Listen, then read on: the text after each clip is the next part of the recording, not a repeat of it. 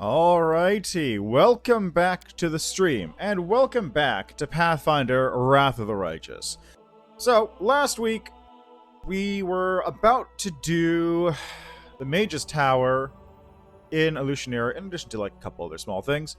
And also, then I spent a little bit of time going over the prestige classes in like a weird side stream because I wasn't able to stream normally on Sunday last week.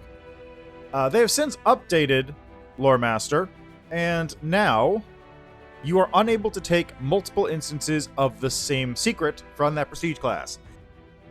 So you can only get one feat that bypasses all prerequisites, including Mythic Path prerequisites. So you still can get improved, critical improved. Just you don't use it, really. How was I here?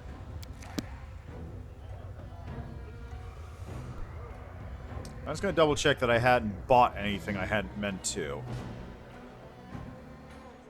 Anyway. Perfect timing. There's a phone call. Hold on, I think I might need to get this one.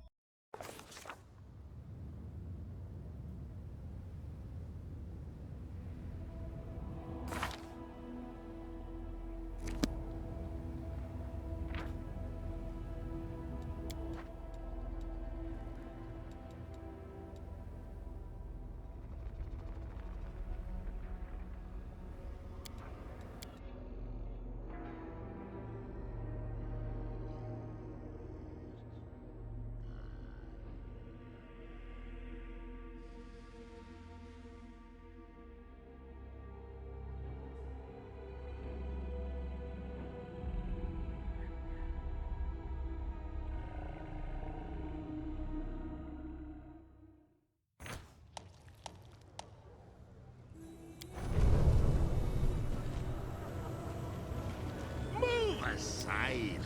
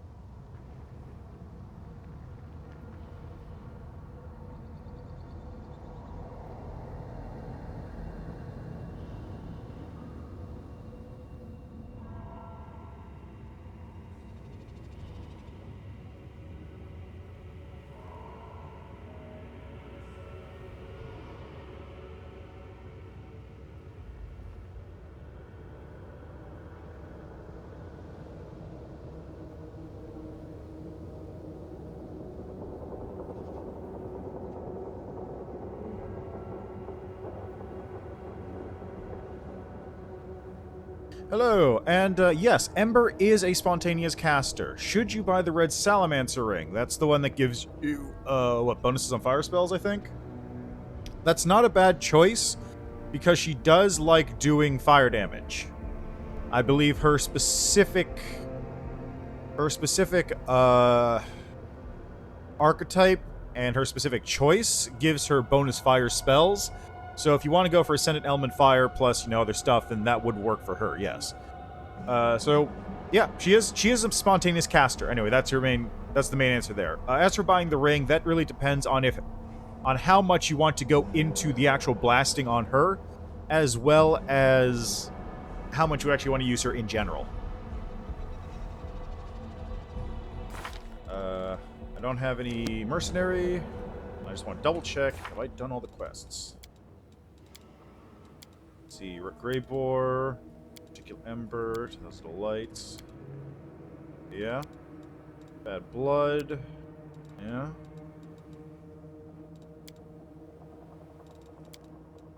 Or Nothing Finn's Awakening. And yes, doing Spirit. Yep. Shadows. Mage's Tower. Alright, excellent.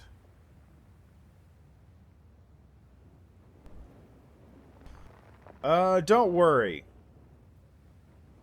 You'll have an opportunity later to get that ring. Like, let me just double check what that ring is.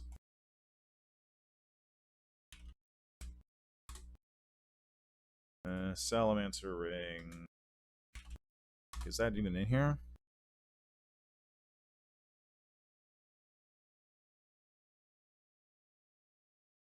Found at Defender's Heart, Kado.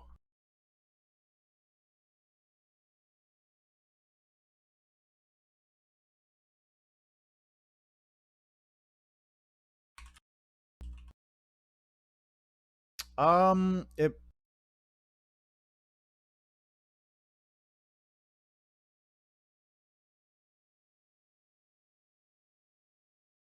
Yeah, I see it unlocks a bunch of fire spells. I don't.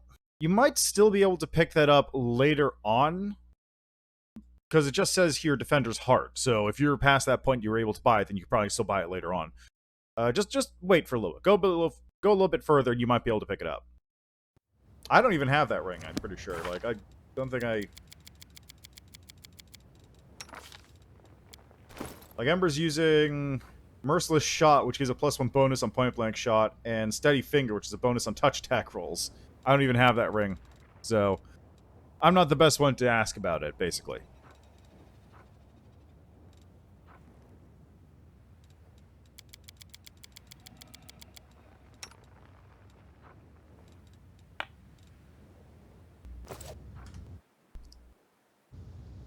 Alright, anyway.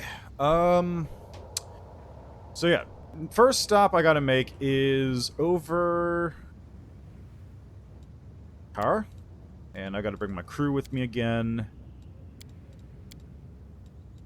Regil and Trevor. We're headed to the flesh markets for a brief minute.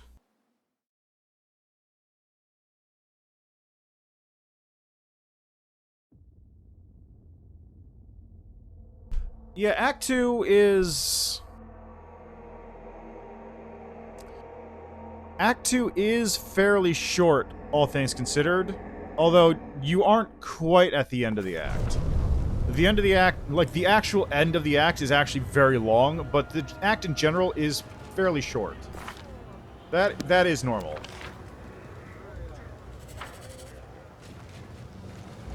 Okay, there he is. I found the Spinner of Nightmare's diary, by the way. Kristoff smiles dryly. I'm sure that Hilda would be thrilled to learn of your discovery. I hope, however, that it does not encourage him to launch another suicidal raid in pursuit of the Spinner of Nightmare's head. If he finds his death, I hope that neither you nor I will be accessories to the horrible crime. It's time to fear that by keeping Hylord free, we're enabling a person obsessed with revenge, one suffering from severe mania. I have to go. Alright, that takes care of that nonsense. Next up is Mage's Tower. So that is Terrace of the Favored Mistresses.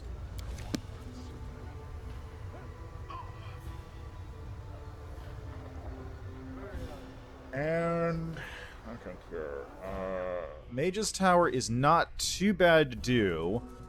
Has a couple tough mobs, but I really should also try and clear out those other enemy groups that are in this zone, because those ones are a pain. And they're also directly in the path of side quests I need to do. Like, directly in the path. Also, since someone brought it up, let me see something here real quick. Yes, he isn't. Okay, so the question was, does the skeleton actually get benefits from heroism? And the answer is yes, it does. So, the more you know. How much longer? Ah, crap. So you're the mortals are talking to town. You gonna join the Elucidaire nobility, are you? I won't tolerate material plate filth disgracing us with its presence. Close ranks.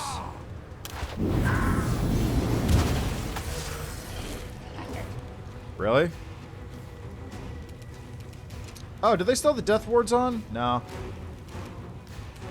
Okay, we got Tyrant's Minion of Rolakai, Colox's Deflector. So, you know what? I'm just gonna do... Death Clutch? No.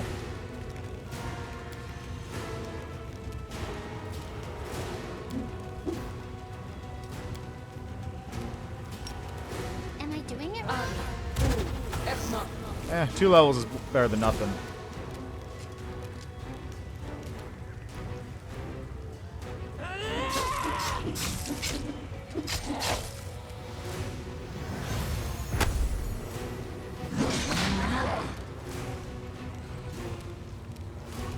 Okay, Regil can act. Good. Retreat is not an option. Nice. Thanks, Regil. Okay, Trevor can't do shit. I'll just rage out then. Chain lightning. Okay.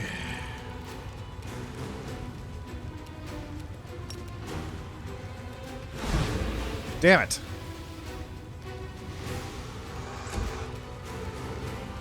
No match for me.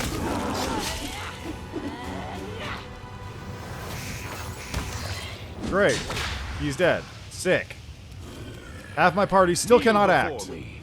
And you can't hit anything, apparently.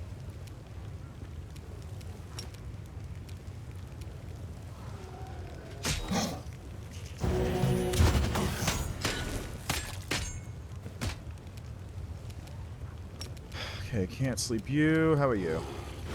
No, great. I'll rip you apart. Okay, thank you, Nenyo. Thank you. Here, do this.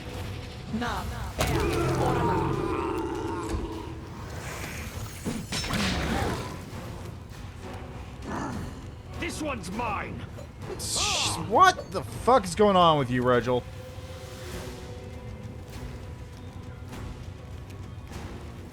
It was the skeleton. Now I guess it's Trevor.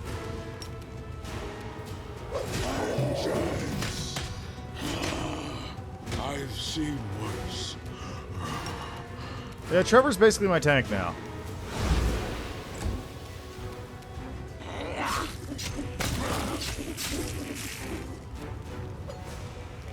Okay, Nenyo's doing random things. Great. Can still And Regil's dead. Sick. I'll split you in half. There we go. Trevor can't do anything.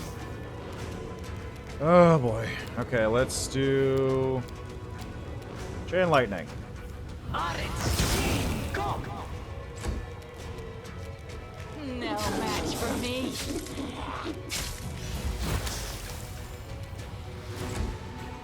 I've seen worse. Jeez. Why am I so weak? Oy.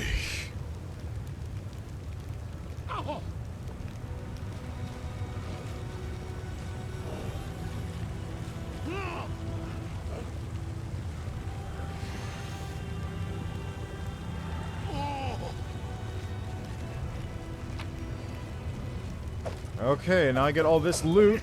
Yeah. But then also 3 of my party members are dead already. Oh, jeez. How am I gonna keep fucking failing this?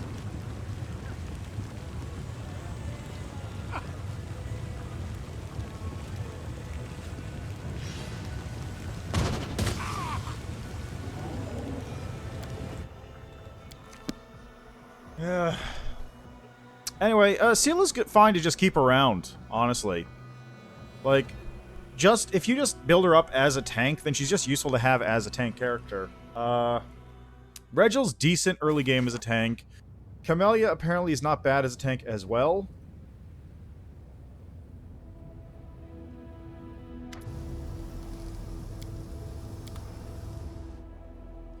Who else?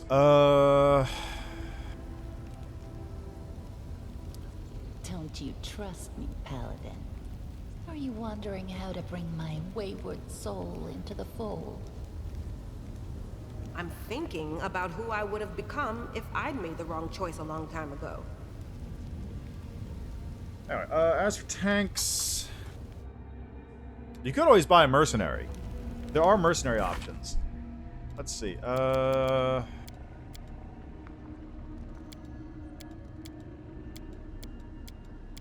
I've heard people have managed to use.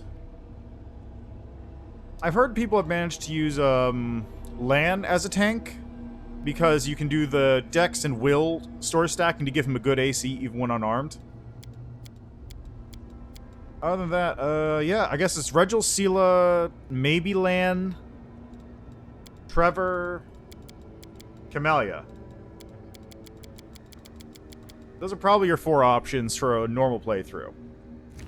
And then depending on other things, you might also get a, you know, Staunton, or a Skeleton Vanguard, or what have you.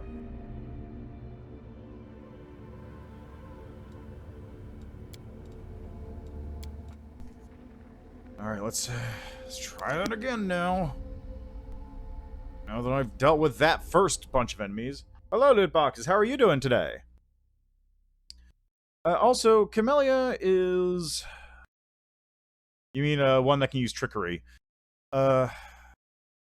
Camellia is decent, I guess, but she's got a weird build, and I really don't know exactly what to make of her, honestly.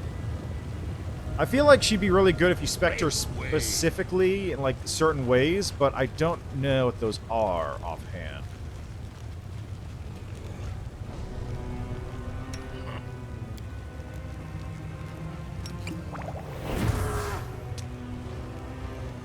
Oh yeah, you were doing that, weren't you? Have you hit Mythic yet? So you had the super shape-shifting powers?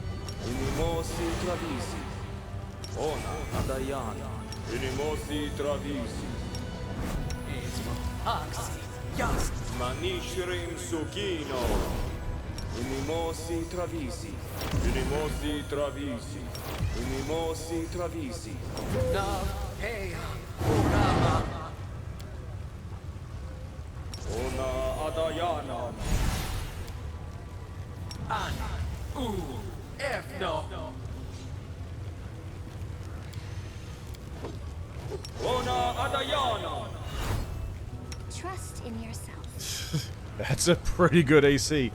Don't be too lax with core, though. It can get pretty rough at times.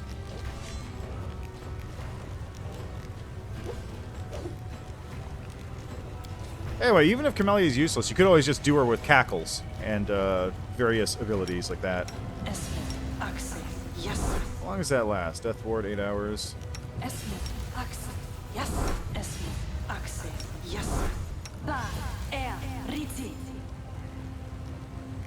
for it.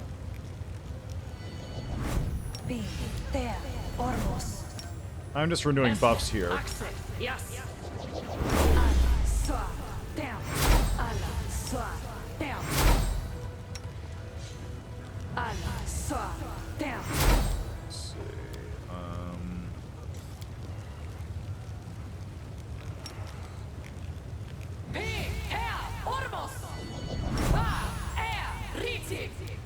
There's greater heroism. That's what I was looking for.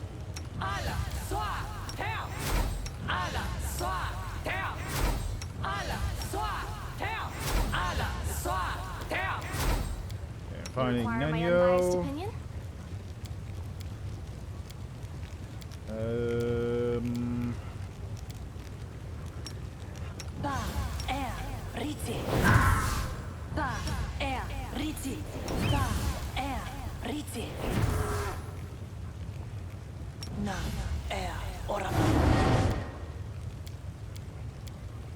Wait.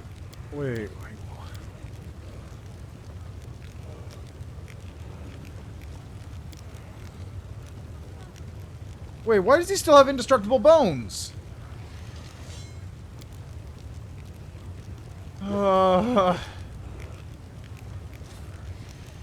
Yeah, that's something you're supposed to pick up way later on. Or you could pick it up probably sometime in Chapter 3 when you start making real cash.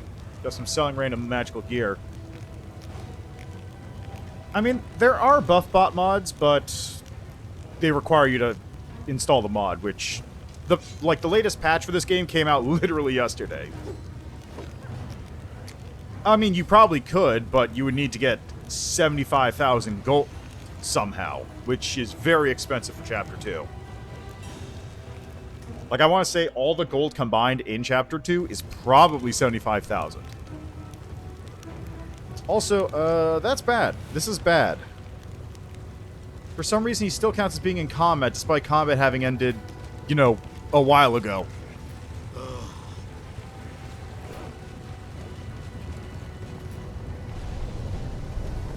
Okay. Nice. Every single person failed this fucking perception check. Where are you, one dog? You rolled a 5. Rolled a 5. Of course, rolled a 5.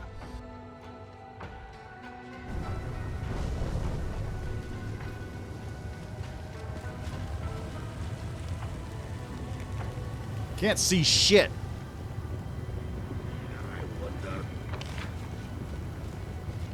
Literally cannot see anything.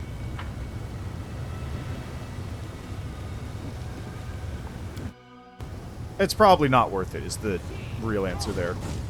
Like, seriously? This game has a...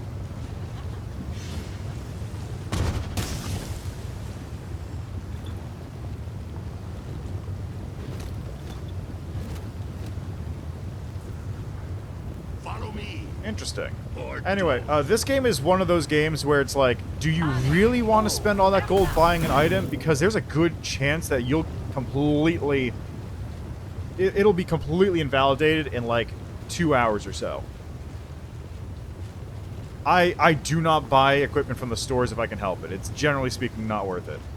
Move aside.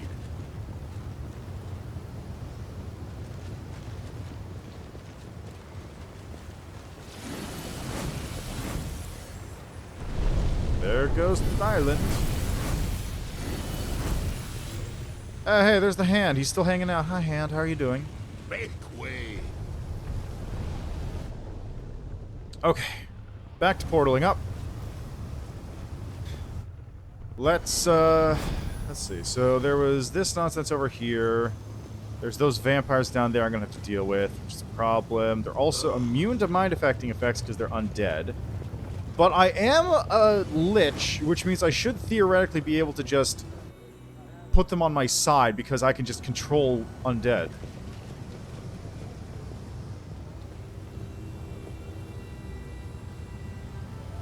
Oh, hey, that's cool. You aren't attacking me immediately this time.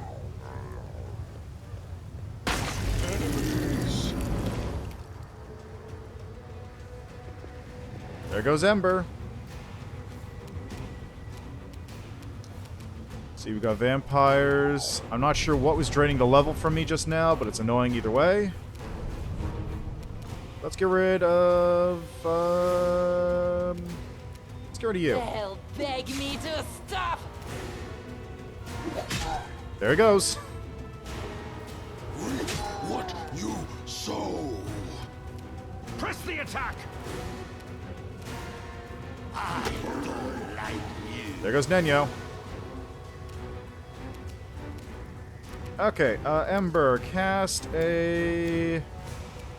Chain Lightning over here, if you would. What did that just attack up here?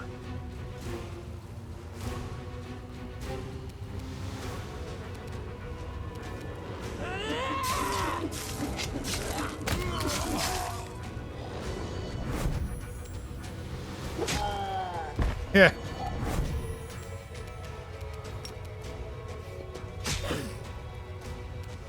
Retreat is not an option. Nice rolls, Regil. What just happened there? No, really, what just happened there? Okay, it looks like it casts Enervation on Wendwog, who's immune to energy drain. I'm not sure why Wendwog is immune to energy drain now. Oh, I still have Death Ward active. Haha! You know, that works. Out of my way! There we go. Now, let's just have you cast this here, because why not? Wow, that's not a whole lot.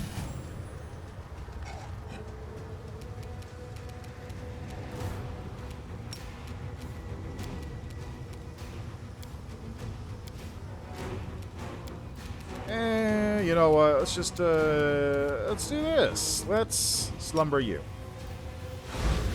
Immune. Okay. I'll rip you apart. There he goes. Man, he's trying really hard to dominate me. We'll rip them. before me. I'll split you in half. Mind over muscle. Okay, there he goes. There goes Nenyo again. Oh, there's another one over there.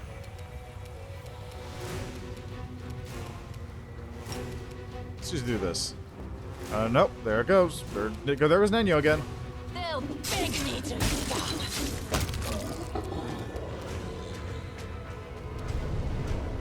It's just this one. Sure is. I will crush them. I think we're good. I'll remove this obstacle.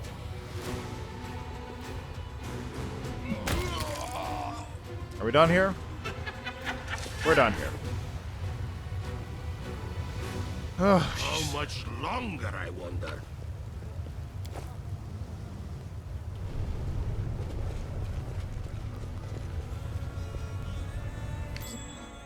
What's that? oh, you spot this trap. This trap you can see.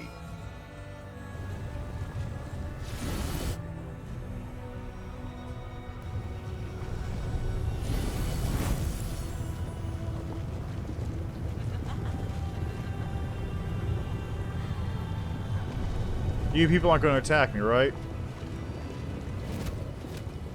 Oh, no, they probably are. Okay, let's do this then. Or don't. Yeah, don't. Do.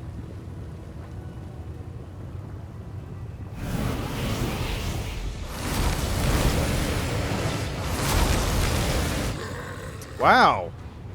That's a lot of dudes.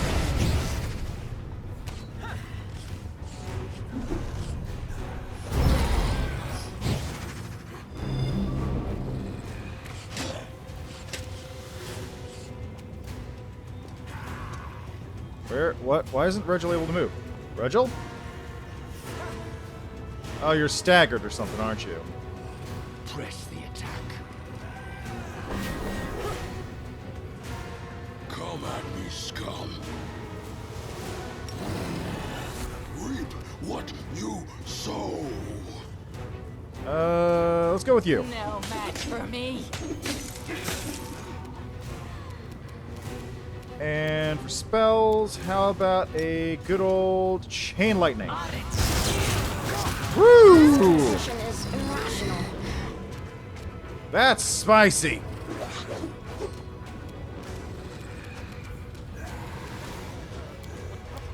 Just for funsies, let's do this. Fuck nat 20. God, seriously? Smear them. Nice. Nice rolls. Perfect rolls. Perfect. Absolutely perfect. Beautiful.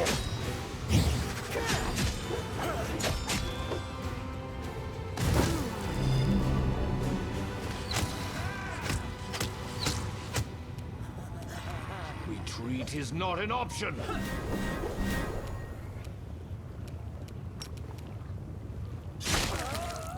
Oh, there goes one dude. Not the guy I tried to hit, but it's fine. Lovely. And staggered. Okay. Okay, what do we have here? How about storm bolts?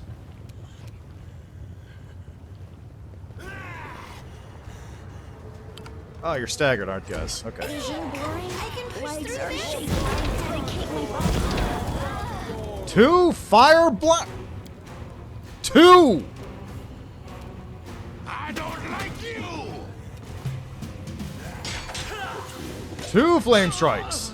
I can still fight.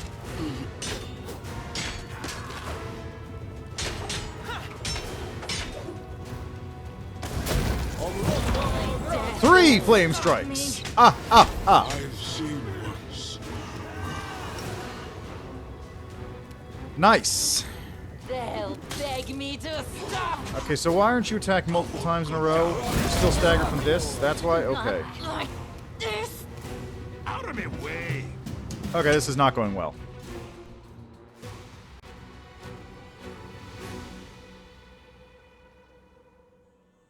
One flame strike. Ah, ah, ah. 2 flame strikes. Ah, ah, ah. 3 flame strikes. Ah, ah, ah.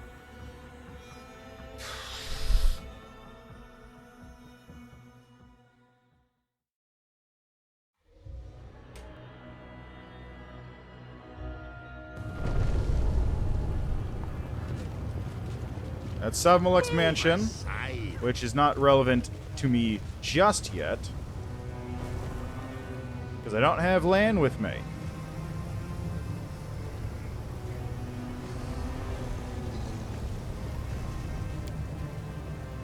portal down.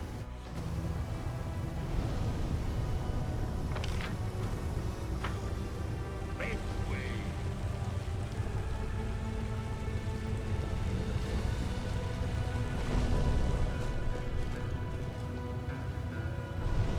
Okay, so next up is down this way.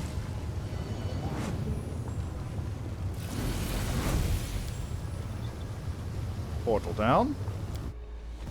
And then head over to this island to go deal with one.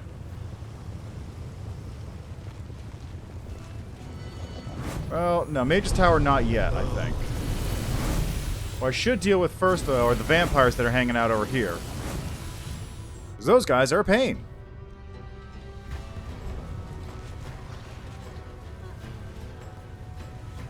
How much longer? No time for debates.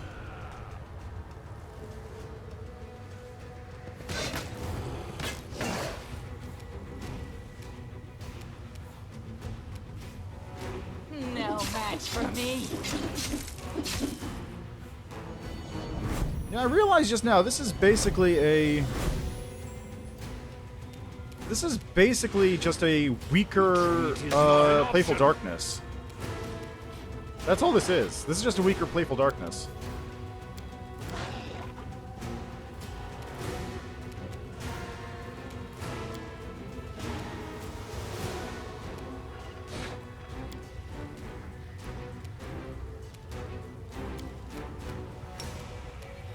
Has this one acted yet? No.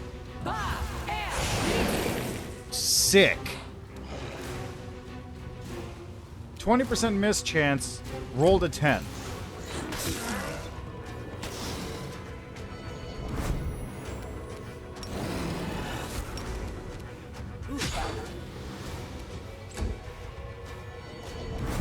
Man, they're really going for him, huh? All right, let's do this.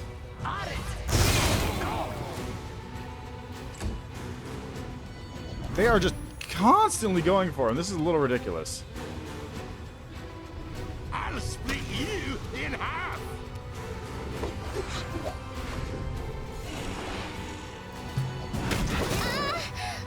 Wow, rude.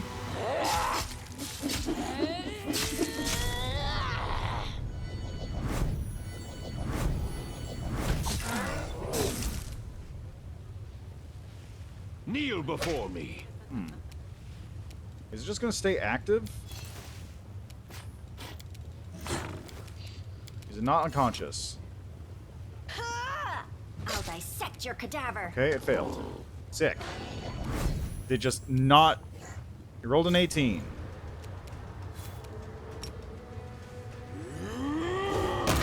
There we go. Let's do Scorching Ray on this. Why not?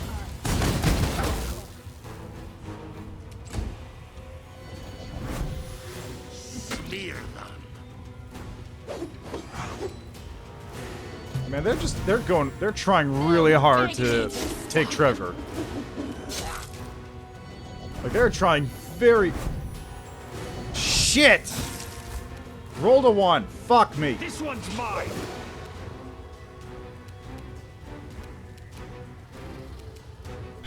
God damn it. Of all the fucking...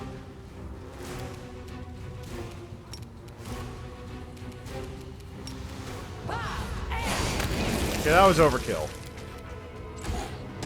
That was absolutely overkill.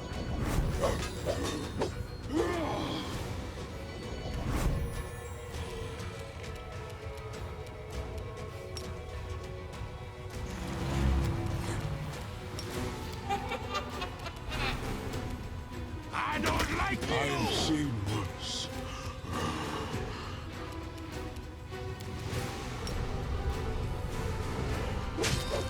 Serious? I'll rip you apart! Are they really just gonna keep fucking trying to dominate people? Is that... What an annoying... Yes.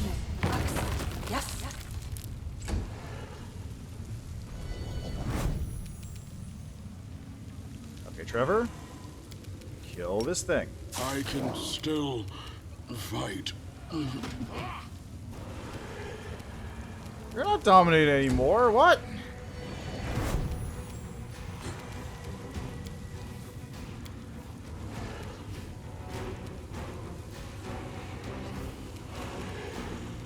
On it!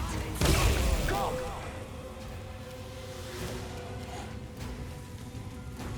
Hello, 3D Gaming, and it's going alright, just, I'm currently dealing with Domination City over here.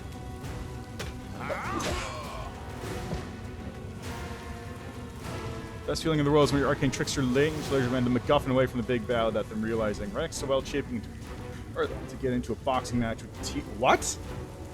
Also, how well does a boxing match with Tiamat go when you turn into a Earth Elemental? I'm gonna be real. That doesn't seem like it's gonna end well for anybody.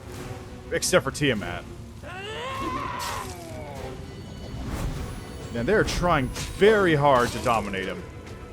Very hard. Yeah, let's just do that.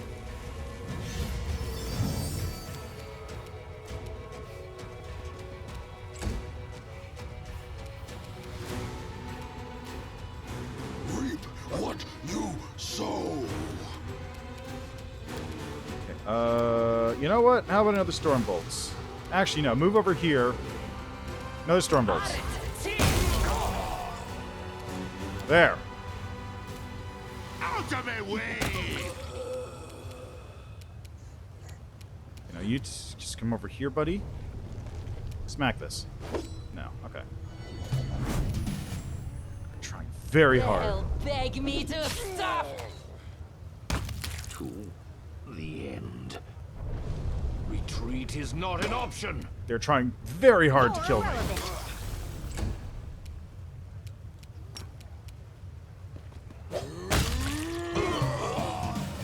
Okay, is anyone still dead? No. Good. We're good.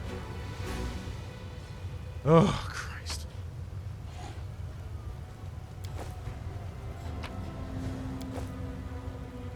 Well, if you manage to weaken Tiamat, that's pretty decent, honestly.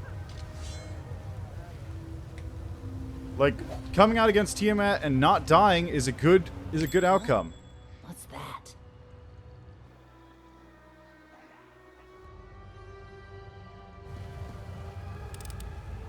Well, I it's can't done. believe he actually managed to disable that trap for once. Follow me. Or don't.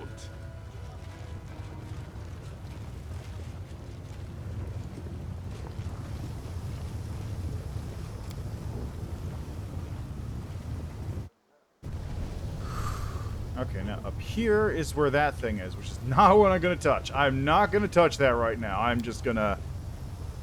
going to take the portal back to the base and heal up real quick. I am not healthy.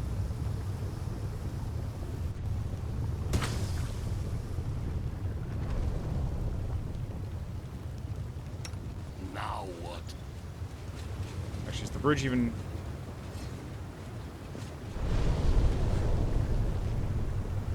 Bridge is even extended.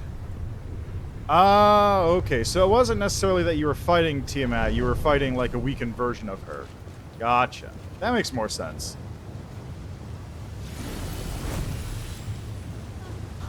I only went to do a boxing match one time, and it went poorly. It was playing a game somebody was running, and I was playing my Bloodborne Hunter character, who was basically a rogue. And I was the only one who had improved unarmed strike. So I got stuck in the ring to do a boxing match, and I'm dodging around, I'm not getting hit, and every time I do hit, I do like 1d2 damage. And he goes, "Is that really all your damage that you're doing?" Yeah.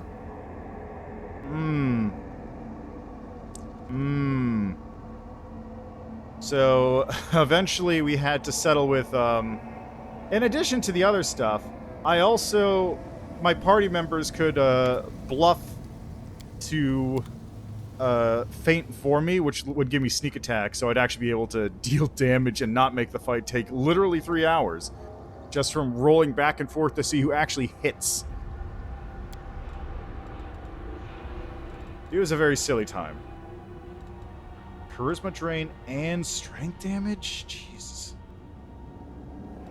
Alright, I'm gonna swap you out real quick for heal, just to clean up some of that mess.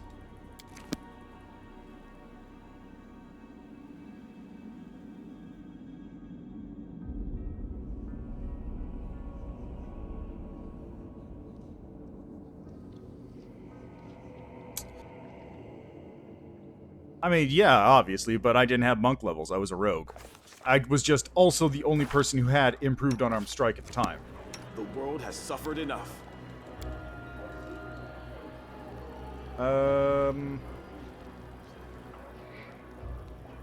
See, also dispels unarmed defense penalties and creature abilities, cures all temporary ability damage, restores all points permanently drained. Okay, I think I can stick with just regular restoration. Just 2 diamond dust. This is 10, yeah. Regular restoration will do.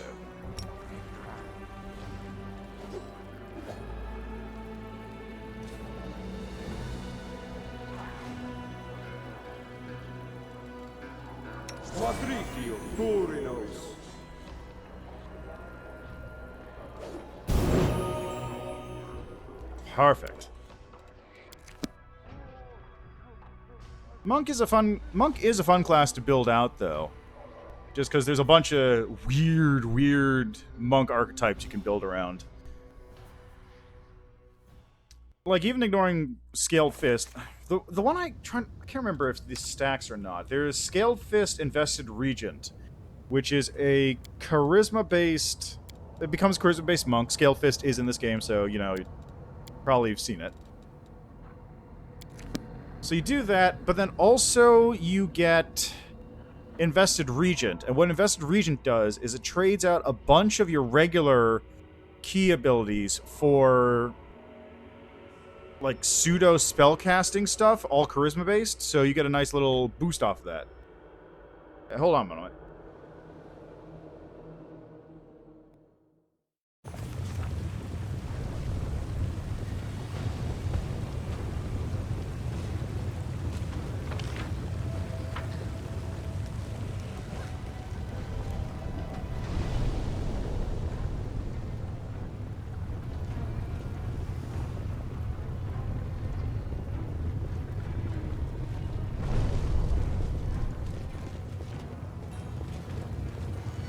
Yeah, Monk is an interesting class to build. It is also a weird class to build at times. What else? Oh, there's a chest there I didn't even see. Excellent. Oh, there's a weird monk called Scarred Monk. Scarred Monk is a odd one. I mean, no, it just requires discipline and self-control in your character. It doesn't require you to have discipline and self-control necessarily.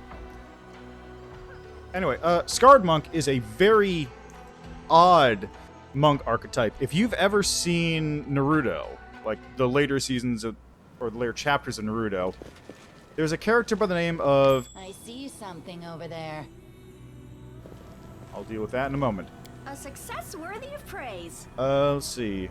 The inscription is written in archaic elven script. You recognize the words, "Stranger's home, I see you, and I implore Callistria." It appears to have been some kind of protective spell against thieves, but has lost its power over the years. Anyway, like I was saying, there's a character by the name of Hidan in Naruto. And his deal is like he's some kind of weird voodoo priest in Naruto. Don't question it. And what he does is he will... like, link up with somebody else and then stab himself through the heart, which causes their heart to also get stabbed through. Literal voodoo priest. And the Scarred Monk in Pathfinder is basically that. Like, here, let me look it up real quick. Let me look at the exact wording, because some of its abilities are weird. Scarred Monk.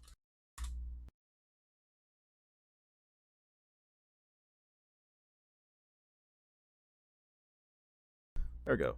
Scarred Monk.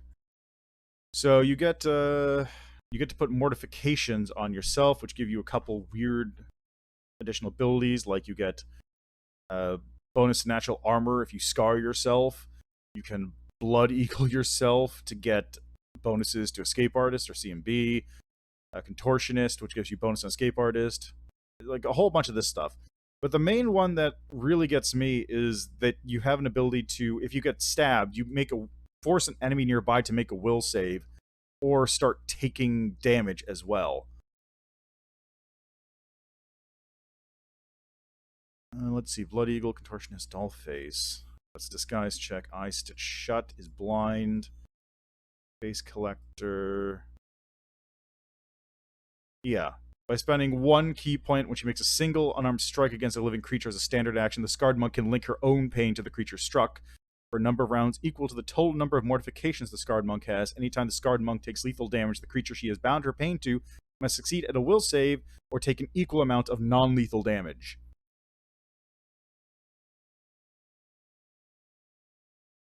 So it's kind of nuts. Also, there's one where if she takes an attack, the damage gets reflected back on the attacker as well. It's a weird archetype. It's a little uncomfortable, but also it's super cool. Wreckage of what was once a magical golem. Judging by the many dents in its remains, it was destroyed in a fierce fight. Corpse of a demon who is not smart enough to avoid a magical trap. Interrogate the dead. Up ahead, fire too hot even for me. How it burned.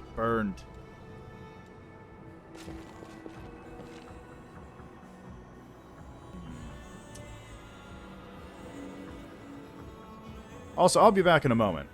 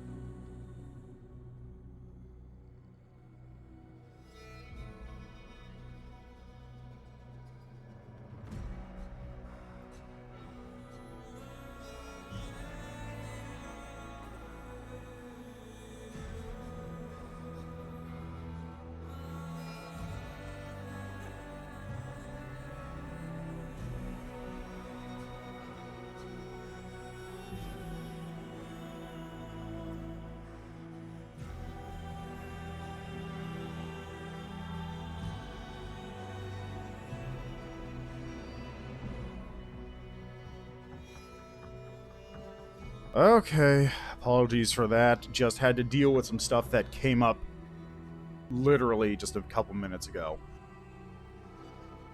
And I'm betting there's another trap in the way here. So let me just real quickly have everyone back out here. You require my unbiased opinion?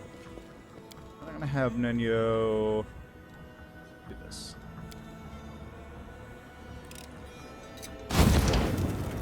Nice. Wonderful. Okay, good. It didn't hit Nenyo at all. This is perfect, actually.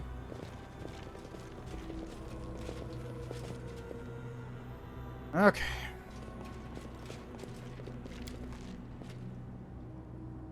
So this is a trap, which nobody has spotted.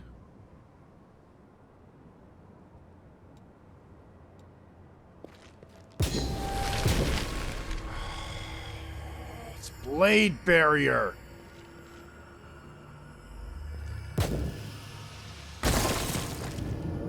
And Polar Midnight. Sick.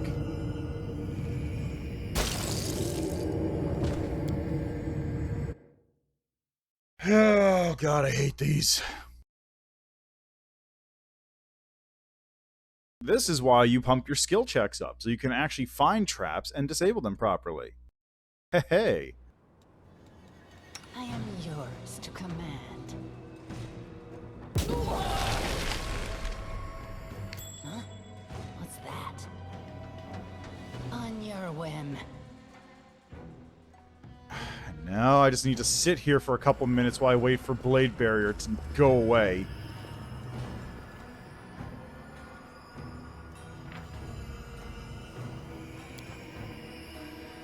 Honestly, while it's doing this, I might as well do another fight, because it's going to go away in like 10 minutes or something.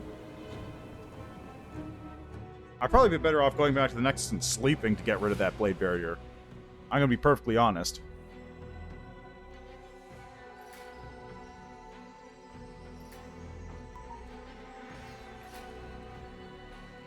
Like, Blade Barrier, I get it. It's a good spell, but also it's an annoying trap. Because even if I avoid it, I still need to just sit and wait for it to dissipate. So you know what? Let's go try clearing out that fight in front of Salmalek's mansion again. See if I can do it this time without dying. That would be cool. God, I need the portal. Portal, there it is.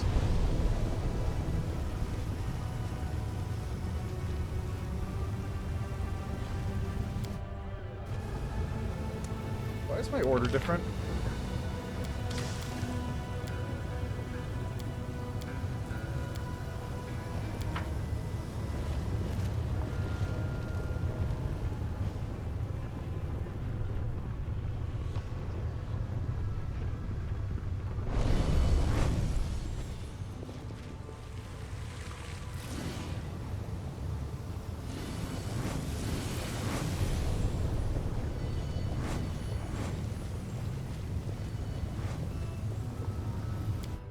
Okay. Okay.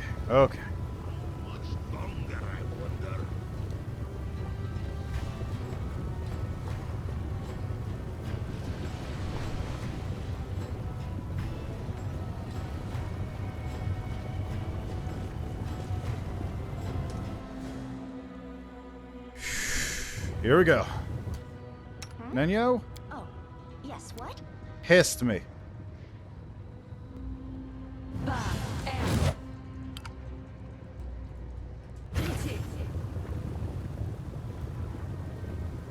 Won't let you hurt my friends. Yeah, whatever you say.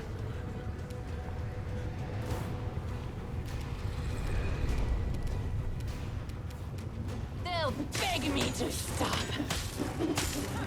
Okay, that one's dead. Good, cool.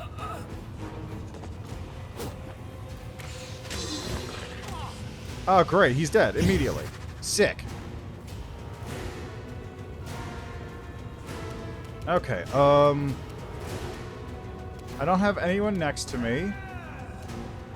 So I am going to delay till after Trevor.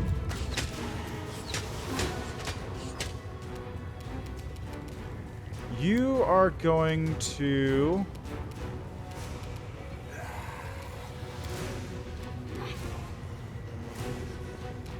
move to here and cast Storm Bolts. And you are going to move to here. Gonna move to here and let's cleave. I'll split you in half.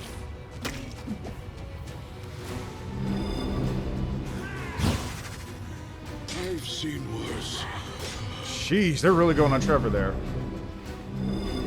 They're really going on Trevor.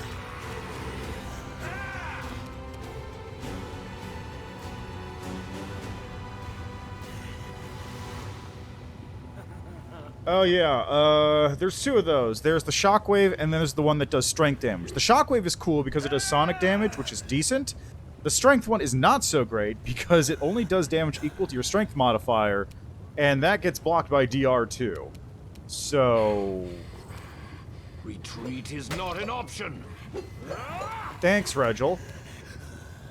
As much as I like it, it's not that great because you do get locked in by, Will this even do anything? I don't think it will.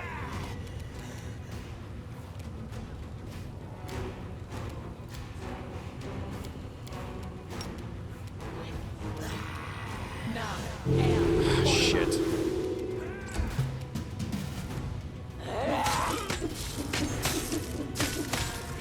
Really? I can still fight. Man, they're just pummeling Trevor. Yeah, that's fair. Just in general, it kind of is lacking due to that particular weakness.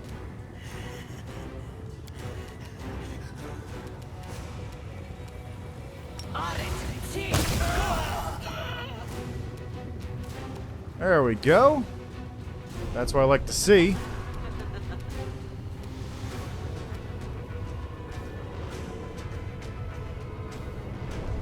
Let's put you right here.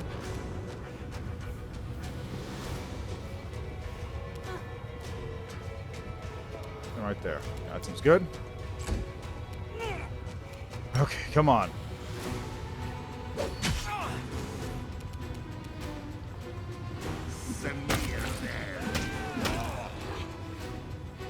I've seen worse. Oh my god, it's doing so much damage.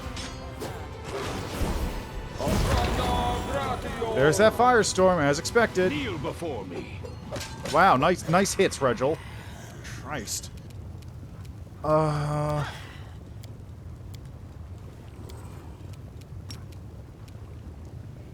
Illusioneer, arrogant aristocrat? Failed to overcome spell resistance, because I rolled a 2. Yeah! No match for me. I can still fight. Jeez, they're just pumping Trevor full of damage right now.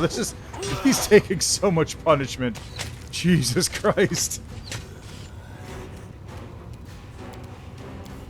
One more Storm Bolts.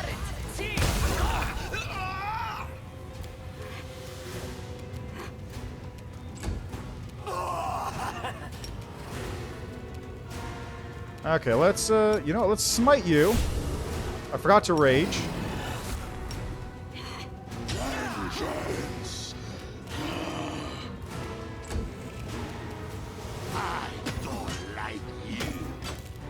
Nice misses. I've seen worse. This one's mine. There, it's dead. Finally. Thank God.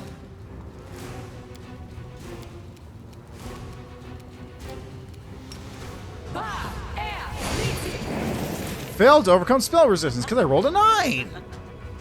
Oh my God.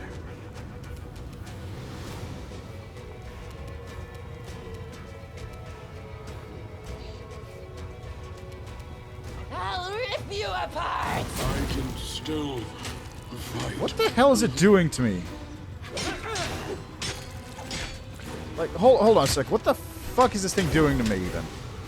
Continue fighting. Oh, come on! Like, what was this thing it just did 200 damage to Trevor with?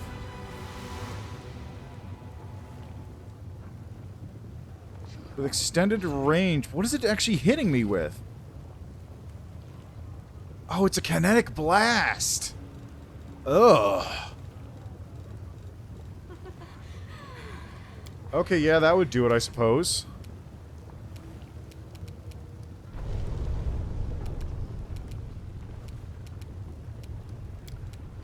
Yeah, let me just delay to after Regil here. I won't go down this easy.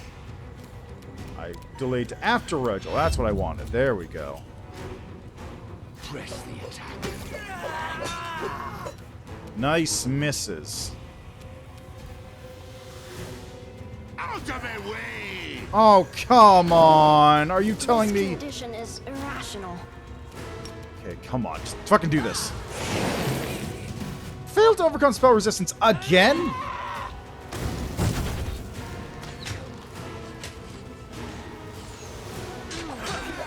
Oh my god.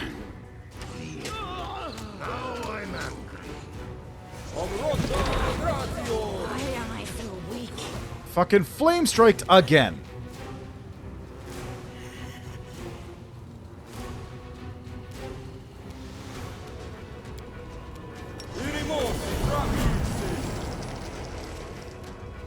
No match for me.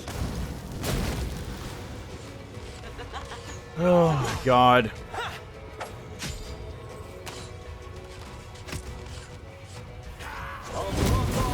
Another flame strike. Like this.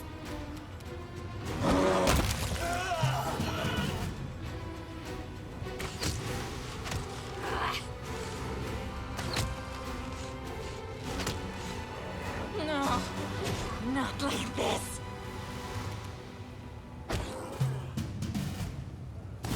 Oh my god, those flame strikes are fucking bad. Okay. Okay. Okay. I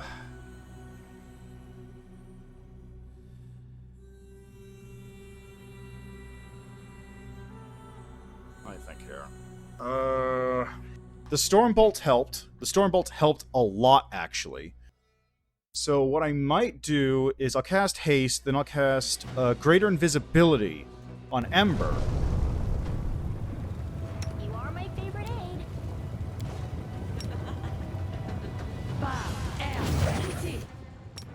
Cast this on Ember. And I'll have her just walk right over to here. Everyone else go here. And just have her spam Stormbolts. That's all she's gonna do.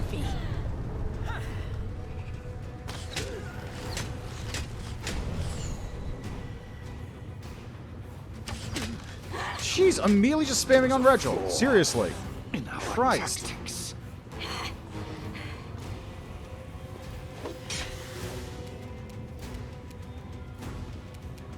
I'll rip you apart. This kill is for you. Okay, Camping to fire.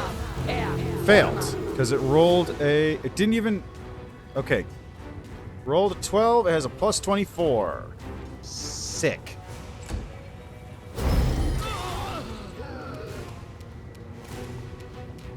I'll split you. Nice rolls. Nice rolls. Great rolls. Love it. Love it. Love these rolls. Ember's dead. Okay, they can just see her even when she's invisible. Perfect. Love it. Great. Even while invisible, she is perfectly visible. I don't feel like invisibility is that useful. Okay, how do I do this?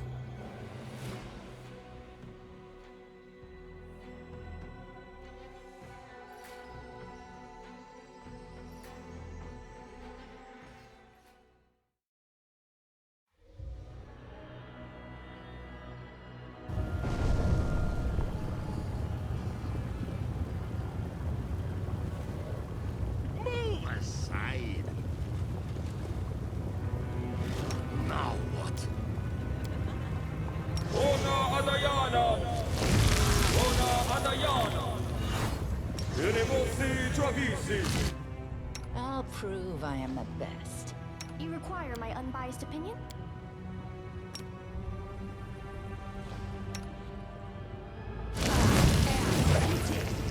There we go. Don't mind the bear talking to you there. It's fine. Hello, Vec. How are you doing today?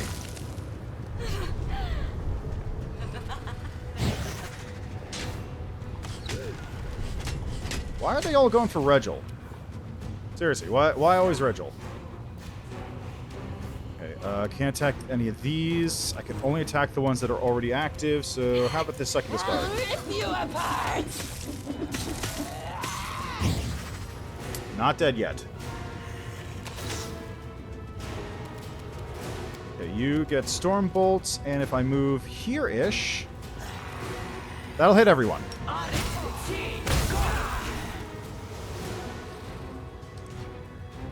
I mean, probably. Like, not even jokingly, he probably actually does find it spiritually refreshing. It is not an option. I wish he would find his attacks actually useful. Let's go with this. Ooh, that's some nice damage, though. That's some spicy, nice damage. Okay, let's do this. Have a laugh. Okay, the one guy failed. So it failed and then immediately changed to the Galu Warmonger, who's immune to it, so it couldn't chain anymore. My Shadow Demon is summoned now. Great.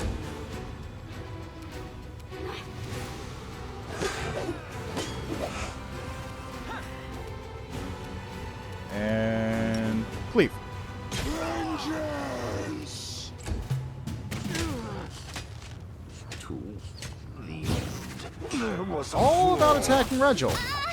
tactics. Now Ember's dead. And now we're staggered too, because the fucking Galu just does the rain thing, and that kills my party because everyone's get staggered forever. Oh boy.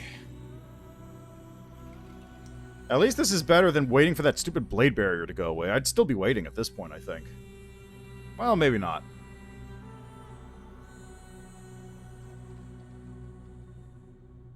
I just need to blast Stormbolt constantly. Just Stormbolt, Stormbolt, Stormbolt.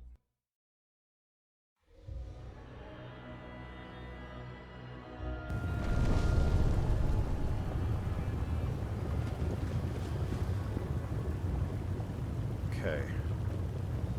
Are we ready to move out? And yo, haste.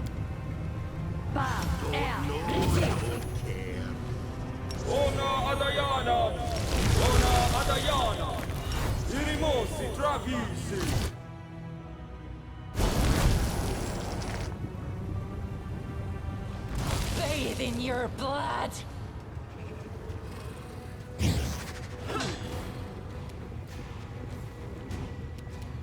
Can't hit that. Can hit the Galu and the Succubi. Keep us butchers. Those ones are going to be acting way later in the initiative order. This one's over there. This one's over here. I'm going to kill this Cambion Defiler. No match for me.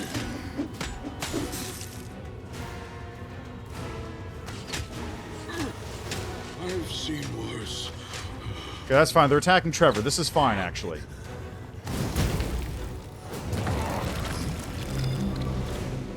So Trevor has now been staggered. This is perfectly fine because Trevor doesn't need attacks more than once a turn, even unless he misses.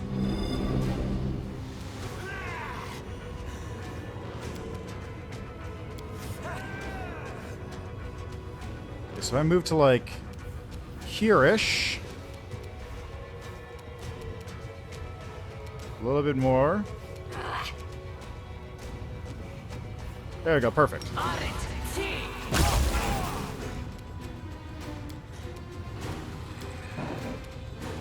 Let's do this.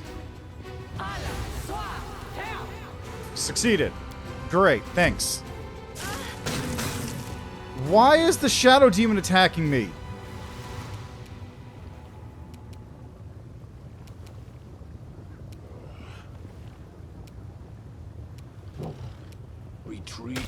an option. I can still fight.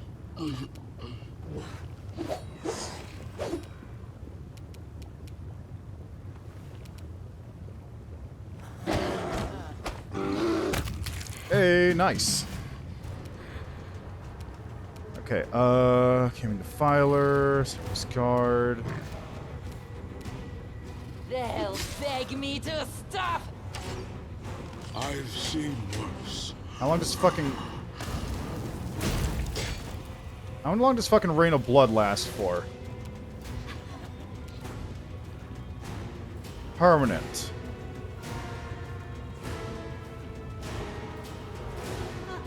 As long as bleed damage continues. Great.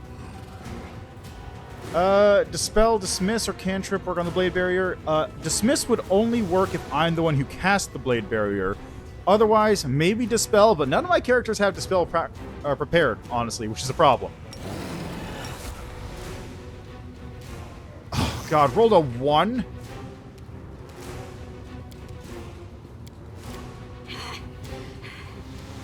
Stormbolt.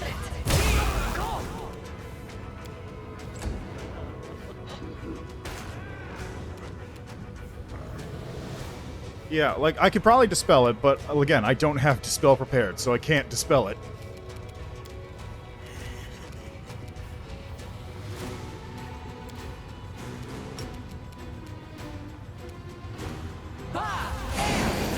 Failed to overcome spell resistance. What'd I roll? Like a 2? 4.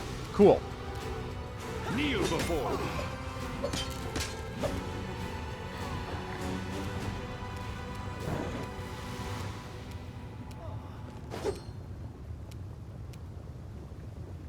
Let's see here. I can still fight. Trevor's just doing it. Okay, I'll rip you apart.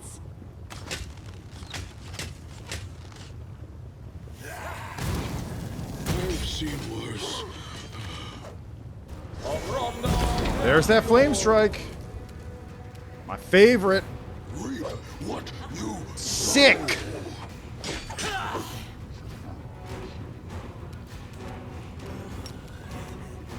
Okay, you know what? No, Stormbolt again. Okay, did I actually kill anyone? An Incubus Butcher died. This one. Great, the one that was almost dead.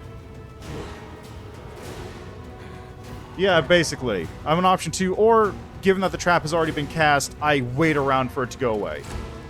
That's really where I'm currently sitting at. This condition is irrational.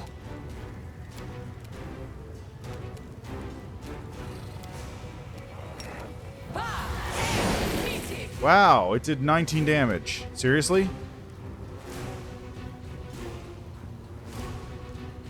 29, Jesus Christ. This one's mine. Also, my rolls are not helping me.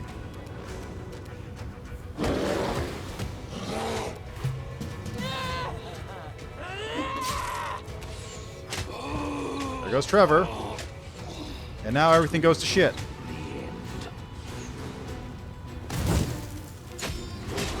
Oh god, that's right. Reg is immune to fire damage. Ha! But he's not immune to being crit to death.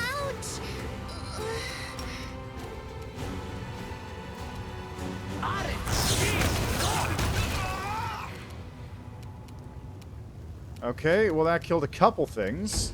Not enough. Vision blurring. Legs are shaking. Peculiar. Okay, let's move over here real quick. What? What? No, what? God damn it.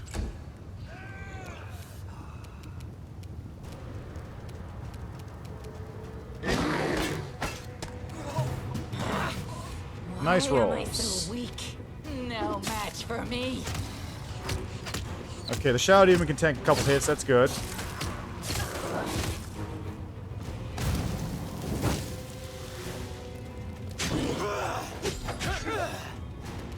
Okay, let's just 5 foot back. And Stormbolt again. Or Chain Lightning, rather. Which did not seem to do any damage. This condition is No, I irrational. wasn't staggered. What happened was, Nenyo did this thing by accident, which is consume the spell to feed it into the prismatic ring.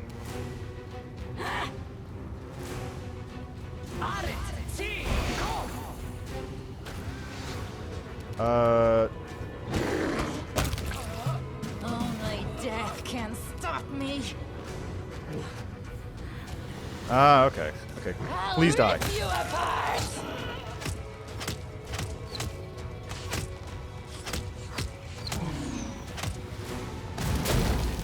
Jeez.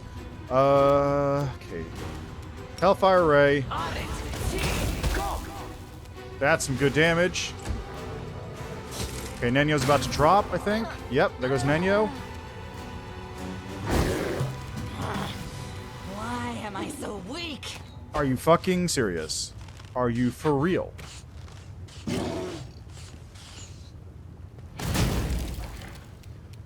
Okay, let's see what else we got. Do I have any more Chain Lightnings? Yes, I do. Eat shit.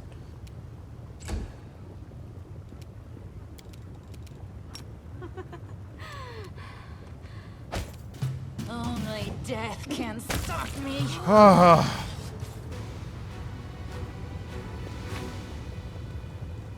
was gonna take all that loot real quick. Got everything. Why am I so weak? Yeah, not even close. No worries there. Okay, actually, Ember, You're a here, good real quick, person. just do this. I Just like you. go around, do a little. Yes. Only death can stop me. Yes. Yes.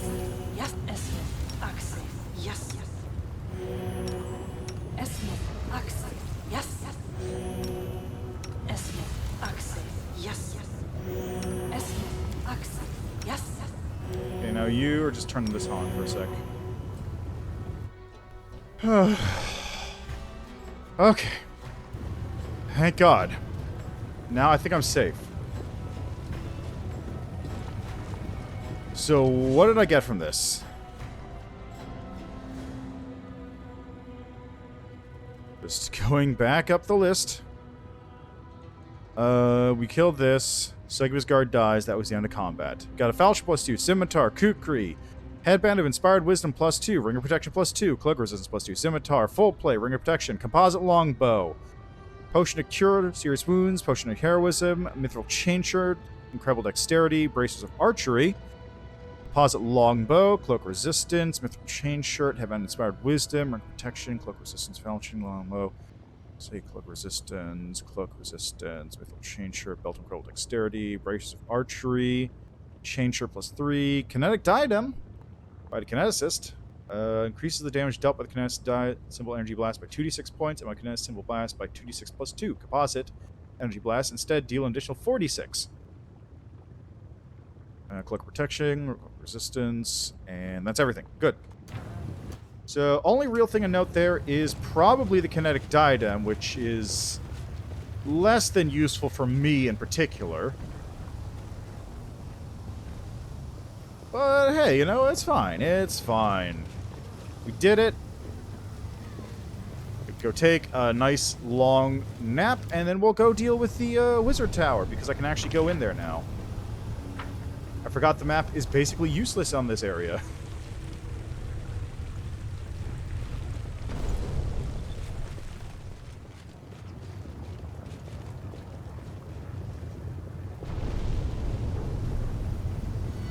Wait, where was it? Wait, no, it's not here. It's over here. Nope, that's not it either. It's down.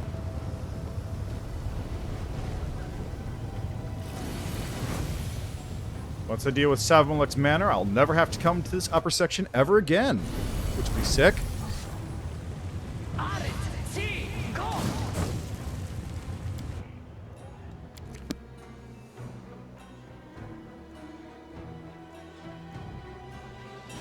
Bum bum bum bum bum. Bum bum bum bum bum.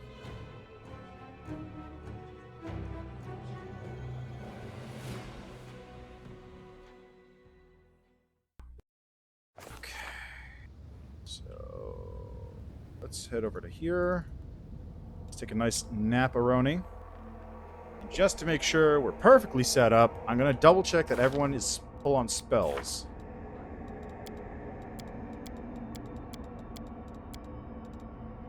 Yes.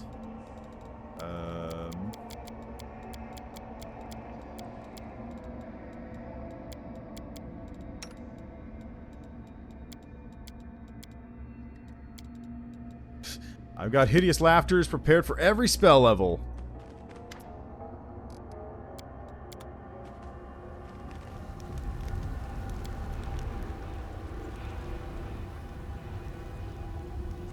How is this Canabrus Inquisition never punished your family for its demonic links? Such a crime carries a death sentence in wartime.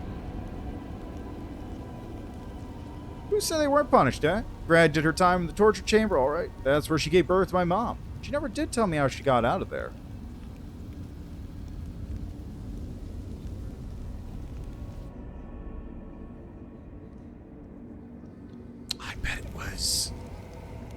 I bet it was demon magic that got her out. I'm still a bear.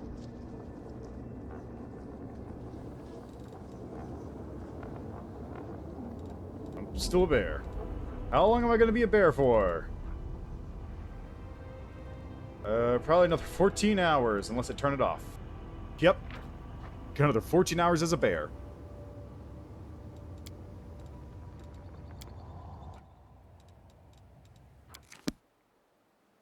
Anyway, that takes care of all the... Is that all the miscellaneous fights? No, I feel like there's one I'm missing. I mean, look, he's about as well-spoken as Sir Barrington, and he does have a party member who will speak on his behalf, if so desired. The Skeleton. Skeleton Butler.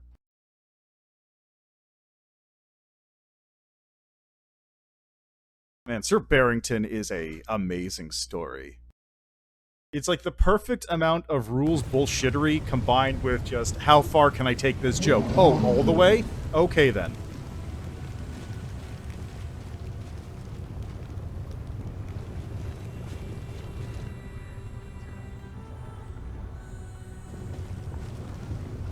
It's this way.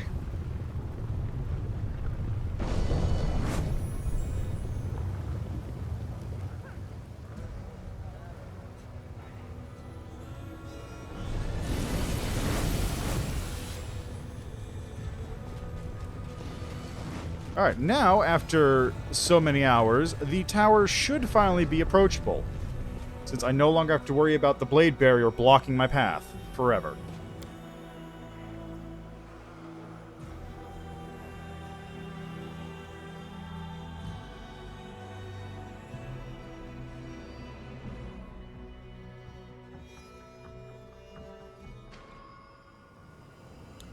Before I forget...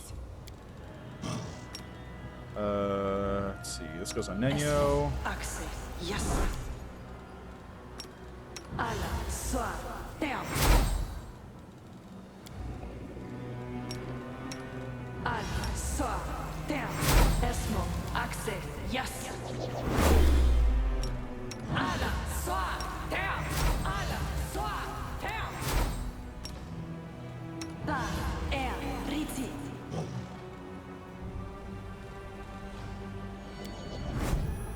Anything else? No, that pretty much handles it. You are my favorite aid. There we go. Okay, now where's that?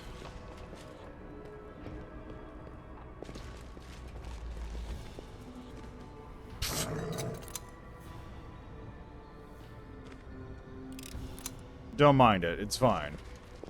It looks just as stupid as it is.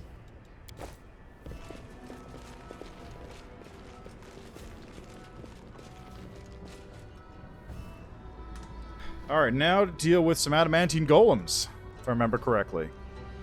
Along with a weird weird puzzle that I really never understood. Interrogate the dead.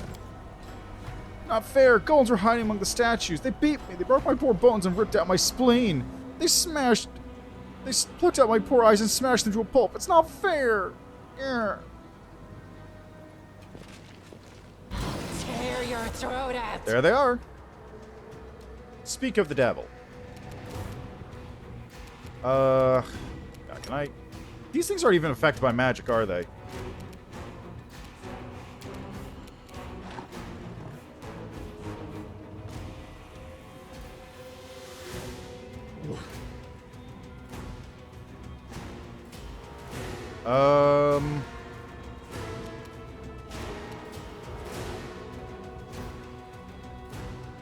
Right. This one you can't use on yourself.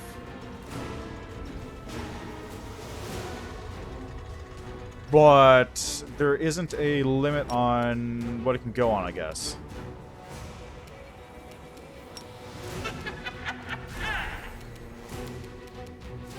I'll wait until after Trevor and my skeleton go. Ah, there was a trap there. Nice. I will rip them in halves.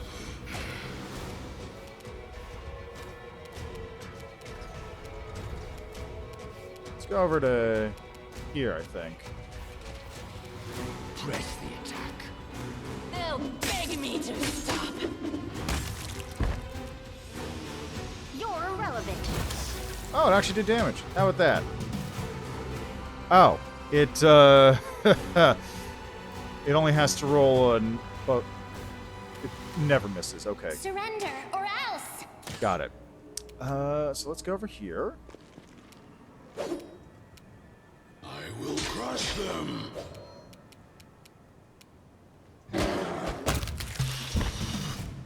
Bear.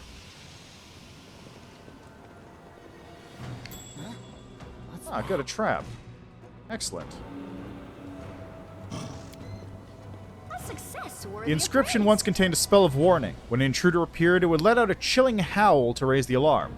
Fortunately, the enchantment has worn off with the passage of time, so your ears have been spared.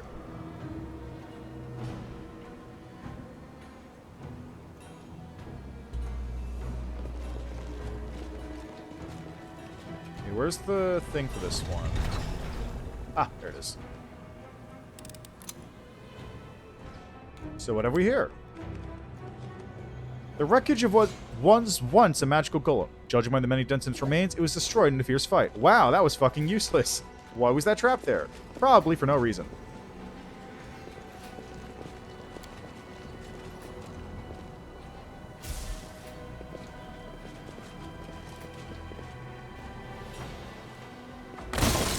Oh, come on! Okay, you know what? One dog, you're taking point.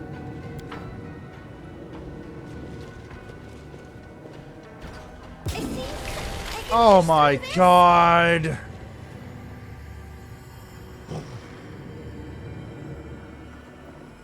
How long does Polar Midnight last?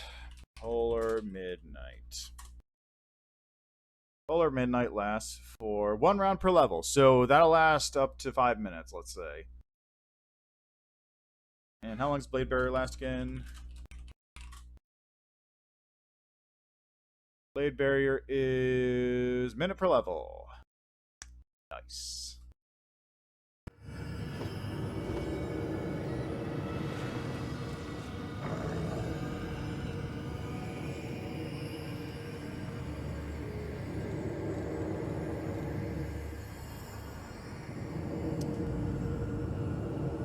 You can just pass an hour? Oh!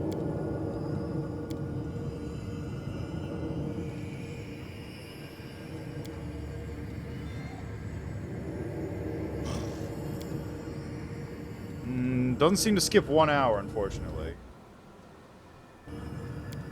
So let's do 2.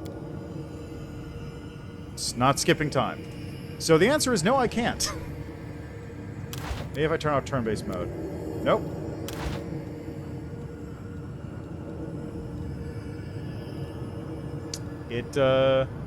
Yeah, I guess not. It's either that or it's not working, which is equally likely.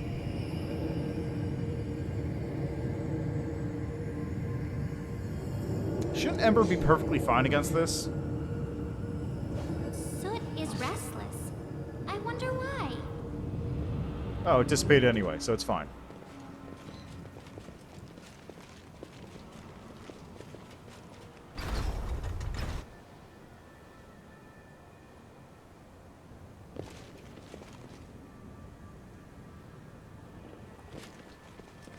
Really? Not a single one of you. Not a single one of you.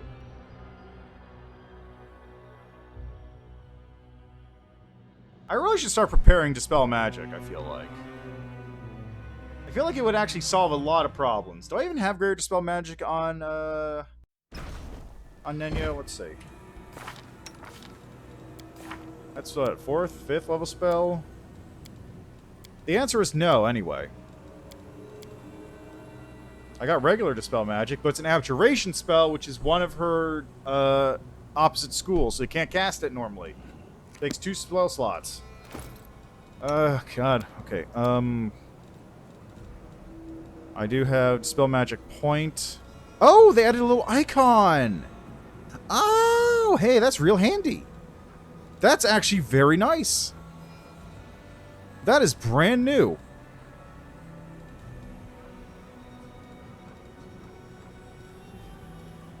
I strongly appreciate that, too, because, like, the one that Toy Box did, which is just, like, the green glow, was very, very hard to see, because it was all, like... It was basically just, like, a slightly off-color version of the icon. But, hey, that's great. And I can also copy the recipe for Skullberry Pie. Yeah, that's really good.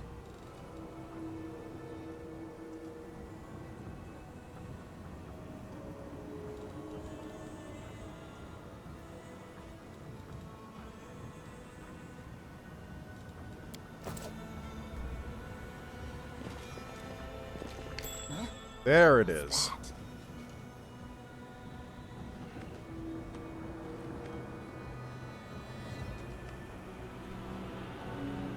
There's another trap over there, which I can see right there.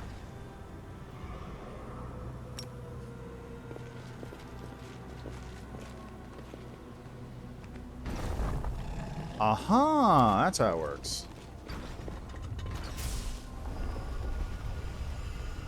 And that blade barrier's still going.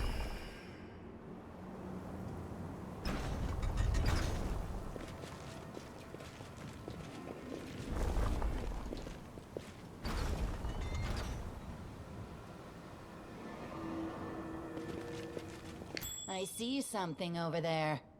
Huh? What's that? Where does... Ah.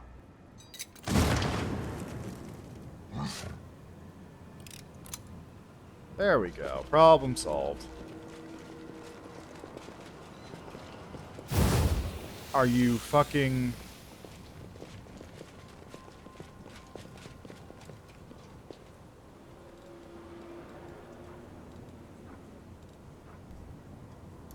Well, one thing about Wendog is that she's not going to be in the party much longer.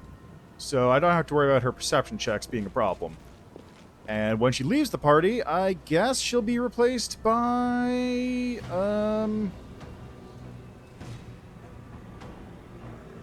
Delamere?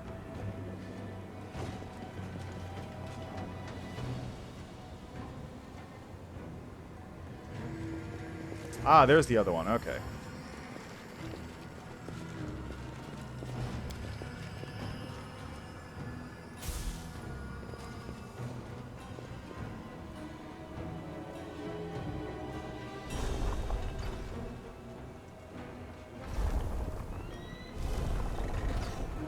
Okay, so what I think I gotta do is come over here, have somebody sit on that, and then I'll just have you come over here. Just like this. And just for good measure, let's have Ember do this.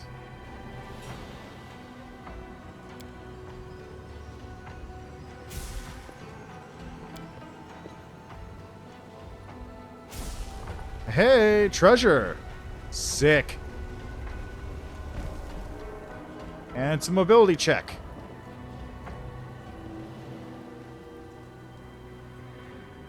Who has a good mobility check? It's probably Trevor.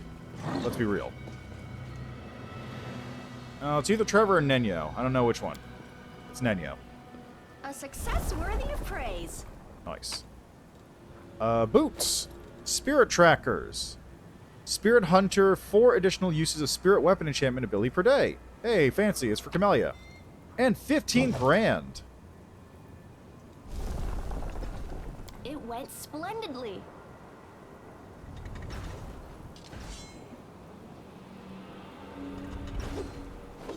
Uh-huh. Now I can't get back. You're a good person. Where's my dimension door?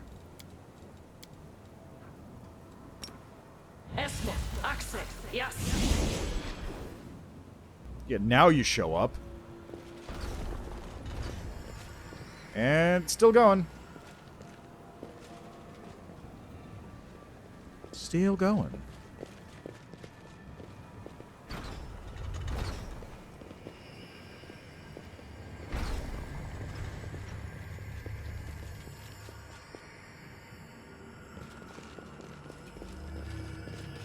Upstairs. Here we go.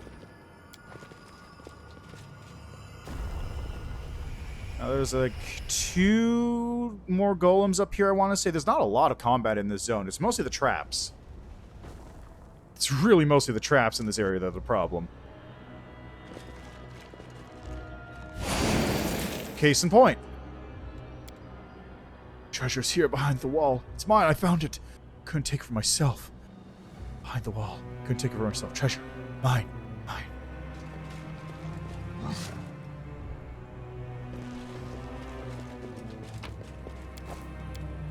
Magic has left this once powerful magical seal that protects the premises from the presence of demons.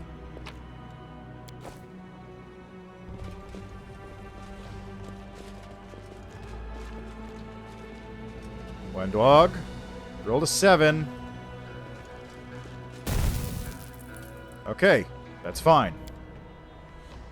Within the pedestal, a faint purple glow emanates from a crystal-shaped hole. Its edges are chipped and cracked, suggesting that whatever it contained has been forcibly removed.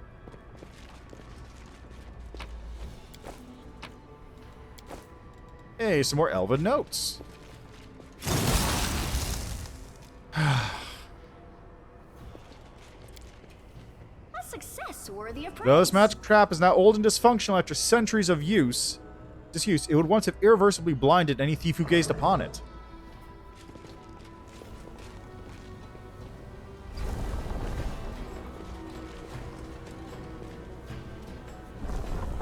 Only you deserve my obedience. Headband of Rigorous Training, which is a +6 whiz, and Meteor Dust.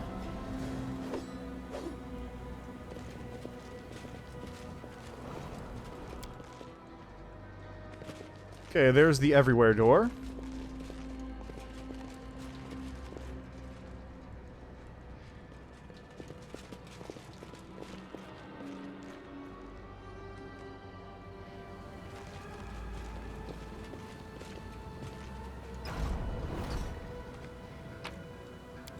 Lethal Conductor. +5 Shock Dagger grants its wielder a +5 competence bonus on UMD checks and a +4 competence bonus on touch attack rolls. Again, really good for characters that I don't have in the party at the moment, such as God, why am I blanking on his name? Why am I blanking on his name? I was just talking to him earlier. God, it's, Why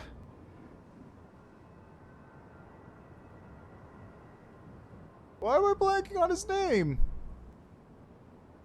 I keep thinking Regil, but it's not Regil.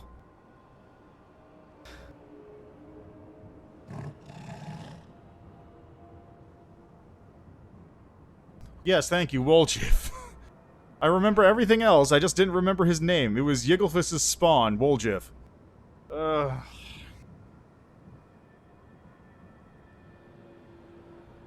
It's not even that late.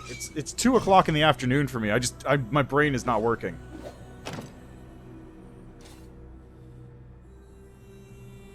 Yeah, I remember his dad more than I remembered his name just now for whatever reason. I just could not think of Woljif's name. Also, it's his grandpa, right? Or great-grandpa, one of those. You see a sturdy door set in a stone arch in the middle of the room. The location seems rather odd, to put it mildly. Attached to the door is a tiny little metal bell with a grated pull. The door swings open, and an ephemeral form appears from the opening. It looks like a soap bubble. On the other side of the door, you can just make out the hazy interior of a small, trinket-filled room, the typical ambience of a Galarian inn.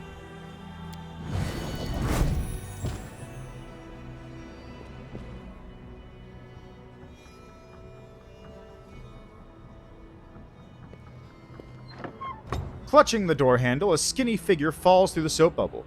The bubble contracts, then pops, dissolving into thin air. The door slams shut. Cautiously touching the stone floor, the unexpected guest rises slowly to his feet. It seems that the storyteller, for it is undoubtedly him, is quite surprised. Hi. The storyteller's head swivels around in bewilderment, his hands reaching to examine everything around him. Where am I? How did I get here? Who's there? Remember the sound of that breathing. Alexander Lichtman, is that you? Thank the gods it is you. Where are we? And if you don't mind my asking, what brought you here? How do I recognize you?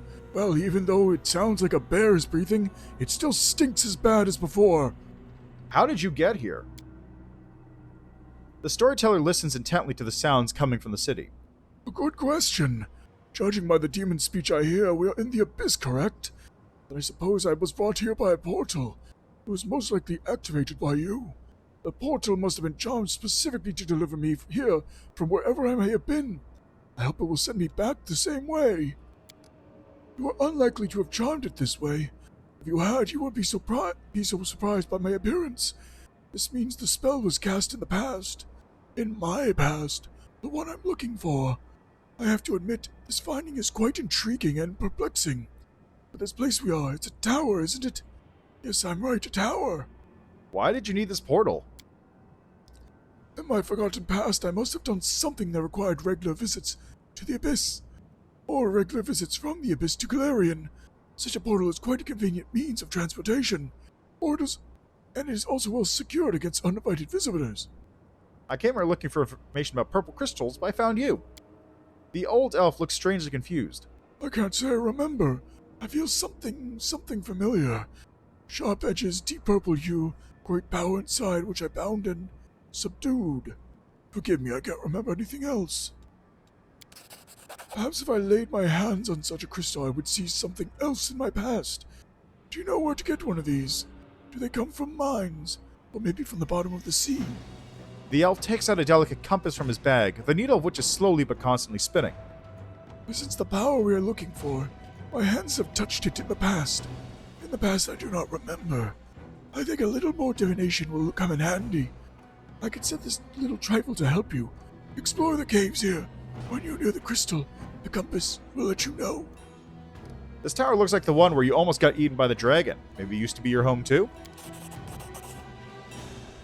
If I could see this tower, I could be more specific, but I could say for sure that this is not the first time I've stood on these stones.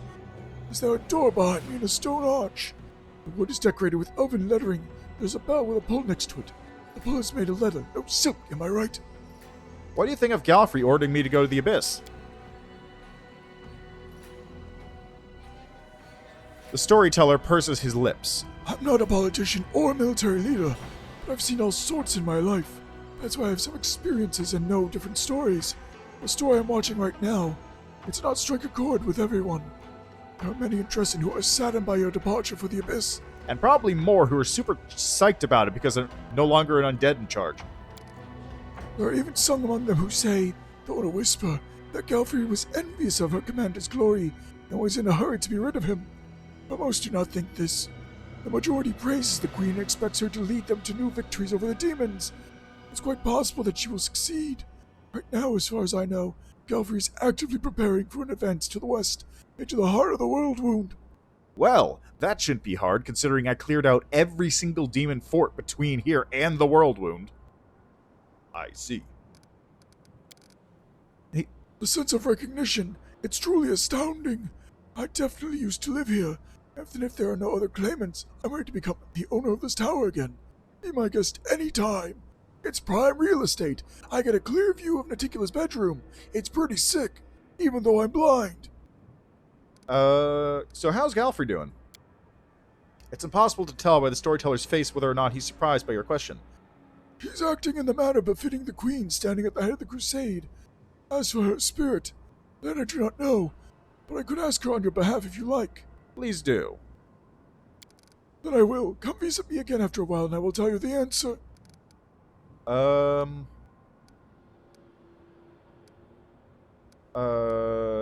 have to go. I suspect it's difficult to carry out your mission surrounded by enemies. I would like to help. Unfortunately, I will not be able to bring your allies or reinforcements to the portal. Supplies, however. When I return to Galarian, I will buy some travel necessities. If you need anything, just ring this bell, and I will deliver them to you. Alright. Thank you. And away we go.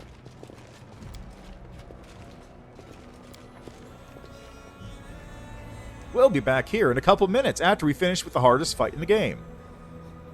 What? It's not the final boss. It's not the dragon.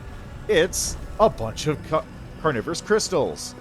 Yeah! Which thankfully have been nerfed. Thank God they've been nerfed. Like, God, Jesus, those things are rough.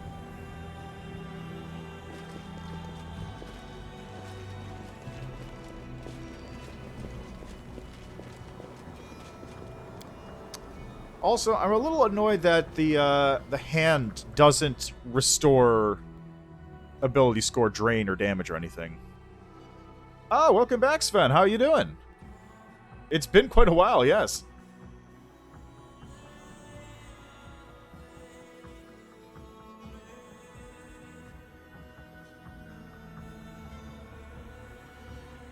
But how have you been?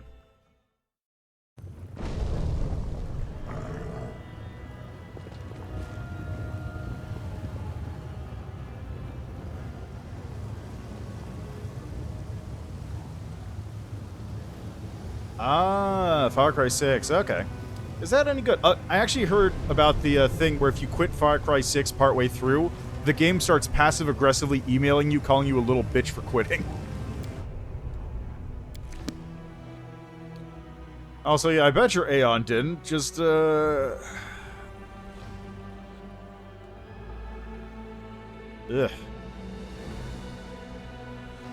My everything else that isn't an Aeon did not like those crystals.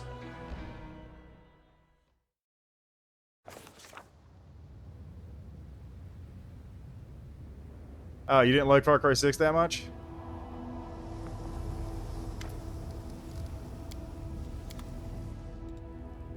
Oh, okay. You just don't care about the peasants that you happen to be liberating from the regional dictator.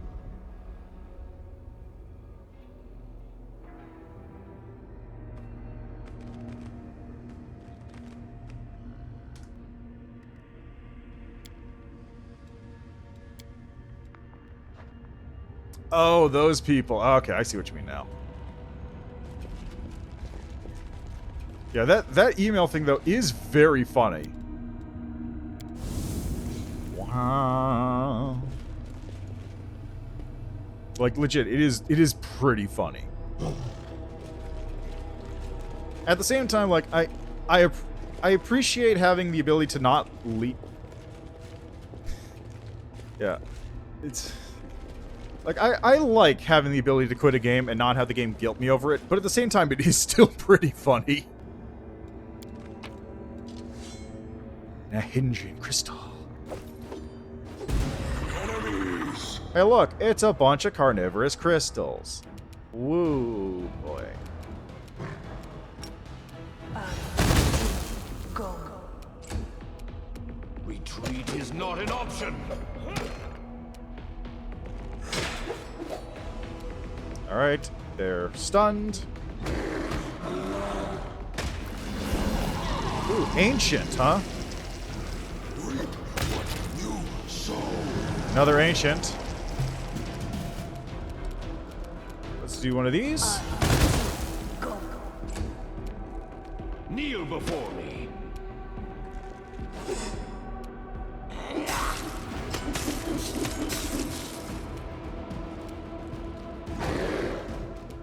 I will rip them in halves.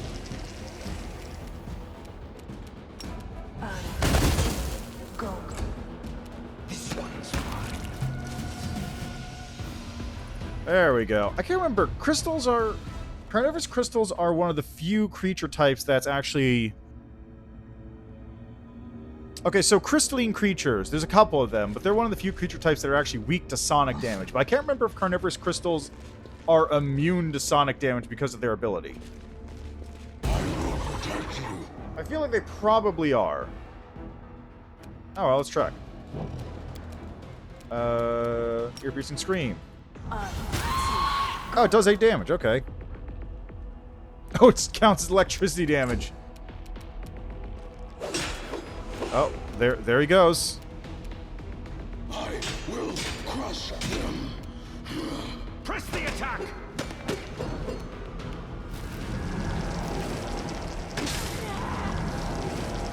I'll rip you apart!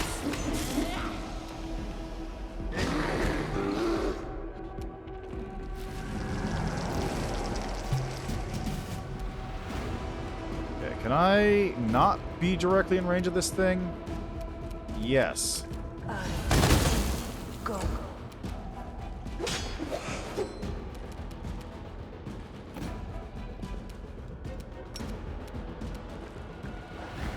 Okay, can't reach it. Fine. Retreat is not an option. Ow. No match for me.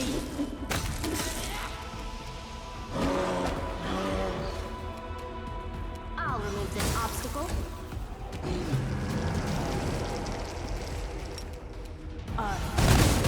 Go.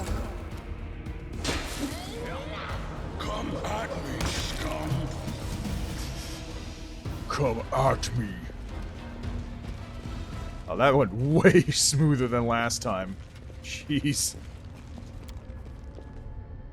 Like, that's hilariously smooth in comparison.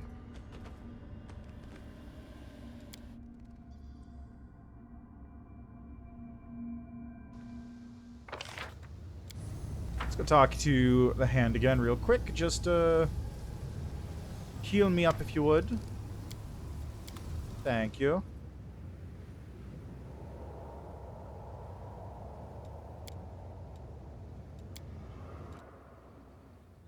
Alright, back to the terrace.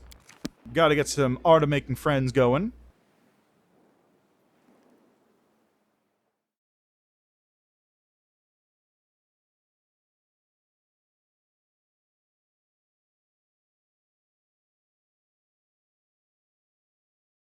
Okay, so what I think I'm gonna do is I'm going to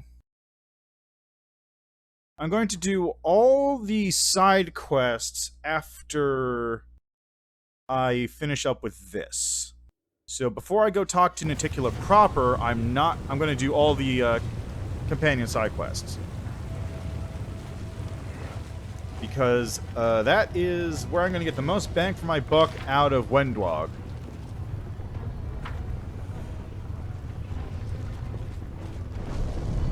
Because I'm going to lose her as soon as I do her quest. So I might as well make sure I get everything out of the way beforehand. And hey, maybe I'll even grab a level on the way through. How close am I? Not really.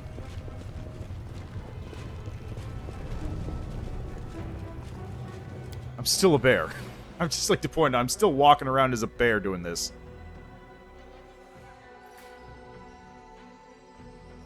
I really kind of do want to play a druid, though.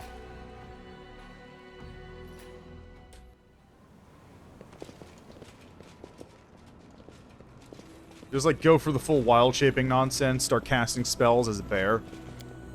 Seems like a lot of fun.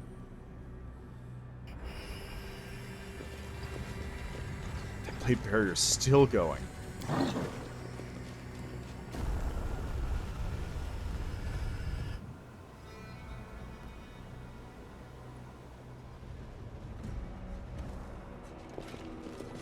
Right, no, it was this way.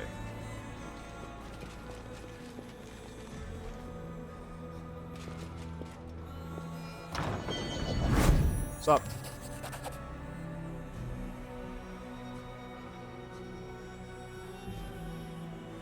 The storyteller bows his head in greeting. I've spoken with the queen as you asked. Belfry was silent as she listened to my question and whom it had come from. She stayed silent for a long while afterward. Then she asked me to give you this along with these words. With my blessing, if you can accept it. Did you say anything else? No, she asked everyone to step out and leave her alone for the time being. Thank you, storyteller. I have to go. I'll be back in a second once I figure out what this thing is. Life fail. Amulet grants its wearer a +6 enhancement bonus to Constitution and the ability to cast Cure Serious Wound spell as a 5th level cleric twice per day. That's pretty good. Don't know who I'd give that to. Maybe Trevor? Maybe Trevor.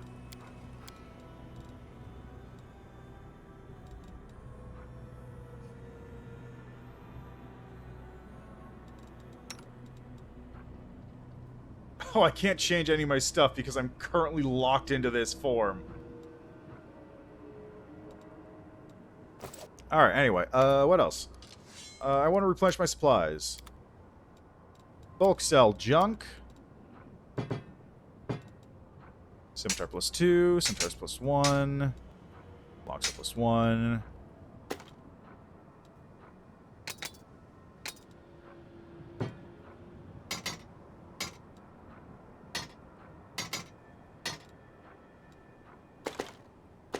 There we go. Now, what have you got? You have Nordic Welcome. Whenever the wielder is +4 Icy Burst throwing axe hits the enemy for the first time around, the enemy must suffer a fort saving throw or suffer a minus the damage rolls and becomes slowed for 1 round. Spirit Thrasher. Whenever the wielder is +4 axiomatic quarterstaff expends points of their key pool, they get a +2 morale bonus on attack and damage rolls for 2 rounds. +2 dodge bonus to AC and competence. Only good monks can wear it. +5 chainmail grants its wearer +5 competence bonus on persuasion, made to intimidate. Where the wearer suffers 10 or more HP damage from a single ranged attack, they gain a +1 morale bonus to AC for 1 round, and the next melee attack deals additional 2d6 piercing damage. This +4 scale mail grants its wielder a +4 insight bonus to AC against dragons, and also a bonus against dragons for damage, attack, and saving throws. Headband of Charisma +6 grants it the wearer an ability to push all enemies in a 15-foot area 10 feet away and suffer damage. This ability can be used 3 times per day. Honestly,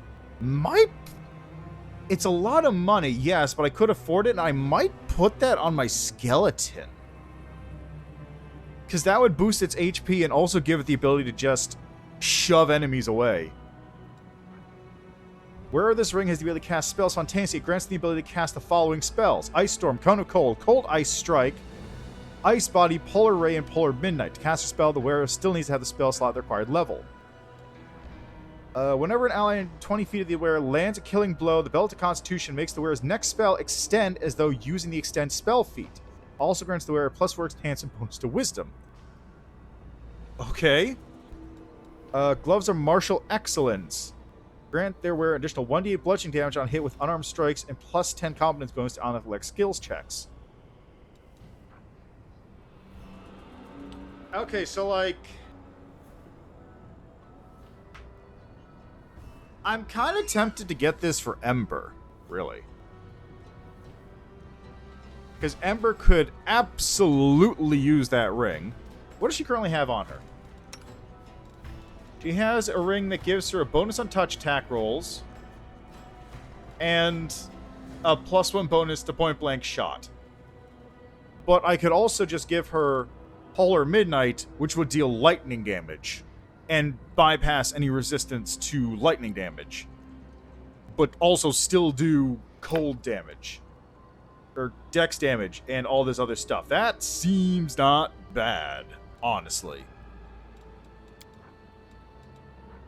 Aha, and there you can get Scroll Scribers kits. And potion kits.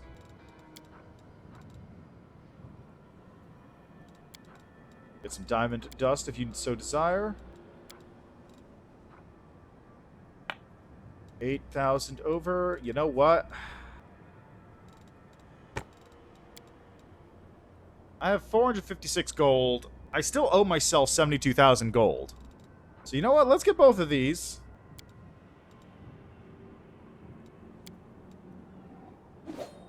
We're going to just equip these guys real quick. We're currently wearing a headband plus 2. Okay, here. Have this. Where is it?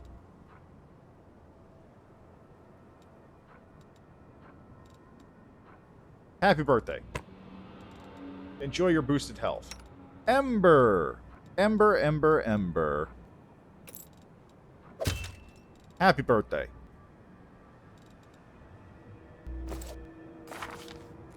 Trust in yourself.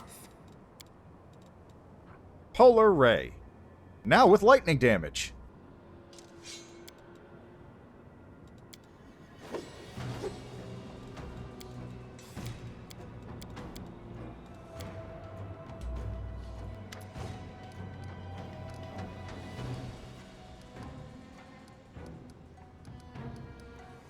Oh, I take this crystal. What do you see? The storyteller takes the crystal, and his face becomes twisted with evil rage, and a screeching cry bursts from his lips. A bloody stain spreads across your chest, and the storyteller's visions once again burst into your mind, just as they did in Canabras when you brought him the stone chisel. My wings take me higher and higher, stirring storms, but even they cannot disperse the ball of darkness hanging in front of me. Stupid little maggot, you think you can fly as high as me? My cheeky opponent does not answer, and the wound under my heart continues to gush streams of blood, tainting the feathers of the black bolt and dripping into the dark waters of a shower. There's something wrong with this wound. My strength is dwindling too quickly. This means there's no time to waste. I'll grab her, scrunch her, cut her with my claws, and throw her to the very bottom of the abyss. Quickly changing the direction of my flight, I rush forward and hit the center of the dark cloud. Well, where are you? Chest is thrust forward, ready to take any blow, and my claws are cutting through the air. She's not here. She deceived me. The dark cloud was a fake. Where are you? Her triumphant laughter echoes over the black ocean. So insulting, so insolent and impetuous. Someone catch that laughter, choke it! Your mind is confused. Adrenaline pounds in your veins. By force of will, you manage to overcome this madness and concentrate on the storyteller's screeching voice. Who are you? You don't know me. I'm the demon lord Alinthia, lady of harpies, sweet-voiced mistress, and seductive peril. My wings can embrace a mountain, and all of the abyss knows my name. Who are you fighting? That pathetic upstart Articula. She attacked without warning and wounded me, and now she is hiding in her shadows, thinking she can get away from me. Your pathetic leathery wings can't compare with mine. What are you fighting for? For power, for might, for superiority, for the right to fly over these endless waters, for the right to seduce the unlucky ones of our choosing. One of us will perish, the other will rise and get everything the loser owns, and I will be the one to triumph. How does your fight end? The storyteller's voice changes. You hear a death rattle. She will win, overpower me, weaken my spirit. My body will drop into the waters of Ishar. The elf's voice becomes lower and lower, becoming denser and stronger, like a stone that has decided to talk. From now on, I am blood. I set and thicken. I grow stronger. Stronger I crystallize. I gain edges. Power lies dormant in me, and I lie dormant in the dark. The storyteller's heavy words, like massive mauls, crush your soul into the dark abyss. They lie on your shoulders, pushing you down deeper and deeper. You don't want to breathe or live. You just want to lie down and never wake up. Where are you? I'm lying in the ground. In the depths my paths are laid. I'm asleep waiting for greedy hands to touch me, gather me up, take my power for their own. Are you the island of Alinthia, the one Illusionary is built on? Yes. My body became stone. My flesh turned to firmament, and the power hidden in it made it expand and swell. I am the island and everything within it. I thought the souls of demon lords went to the Rift of Repose after death. Yes, but not me. The one I used to be. She was supposed to go to a secret place, but someone stopped her, locked her in this body. She didn't want those who fell at her hand to return. She found a way to lock their power in their remains. The power is still there. What happens to you next? You will take me out. Your hands will take me out to the cavern. The storyteller's voice calms. This is where the road to the past, the one open to me, ends. It leads to this very moment. I see something else, the future. A possible future. Droplets of spittle fly from the old elf's mouth. His speech becomes furious and garbled, his voice trembling with tension. Ah! It hurts! The crystal is so huge! She's implanting it, sewing it into my living flesh! My flesh! And it oozes power, soaking my flesh and blood, flowing in my veins. I am rage, I am agony, I am violence made flesh! Red fog descends before your eyes. Something horrible, primal, and bloodthirsty awakens in your soul. It drinks your strength greedily, sending pain lancing through your skull. Who are you and whom do you serve? I'm a humble demon whose name doesn't matter. From now on, everyone will call me the Horned Horror. Lady Shamira will lead me into battle, where I will crush her enemies. No, I will destroy them. With my horrifying grunting, I will rip their pathetic flesh from their meager carcasses. Who is implanting the crystal into you? Tossifin, that cunning one with the snake eyes. One of the fosterlings of the upstart Arielu. My mistress Hepzama ordered him to do it. She has many such crystals. I am not the first or last to have had this done to them. Tossifin is a weak and mortal spawn, but even he improves with practice. You see, I am alive, unlike the pathetic unfortunates who went first. You feel the thirst for blood, the heat that pulses through a warrior before an imminent fight. The pride swelling within the demon is speaking through the storyteller, that power that he yearns to feel as soon as possible, the duty that he intends to embrace with honor. What fight awaits you? We're going to fight Naticula. That winged upstart has been troubling our Lord Baphomet for too long. Time to remove her from the board. How do you expect to defeat Naticula and her dominion? We have followers in Illusionia. They will strike from the inside, cripple her, drain her blood, and then our army will bring down all its might, given to us by the miraculous crystals, and Naticula and her pathetic servants will fall. Enough, storyteller. The storyteller's vision fades, and with it the terrible heat in your chest. The old elf comes back from his dream with a helpless sigh. What a horrible dream. I am completely exhausted. I never expected to touch the memories of a fallen demon lord, who never found peace in the Rift of Repose. I shared a vision with you again. Like when you brought the stone chisel and Canabras? Strange. Could it be that these two objects are connected to each other or to you? So the crystals are demon blood? Yes, ardent blood, in which the spiritual power of the perished demon lord is sealed. In this case, the power of Olympia, who was killed in battle and locked in her own remains in this unusual way. So the seed is built on Olympia's corpse. In our matter of speaking, yes. After the spiritual power of Olympia did not go to the Rift of Repose, Naticula began to transform her dead body, forcing it to expand and assume a more solid, static form. I can only guess what a nightmare this imprisonment was for Olympia's spiritual essence. How can the stone grant powers? I suppose that it happens as a result of some merging process, after which the unspent power of a demon lord will literally flow into the body of one who uses the stone. What is the Rift of Repose? That is where the souls of fallen demon lords go. After death, they usually return to their own abyssal realms, but if death finds them again before a year passes, the abyss dumps them in its cemetery. In this stone rift full of fog, the souls of the grand demonic dead turn to stone statues and stand for an eternity, slowly becoming threaded with cracks and gradually falling to ruin. It is a kingdom of decline and decay, and a visit there might serve as a good lesson to those who believe in their own might and deem themselves invincible. Everything is clear to me. The old elf gills his son Jolt and says, I have a brilliant idea. The stone knife you showed me in Canabras, do you still have it? Can I examine it again? I don't have it. Well, alas. Okay, so I've got the Grey Garrison, Molten Scar, and another page. Storyteller carefully takes your find. Yes, you're right. Another piece of evidence from the past I've forgotten. The old elf's expression becomes withdrawn. The storyteller clenches the pages you brought. His voice becomes a bit younger, more energetic. My hand touches the stone wall. The cold pierces my palm like the teeth of a hungry dog sinking into a piece of meat. I don't take my hand away. I let the stone enjoy my warmth in return for its service. It accepts my caress and my unasked question, the one it's been asked thousands upon thousands of times. Where should I go next? Behind me I hear the loud stomping of the minotaurs that guard this god's forsaken place. I tricked and outwitted them, leaving only a trace of my presence. There is darkness looking up ahead, honing its swords, claws, and teeth, in the hope that a rare traveler visits its lair. But today it will get no one.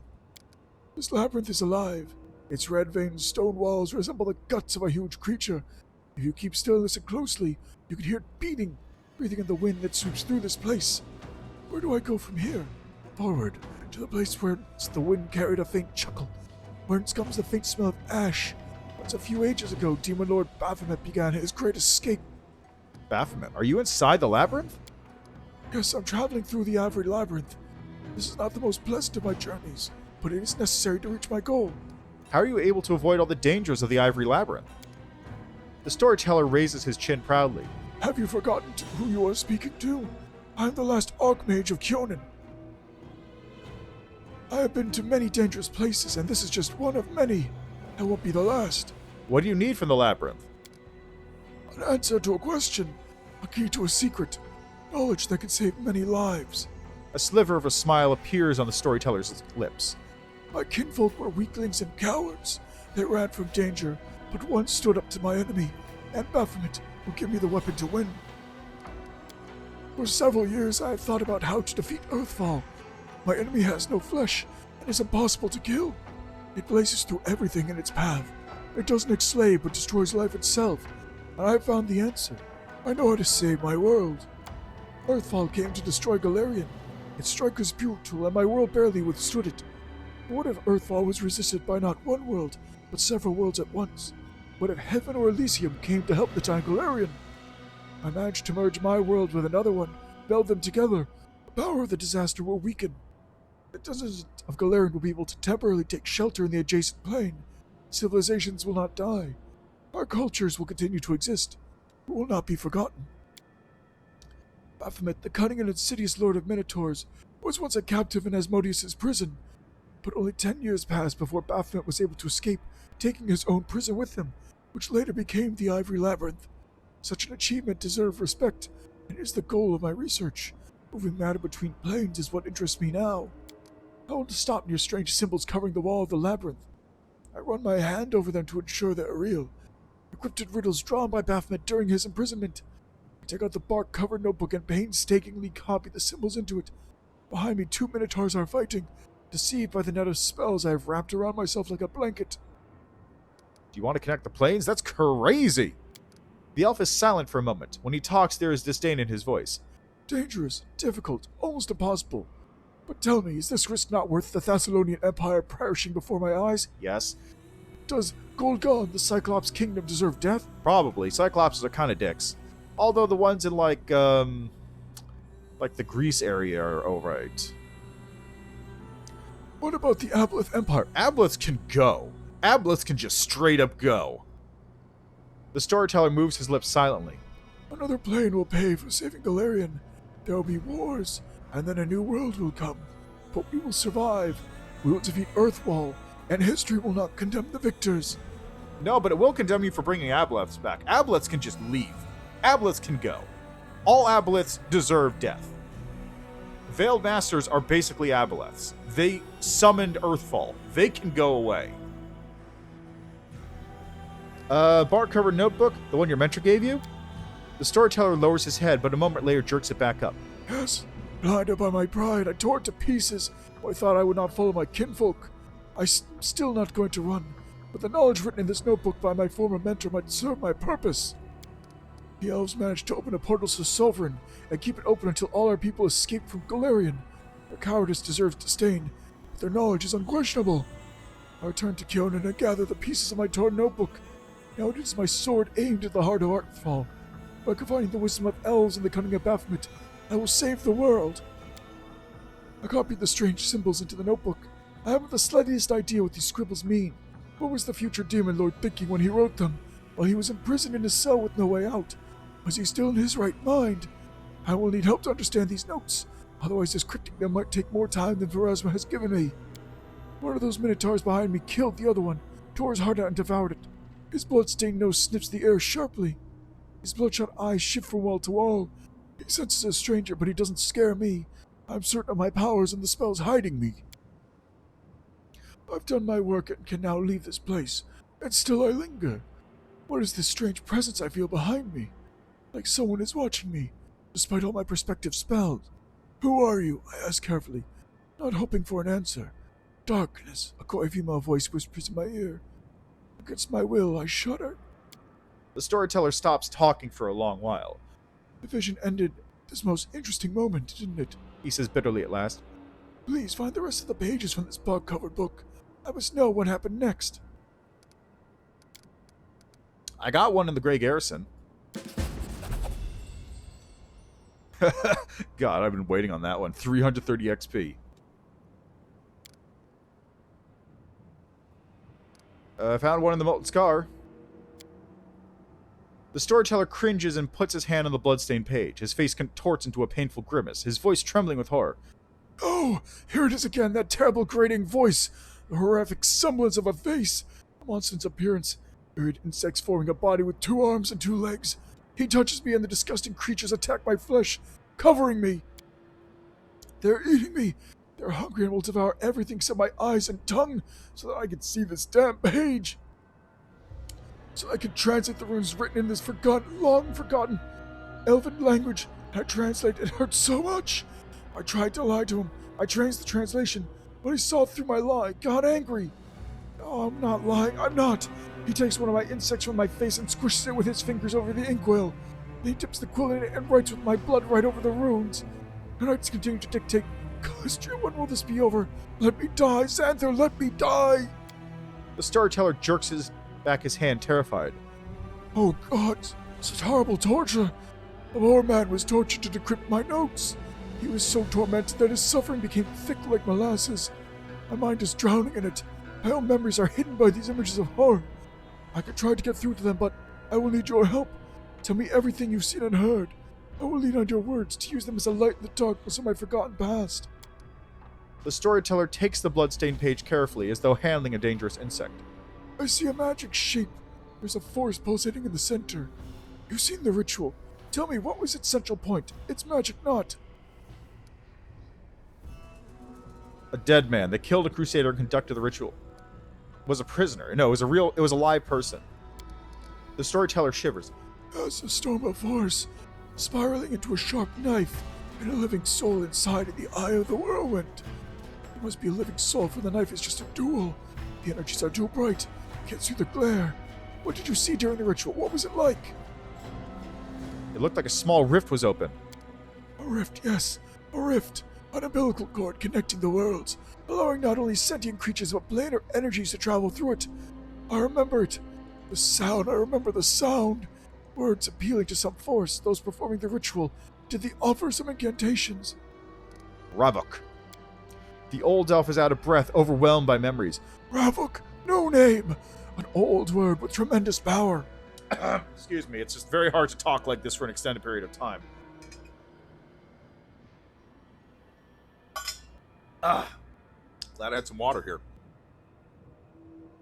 The language to which it belongs died a long time ago, but the power of this word lives on.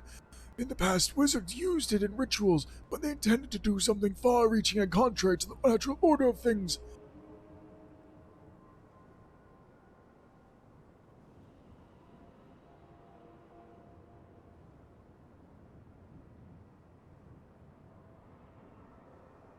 By hiding their names, they protected themselves from the consequences and the wrath of the gods. Ravuk, I have no name. You will not find me. The storyteller trembles as if he's about to fall. Oh, I remember. I know where I saw this ritual. Part of it. I am one step closer to understanding what happened to me. Thank you. If you find more pages like this, please bring them to me. Maybe by putting them together, I'll be able to lift the veil on the mystery. Alright. The storyteller clenches the pages he brought. His voice becomes younger and more energetic. It's been 2 years since I started to serve the darkness. She found me in the Ivory Labyrinth, her gaze piercing through all my protective spells, as if they had been cast by an untrained apprentice, rather than the last Archmage of Kyonin. She's all-powerful and insidious. She's the perfect assassin. Her name is Naticula. She invited me to Illusionera, a city of demons in the depths of the abyss, the capital of the Midnight Isles. The Lady in Shadow highly values my ability to remain unnoticed. Kneeling before her throne, I listened to her praise and felt like a child being given a pat on the head, but doing some simple chore for the first time. But this is no longer important. Now I serve a demon lord, for this is our agreement. She will help me decrypt the scribbles I copied in the Ivory Labyrinth. In return, I will serve as her court mage and spy for the next 17 years. Now Illusionera is my home, and Naticula is my Lady in Shadow. The tower in the Upper City is your home? Yes, my citadel, the only place where I can be sure demons won't attack me. I tried to make it look like my home left on Galarian. Well, you did a better job. This place lasted better than the other one, that's for sure. Tell me about your life in Illusionera. Of all the places in the Abyss, Illusionera is the most civilized. My lady wants to make her capital the face of the Abyss, a place travelers from other planes can visit without too much fear. I don't care. I'm only here to complete my service to get the promised reward. I return to Galarian. However, strange as it may be, Illusionera's demons treat me honorably. They hate me, sometimes growl at me. They never attack. I've prepared many spells and I'm ready to use them at any moment, but I've had no reason yet. I have my own tower in the upper city not far from my lady's palace. I strengthened it with protective spells and set golems to guard it. I created a portal to Galarian at the very top of the tower, one which only I can use. It will be my escape route if I need to flee urgently. I expect an attack every day, but it never happens. This might sound ridiculous and surprising. I think the demons of Illusionera respect me. You trust a demon lord? My lady in shadow has no reason to hide the truth from me. She does not care about my research. She offered me help out of curiosity. I am something of a bizarre pet to her, both funny and useful. The storyteller shakes his head. She offered me help, and I agreed. I must thank my lady for her generosity. 17 years of service for translating 17 phrases from Baphomet's Labyrinth. A bargain. Please continue. The storyteller stays silent for a short while, as if listening to something. I can't smell anything but sewage. I can hear some demon snores or death rattles, hidden by a cocoon of spells. I keep invisible watch in a dirty alley in Illusionera's lower city. 2 winged shadows sweep past overhead, and a terrible stone-splitting shriek rolls like a tide through the streets. But it can't hurt me. I know the ways of the city, and I protected myself from Valexia's wild antics. Oh, so Valexia's doing something. My voluntary partner, a young half-elf named Kaini, sighs loudly and says yet again, "They're not coming." I shrug just as I've done every time before. "I'm not keeping you." Kaini frowns and turns away in response. I sneak a look at my friend. His true-woolly locks fall over his face. Kindly carelessly sweeps them out of his eyes, thinking about something. I find myself enjoying his gentle movements and look away, embarrassed. Have a little more patience, our friend. Soon our goal will be here. I'm sure of it. You mentioned Valexia. Tell me about it. The storyteller answers with reluctant admiration. The maddest succubus of all those born in the abyss. Even my lady in shadow can't but smile upon hearing of the latest mayhem she stirred up just for fun. Surrounded by her 3 succubi friends known as the Sinners. Oh. Okay, the Sinners are actually fairly high profile, okay. She flies naked over the city, crushing buildings with her raging screams, grabbing poor passers-by, taking them up in the air and dashing them down onto the rocks, getting into raging fights with no rhyme or reason. Truly, Valexia is the bane of Illusionera, but also its wild heart. Wow, so she really mellowed out. I didn't expect to find out you had a partner. The storyteller's face lights up and a timid smile appears on his lips. I didn't expect it either. Kaini is from Galarian just as I am. He's a thief and a former slave. He escaped from the Cyclopses of the Dying Empire. I met him before I left Galarian for the Abyss, in my old tower. A thief who sought not my life, but shelter, a place to spend the night, and protection from his former masters. My charms worked. Kaini couldn't get past the ground floor of the tower. That's where I found him, sitting on the floor, entangled in my traps of living vines. I freed the hapless thief. I wasn't angry at his intrusion. I was even glad to talk with this restless youth of a short-lived folk. I had no idea how much I missed companionship. After that, Kaini often spent the night at my tower, partaking of my hospitality. Together we lived through the terror of Earthfall. And when the night came, I took him with me to the Abyss. Recently, he's even helped me carry out some of my lady's tasks, those that give him the opportunity to make some money. Does your partner know about your goal to save Galarian? Oh yes, we've discussed my plans many times, sitting at the top of the tower, nursing goblets of warmed wine. Kaini shares my love for our dear Galarian, and supports my desire to save its doomed civilizations. The storyteller smiles warmly at the rush of memories. My friend is not like me at all. He is young, hot-tempered, and mischievous. He prefers to act first and deal with the consequences later. Perhaps this is why we get along so well. Opposites attract. Please continue. Finally, my patience is rewarded. I see a slouching demon in rags, so pathetic that even the demon guards of Evolutionary will not lay a hand on him out of disgust. But my smell and vision can't be fooled. I see the incubus Sephorian, ruler of Shamira, who answers only to the Lady in Shadow herself. Passing a step away from me, Sephorian stumbles and falls into a puddle of sewage, rousing disdainful chuckles from the few witnesses. But I won't be fooled by his game. Instead, I concentrate, becoming even more focused. My lord, I discovered this crystal of unknown power in one of the Midnight Isles. Have a look. A hand holding a heart-sized crystal burning with purple flame emerges from under the rags. The incubus's hand is shaking, the skin on his palm slightly smoldering from touching the crystal.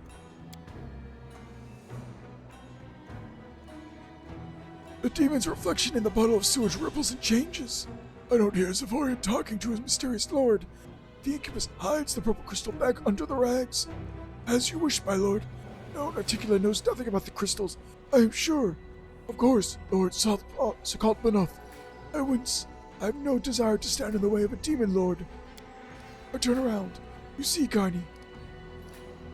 We were able to get evidence of Sephorian's treason. I was right. My friend is nowhere to be seen. Who is Sakaltmanov? The storyteller cringes. A disgusting demon lord, champion of meanness, debauchery, perversions, and breaker of taboos. He is Articula's brother and former lover. Out of jealousy, he tried in vain to kill my lady, but he remained alive after the attempt. He is driven by fear, shame, and hatred toward his powerful sister. I'd like to see how this works if you're on the trickster path. It was in a hindering crystal? Yep. You're right. This is probably one of the first crystals discovered by demons, if not the first one. I'm glad it took demons so long to discover the crystal's true properties. Otherwise, the invasion by the Abyss could have happened much earlier. Please continue. I'm standing at the top of the tower. There's a goblet of warmed wine in my hand. Articula was pleased with my raid. Oh no, she won't kill Sephorian on the spot. My lady's punishments are much more sophisticated. Banishing, demotion, even transformation into the pathetic creature the incubus was masquerading as. Articula has a lot of choices. I don't care, I've done my part. I sip from my goblet and turn to my friend. Without saying a word, Kaini takes out a rag from under his shirt and shows me the purple crystal wrapped in it. I chuckle. That's where my friend went at the end of the raid. Well, we are going to keep the crystal. I will study its properties in detail and find out if it will help us achieve our goal. Articula doesn't have to know that I have the crystal now, but I'll look to Sephorian or her demon lord brother for it. I drink from the goblet and look down. Evolutionary lies at the bottom of the tower like a faithful dog at the feet of its master. I earned respect here. Even the Lady in Shadow heeds my words. I feel a treacherous smile appear on my lips. Of course, when 17 years have passed, I will return to Galarian, but for now, I like my life here. The storyteller is quiet for a long while, thinking about what he saw, then runs his hand over his face, tired. I served a demon lord, and what's more, I liked it. I did not expect this for myself. I was completely different. Different thoughts, desires, motives. What made me change so much, I don't know.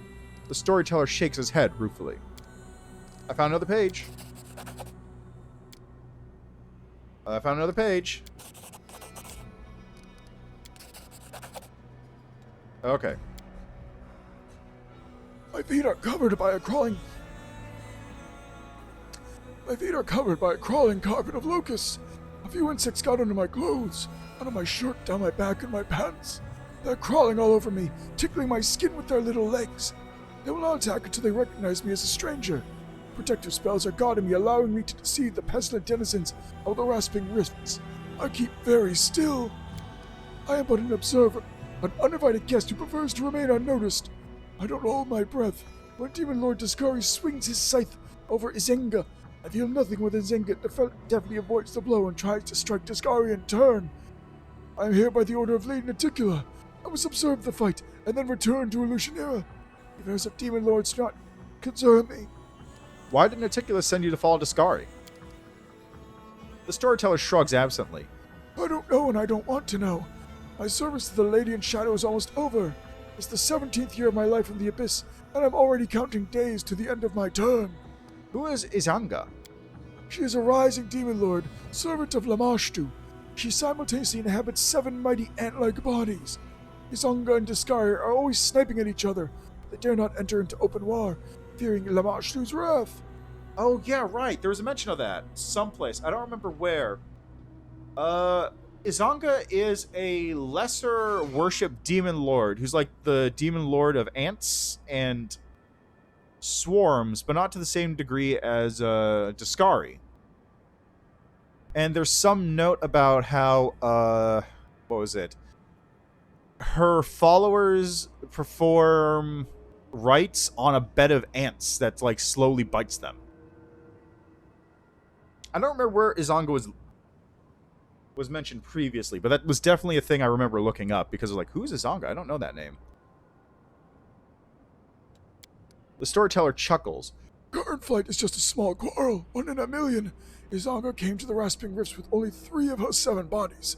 I'm sure it'll be easy for Discari to destroy the intruder. Where's your friend Kaini? The storyteller's lips part in a smile. Here with me, of course. The stubborn lad refused to stay in Illusionera and volunteered to accompany me to the Rasping Rifts. He said he wouldn't miss such an exciting adventure for the world. His youthful zeal and desire to live life to the fullest seemed to make me younger too. Rift Carver. Discari's scythe swings up again. With a whistle through the air, it lodges in the ant-like head of one of Izanga's bodies. Greenish slime splatters, the poisonous drops falling on my face. I keep very still. With a last convulsive movement, the ant-like body winces, tearing the scythe from Discari's hands and jumping back, only to drop on its side and lie still.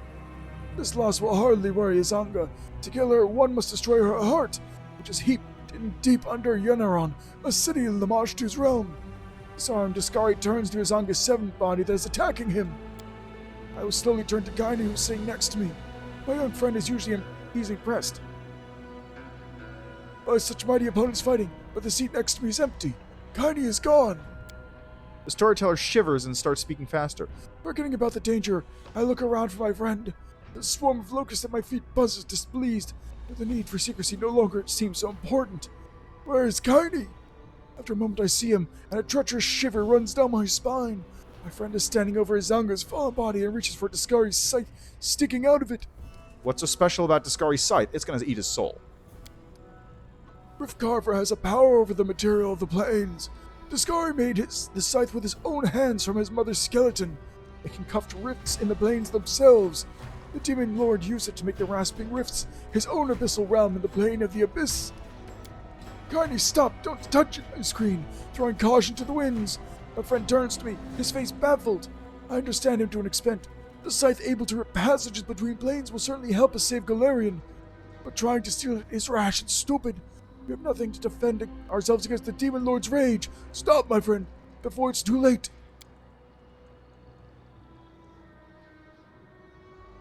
Out of the corner of my eye, I see Discari lift another... Out of the corner of my eye, I see Discari lift another Izanga's body and tear it to pieces with his bare hands. I don't hear his howls of victory.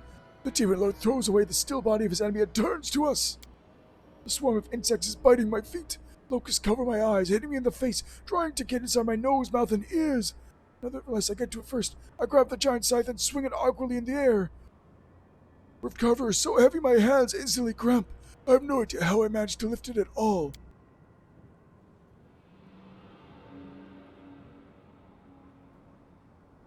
I drop the scythe on the ground, but damage has been done.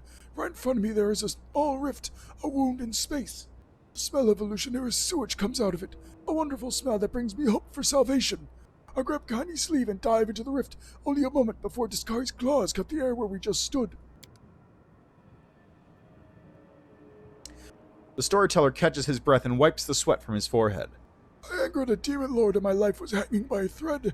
I never have thought that something like that could happen in my life. The storyteller shakes his head distrustfully. How many dark sides of my past will I have to find? I'm starting to fear what I might see in the next pages of my notebook.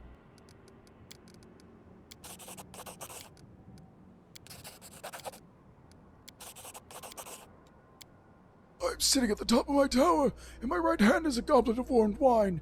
In my left a bog-covered notebook. I breathe in the ash floating in the air. The wine leaves the bitter taste of soot on my lips. It's been 100 years since I returned to Galarian from the Abyss. 100 years spent on research, hard work, and rare journeys. Kaine's dead. I turned the page of the notebook. The wisdom of elves and the cunning of Demon Lord Baphomet are gathered there. There is the description of how the purple crystal from Illusionary works, and my own observations about Rift Harbor. Demon Lord Zacharius' scythe. I know everything written in it by heart. I keep paging through it all the same. Touching these pages makes me hopeful and strengthens my resolve. I have gathered everything I need to connect Galarian with another plane. I'm close to saving the smoldering embers of Galarian, hiding them from Earthfall. Just a little bit more. A decade or 100 years, and everything will be ready for the ritual. A cold shiver runs down my spine and I smile. Kaine is trying to get into my tower again. A world of ruins presents many opportunities for a thief. Forgotten ancient treasures left by their owners are there for the taking. These objects are not so precious nowadays, but they can fetch a good price on other planes. However, my friend stubbornly... Hold on, I'm sorry losing it. My friend stubbornly continues to try and evade the protective traps of my tower.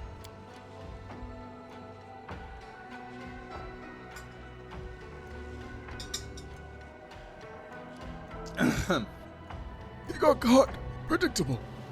Trees got safely entangled, tiny in their branches. You got to the 3rd floor of the tower today. Nice try. I smile, sip my wine, and turn the page of the notebook. My friend will have to wait a little while before he's released. I'll finish my wine first. It's frightening here. Many people have perished. Cities have turned to ruins. The few who are still holding on fall deeper into degradation with each passing day, turning into barbarians or bandits. Not a week goes by without someone trying to attack my tower and rob me. My stalls are strong and my guards are impeccable. Hungry and crippled, the riffraff leave my tower in search of easier picking. I watch them go and feel no mercy. They deserve their fate. They should have fought like me, but they chose the easy path of plunder. Why does Kaine try to get into your tower still? The storyteller shrugs and frowns. All this started with an innocent joke when I boasted to him that my tower was now the safest place in Galarian, and he decided to prove me wrong. It's been 20 years since then, and it's become a very long-running joke. Once every few years, Kaine tries to get out of the tower secretly and steals something from me. My precious book of research notes, or the heart of the tower, a purple crystal we got in Illusionera. I play along, truly happy every time my friend comes to visit, but deep down I start to worry.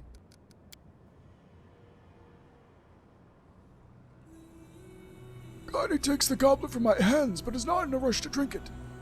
We learned so much and you didn't sit here guarding your secrets. He says to me. He says to me. I smile. Not every secret must belong to the world, my friend. Precious stones lose their shine when they pass through 100 hands. In the same way, knowledge is distorted, and truth turns to tall tales. That is why I sit in my tower guarding what I have created and what I have obtained from others. My friend only shrugs and stops talking, satisfied with my answer. I start to think, when did Kaine and I drift apart? He blames me for dragging my feet. He says I should have opened a rift to the other planes as soon as I returned to Galarian. I know it's too late. The jewels of our civilization have already perished, and soon the rest will do. He thinks we're lost, and all my research is simply dangerous. I don't answer his reproaches, for they are somewhat fair. I could have tried to save Galarian 100 years ago, when Aticula, my former lady in shadow, upheld her part of the bargain, and decrypted Baphomet's notes. Instead of fulfilling the goal I set for myself, I decided to spend a little more time on research and preparations. It will take a year, I told Kaine back then. But after a year I needed 2 more, and then 10 more years. The world was falling apart around me, and I still lingered. Why are you taking so long to connect the planes? I don't know. My actions are unclear even to myself. I seem to have burned out. I look at people surviving on Galarian and I realize I don't want to save them anymore. Who needs a handful of rabble who have already forgotten how to write, who get by with vocabulary of 30 words? I haven't abandoned my idea. Oh no, I will see it through. Sooner or later, it is my life's work. I can't just abandon it, but No. Why is Kaini against opening the portal now? The storyteller frowns. My friend thinks it's too late. That my experiment in merging the planes will be dangerous for the entire universe. Who knows what consequences the merging will have on the plane I choose? What will happen if I merge Galarian with Heaven, and Earthfall happens to it too? Before, when Galarian civilizations were still fighting, together we would have overcome surmounted Earthfall's consequences.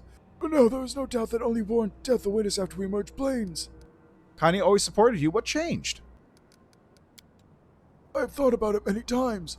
Over the years he spent a Galarian, my friend gradually lost the fire in his eyes. His opinions became more and more careful. He stopped rushing into any adventure life offered him. The storyteller sighs. He got old. We both understand that his life as a half-elf is almost over. I still have several hundred years to live. We realize that soon we must part forever. This thought keeps us from talking like we used to, and making plans for the future. Kaini seems distant. The storyteller is silent for a long while, subdued in his thought. The terrible thing is, I don't feel sad. I accept our parting as a given. I condemn myself for this, but I can do nothing about it. Kaini will leave me. I will drink a goblet of warmed wine to remember him, and then I will return to the laboratory to continue my research. My friend has become a stranger to me. It happened what I had been expecting for the last 10 years. When I was ready for it, Kaini, my friend, took advantage of my hospitality and stole my research notes. They contain knowledge I gathered over the years from the most dangerous sources. I have only partially deciphered them. Some of that knowledge will now be lost forever. He didn't even leave a goodbye note. He just left, never to return. I'm standing at the top of my tower with a goblet in my hand. There is no anger, no sadness in my soul, just doomed emptiness and fatigue. I bring my lips to the wine but taste nothing. We go our separate ways from here. My former friend. I used to adore our friendship, looking for approval in your eyes. But now, it has become a burden.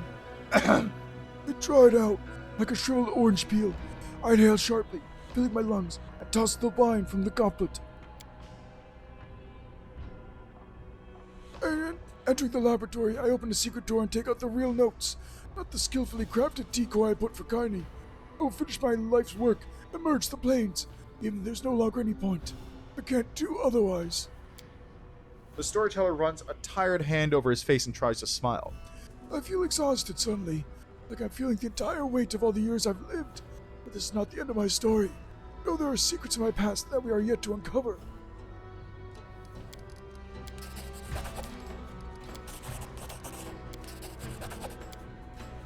Okay, here we are. Next. I feel like I'm not supposed to have all these pages yet. It's probably fine. I have to wonder, though. It'll probably come up in a minute. But a bunch of notes.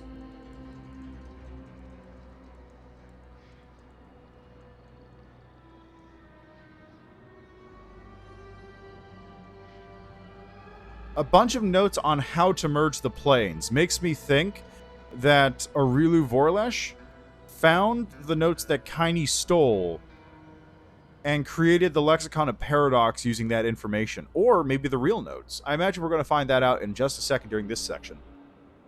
Everything is ready for merging the planes. Baphomet's runes were drawn on the floor of the laboratory. The purple flame from the heart of the tower, that is what I got the crystal now, is pulsating under the influence of secret spells. I stopped to think about it. Pulsating flames echo the beating of my heart. But I don't want to think. It took me too long to decide. If I think for just a moment, I might stop. I chose the Abyss as the plane to merge with Galarian. This is the last gift to my former friend who was concerned about the imminent destruction of the plane, whose fate I will die to the guy in Galarian. Truth be told, I am not completely sure I will succeed. There is another reason to choose the Abyss. Hardly anyone will grieve if it suddenly shares Galarian's fate. Oh boy, is that true. Acrid smoke of burning chemicals stings my nose. My eyes are watering. I haven't rested for several days. I take a step back and almost trip over an empty wine bottle. It came to the end of my supplies days ago, but regarded as my mind is clear, my thoughts are sharp. I stare into the heart of the tower and whisper a magic command. Time to begin. How long has it been since the last time you saw your friend? The storyteller waves you up. A year, 2, maybe 10. I didn't keep track, and what does it matter now? I spent that time working. I checked and double-checked every line of the spells, every symbol. I'm almost sure the merging will be a success. Do you know anything about what happened to Kaini? He is no longer of any interest to me. The storyteller's voice is sharp and unpleasant. He is a traitor. He betrayed me in our dream. The storyteller is silent for a while, moving his lips without a sound. I still miss him sometimes. I miss the times when we were captivated by our idea and each other, when I enjoyed and respect in Illusionera, when someone needed my advice and service. Who would have thought that 17 years spent in the Abyss would be my most cherished memories? Symbol to symbol, word to word, gesture to gesture. The merging begins. I feel the wind of the Abyss on my face and smile. I could do it. I will do something no one else has done before. I'm the last great Archmage of Gyonin, but now is not the time to relax. I must keep my mind away from my idle thoughts. Thoughts are also important in my experiment. My lips read one spell, my hands weave another, and I say a third in my mind. I feel pain, as if I'm being torn in half. My essence, my entire being, my identity is about to change. Filled with the energy of the Abyss, I will stop being a Galarian. I'll become a new creature, half elf, half demon, a stranger to both planes. Oh, that explains why he's immortal and immune to fire. The fabric of the world grows thin before my eyes. I see legions of demons gnawing at each other, ripping each other's throats. I see the minotaurs of the ivory labyrinth sitting around the fire, honing their giant axes. I inhale the forgotten smell of Illusionera's sewage. I hear the impertinent buzzing of locusts from the enrasping rifts. I raise my hand and complete the merge, and collect Galarian and the Abyss together, forever.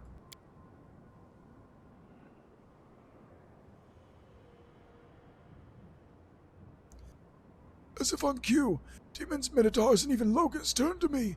They freeze before the path opener. I hear Zacharius whisper to Baphomet's loathsome grin. Feel meticulous curiosity and attention.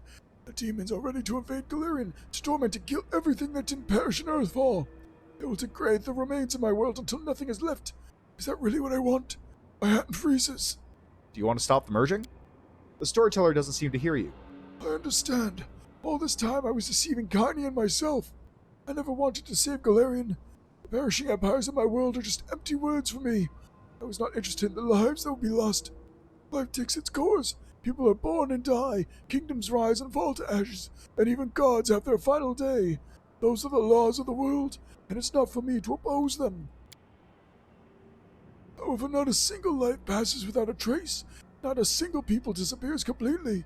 While the memory of them lives, while their culture, language, and art remain, civilization lives as well. I never wanted to save the people of Galarian.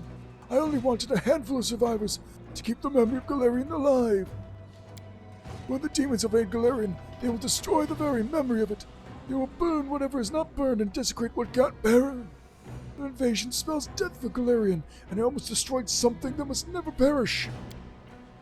The purple flame of the heart of the tower burns in my eyes. The storyteller gulps nervously. I carefully lower my hand, allowing the spells to disperse. The elf seems to have aged by a few hundred more years, his face thinner. I almost destroyed Galarian. In my pride, I could have put an end to my world, just to become the path opener, to prove my title of the last Archmage of Gyonin. And if only to myself, I don't know what to say in my defense.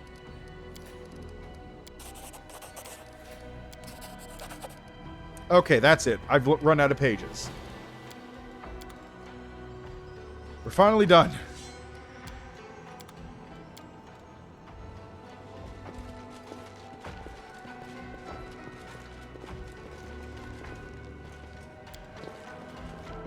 That was a lot of reading, and my throat is not better off for it.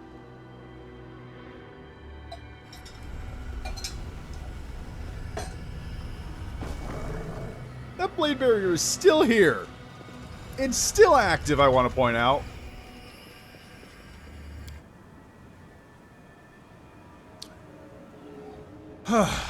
Anyway, with that, we are now finally done with all the mainline quests in this area. Trouble? All that remains is, 1,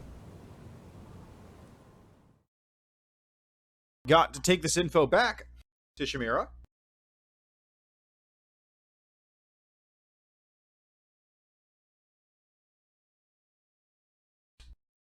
Then 2, see about cleaning up some side quests with companions.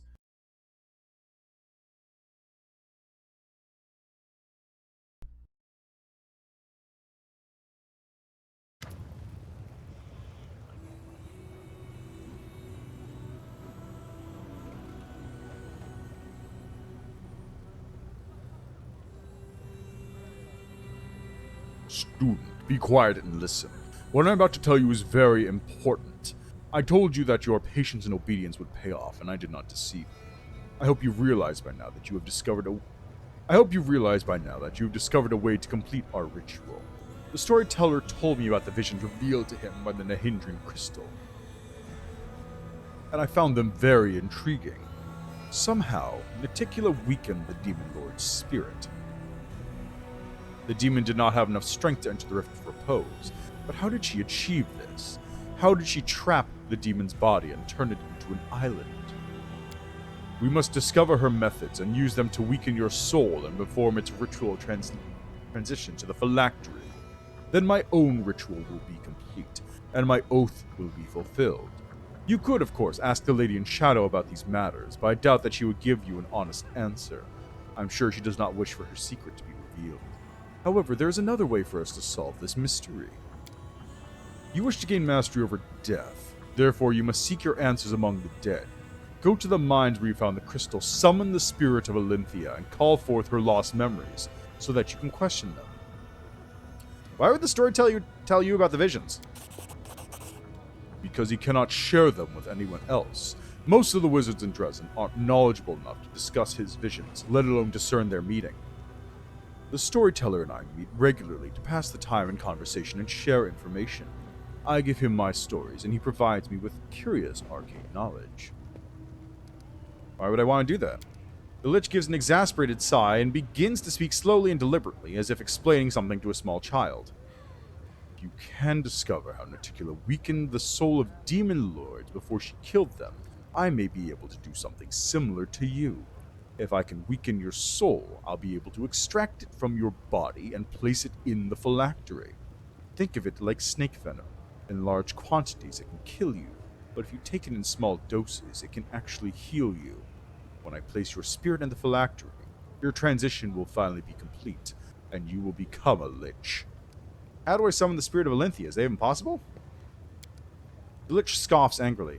Do you think I have all the answers? I've never heard of anyone resurrecting a demon lord, much less one in an unusual state. But you have demonstrated your peculiar powers on numerous occasions. Even if you're unable to reach Olympia herself, you may be able to access the echo of her thoughts. The entire island is forward from Olympia. Why can't I summon her right here? This island is dead. This is nothing more than rock. Olympia's spiritual essence is, as I understand it, concentrated in the crystals. Go down into the mines, the deeper the better, and find a large crystal vein. The more spiritual energy it contains, the more strongly it will respond to your spell. What if I wake it up and it doesn't want to talk? Zacharias shrugs his bony shoulders indifferently. Of course it would be dangerous. These are the remains of a demon lord, after all. But the dead love to share the secrets of those responsible for their demise. It is their last chance to exact revenge. And if the thing that responds to you is not in the mood to chat, subdue it, break its will, and wrest the truth from it. You want to gain mastery over death, do you? Then you need to act like its master. Very well. The lich sneers. Yes, that is what I want to hear, student. You must leave all other less important matters behind, and proceed immediately with the task I have given you. Farewell. I mean, that seems fair. Let's book it.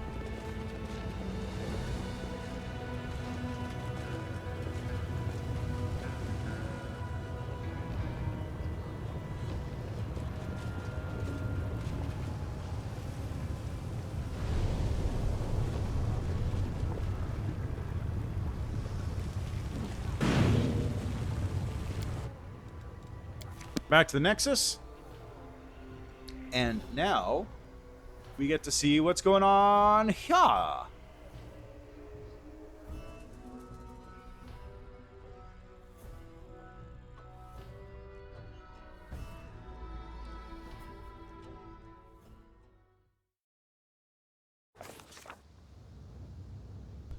Alright, first off, let me just go talk to you just to get a top off real quick.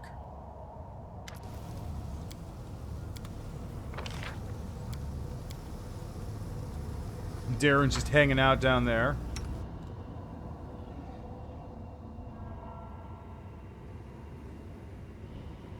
You can actually see a Lucianaire. Hey, how about that? That's cool. Also, the portals, I didn't note before. I mean, I did notice it, but I didn't, like, note it. But the portals actually have, like, a cool portal effect now. That's nice.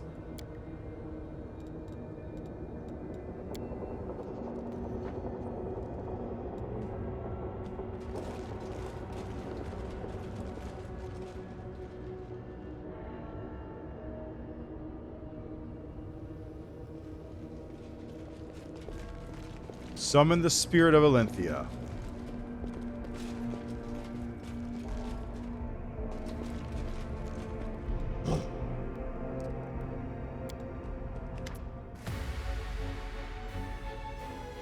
The crystal exudes a faint purple glow, the embodied spiritual essence of a demon lord, a dead demon lord, and the dead dare not to fear you. Right? Call out to the spirit of the dead demon lord and order her to appear before you. Feel a faint response from the crystal vein. Something heard your call, but it remains distant and elusive. The spirit is in no hurry to obey your summons.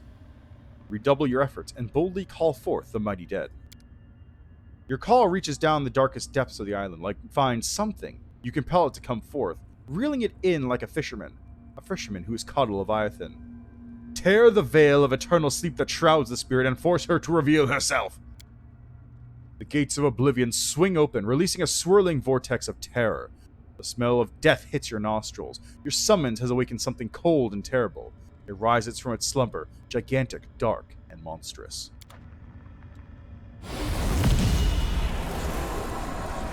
Necromancer Bear! Oh, I got a Death Snatcher to deal with. Sick. The spell's not working. Reap what you sow. Okay, it's moving back. Oh, we got a Pinagi now. Cool.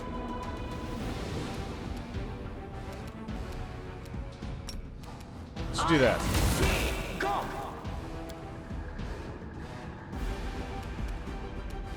Mind over muscle. Oh, more Pinagi. No. Jesus Christ, it just fucking wrecked.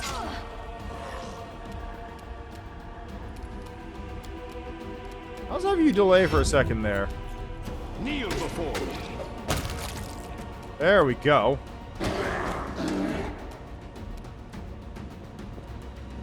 They'll beg me to stop.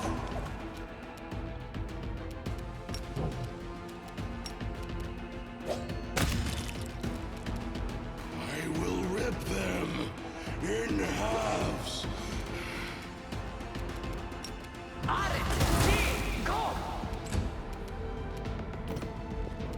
You're irrelevant.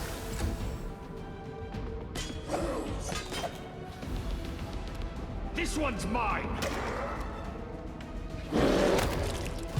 Ooh, jeez, okay. Why are you here? Have you already taken the lives of Nahindri and the other demon lords? Do you wish to add me to your list of victims? I'll not fall so easily. I'm stronger than the other demon lords you've killed. If you try to fight me, you will face defeat. No, sweet Toothrinder, I'm here to propose an alliance. Why I should make an alliance with you, murderer? We have much in common. We both possess the powers of seduction, and both of us are seen as coveted prizes to be won. The other demon lords wish to control us, to make us their victims. Yes, I killed Nahindri. He wanted to make me his prized slave. You rebuked me for his death, but would you desire such a fate? Will you wish to be subjugated to his will? What will happen when you face someone who is stronger than you? What will you do when they come to take away your freedom and silence your songs? Who will turn you to them?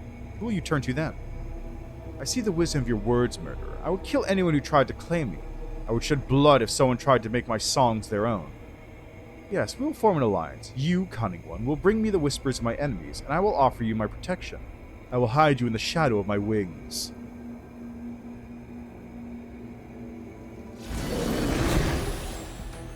Here we go again. I'll rip you apart. Ah, get wrecked, loser.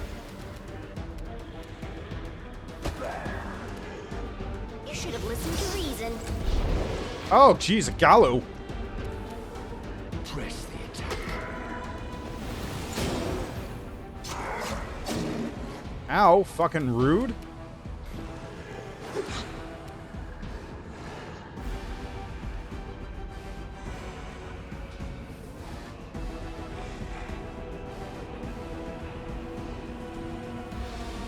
Okay, do I go for the Pinage Eye? I think I go to here.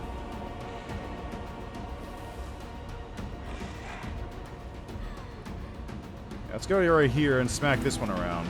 I will crush them.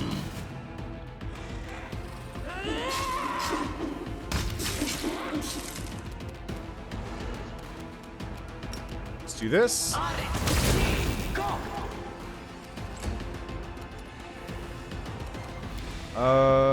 Do you have anything that'll even work on this guy? Maybe disintegrate. No, that seemed to have not done it. Mind over muscle.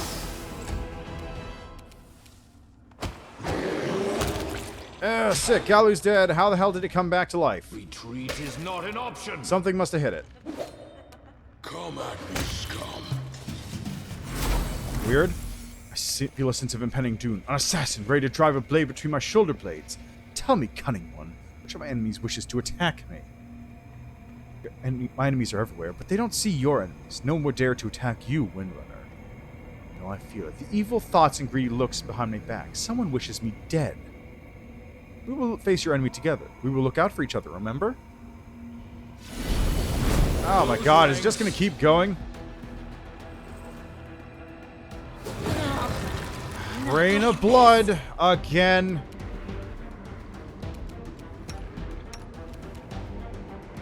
Kneel before me.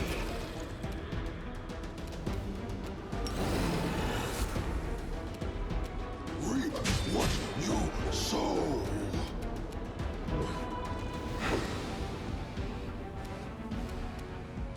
Okay, who's wounded?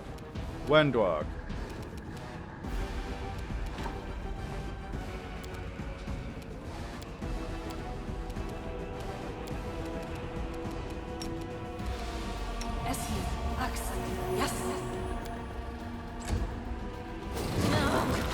There's that rain of blood again.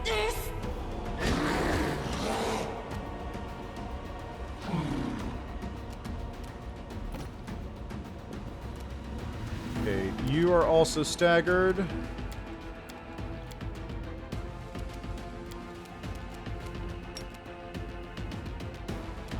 I can pick something better than that. Failed. Okay, that one's dead. I will rip them in halves.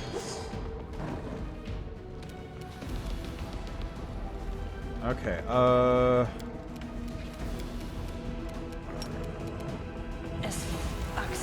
another heal on Wendu.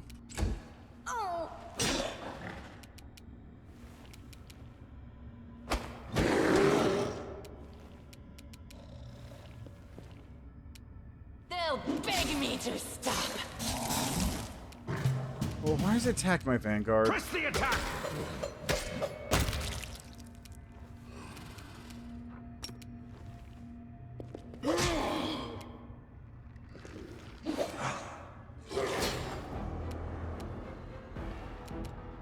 Okay, is anyone else staggered? Yes, you're staggered. You're not staggered. You're not staggered. So it's just Nenyo now.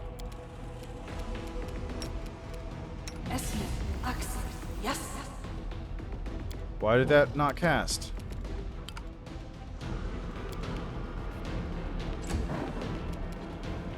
No match for me. This condition is irrational. Retreat is not an option. I will crush them.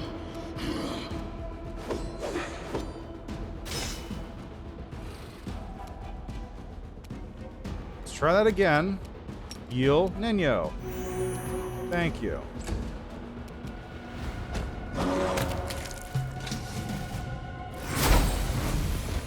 Excellent shot, sister. Another demon lord at your feet. Well, songbirds, I think you have sung your last. Traitor, how dare you? We swore to protect each other, and you betrayed me. You ambushed me. You shot me down and wounded me. You conspired together with your brother. Damn you both! I'll bring her to power. I will bring her to power, and your death will be the foundation upon which we build our throne. Your brother is just like all the rest of them. You will regret your betrayal. Why? That's wound so much. Why do our black bolts cause so much pain? Yet it was he, my brother and lover, who helped me orchestrate your downfall. Darkness and oblivion await you, and nothing you can say will change my mind. Someday you'll realize that you were wrong. Your brother is greedy and jealous. He will envy your strength and stab you in the back, just like you did to me. And you, fool, do not triumph prematurely. Your sister is powerful, but you're nothing more than her pathetic henchman. She will defeat you, no matter what trickery you have devised. Burn in flames one for another, love one another, or kill each other. I don't care. Nothing makes any sense. Nothing matters. There she is. The ghost's powerful voice rings out through the caves like the tolling of a funeral bell. The huge demon looks at you with complete disinterest, and her gorgeous face is cold and dead. She looks like a statue made of ice. Who are you? Why have you disturbed me?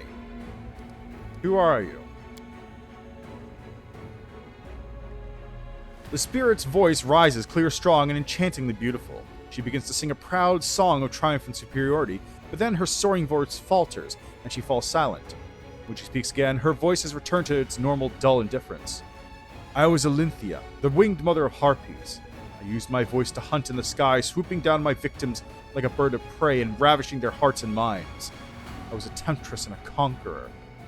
Greedy claws of the abyss. Who am I now? No one. Dust and ashes. Are you really the ghost of Olynthyia, or are you something else? You can hear the pain and anguish in the ghost's voice. Her words are filled with desperate longing.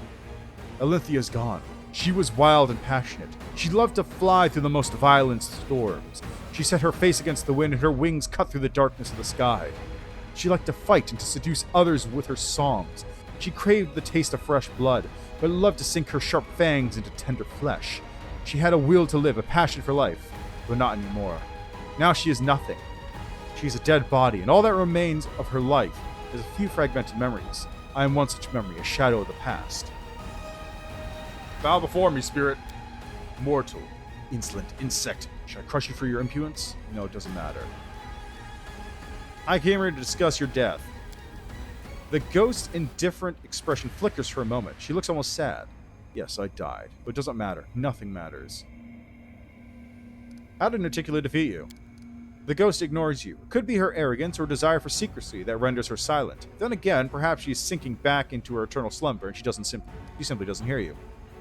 Weave a web of spells around this powerful ghost. Crush her ephemeral body with your power and force her into submission. The spirit suddenly shudders piteously. She cowers beneath the blows of an invisible whip as it lashes into her into submission. Her ghostly face looks haggard and worn. Stop! Don't disturb me! Go away! Ask what you want, then leave me alone. I want peace. I do not want to exist. How did Articulate defeat you? Answer me! I was stronger than Articulate, but her attack took me by surprise. Her black bolts were enchanted. They quenched the fire in my soul and extinguished the passion in my heart. I no longer had a reason to fight, and I surrendered to her will. How interesting! By the way, did you know that crossbow bolts can be used to pin your notes to walls, cabinets, and even doors, so you can always find them when you need them? Thus, your utility for science can be considered equal to, or even more significant than, their utility for killing. I have everything I need. Suddenly, a cold terror grips your heart. You feel your blood turn to ice as your body is wrapped in a frigid embrace. Don't go. Spark of life, restless mutt, put it out. The ghost cold. I rolled a 4. Nice. Although I would need to roll an 18 for this anyway. The ghost's cold and different voice drains you of the will to live. Your arms hang limp by your sides, your eyelids droop, and the bitter taste of ash and soot is in your mouth. Life feels meaningless and empty. Instinctively, you lash out with your mind, severing the connection. The ghost is engulfed in green flames and returns to nothingness, with a terrifying cry. The howling wail echoes through the cave and across the abyss. The terrible sound is enough to give a splitting headache to every magic-sensitive creature who hears it. You swiftly dispel the spell that awakened Olinthia's memory. The remaining fragments of her consciousness sink back into sleep, and her wailing cry fades into silence.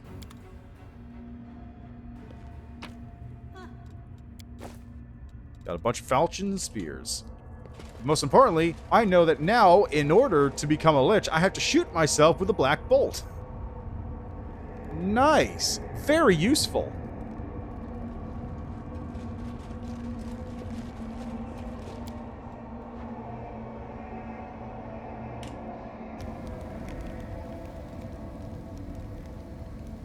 I want to drink life in a single swallow, just like you.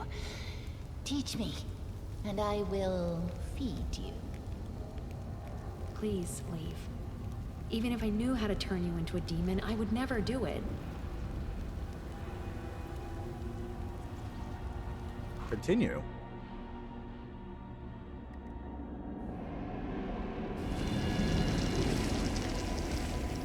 What? That was weird. Oh, because I was a bear. Right. Forgot about that part. I forgot I was still a bear at that point.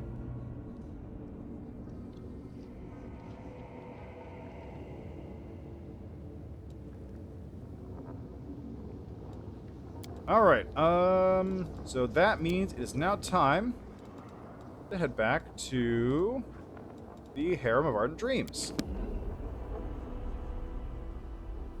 And finish this side quest. At last. Oh god, there is one last encounter to do, isn't there? Yeah, I probably should go do that. It's gonna be a long one. It's gonna be a long one, but let's go do it. I also don't remember where the last thing is.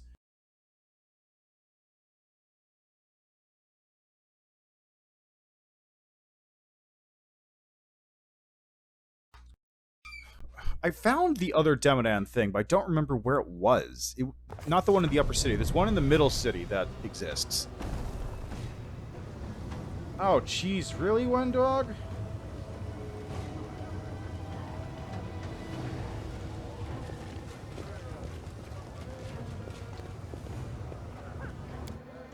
Whatever.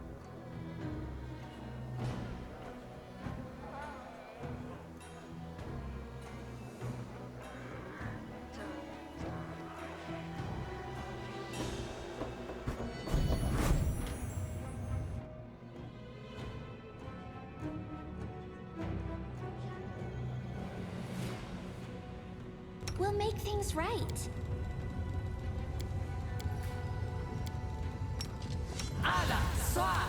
I prefer the company of me, myself, and I. Unimosi travisi, unimosi travisi, unimosi travisi, anishrim sukino. Unimosi travisi. I don't think I need to do the full buff regimen for everybody, but I might as well get myself buffed up. Ona adayana. Unimosi travi ona adayana. Axi, Yas. Unimosi travisi. Ona adayana. Anek, U, Efno. Ona adayana. Alright, let's see how that works.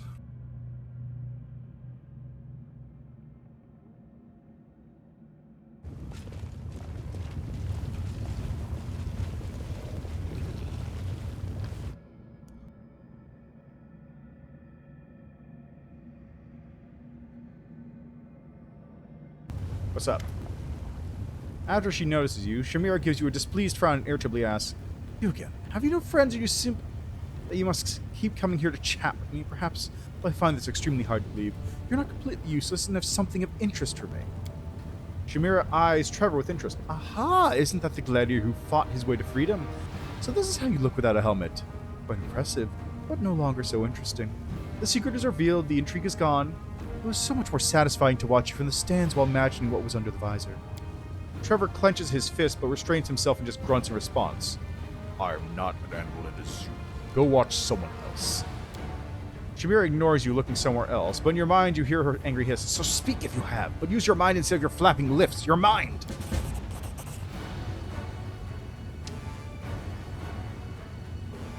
I know that you've done much to win Shamira's favor. Oh, hold on.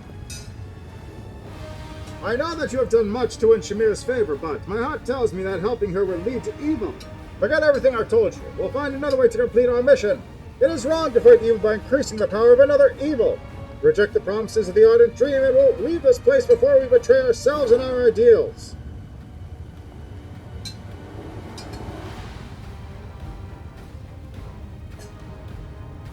Let's see. I don't serve you. I won't tell you nothing. Shamira gives you a venomous smile so you can read... And you can read your sentence in her eyes. That's right, you don't serve me. You're an outsider, but an meticulous will. No one can lay a finger on you. But who will stop me? Shamira's magic crashes over your will. I rolled a 3. I rolled a 3. I need a 12, and I rolled a 3.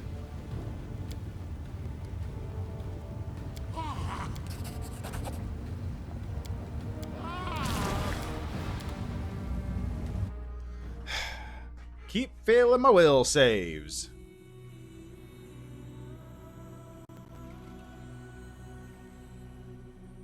I can't roll for shit in this game.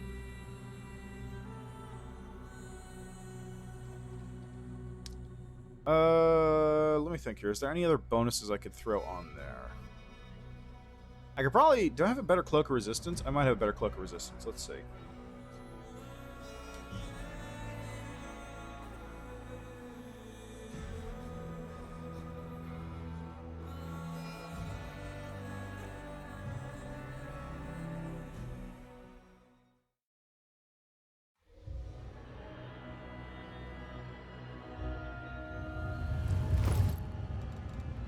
I'm using a +4. Do I have a +5? No. This gives me a +1 luck bonus on all saving throws. Intelligence and charisma +2.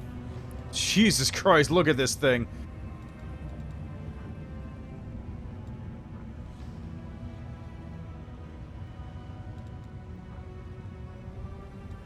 Let's just put that on there for now.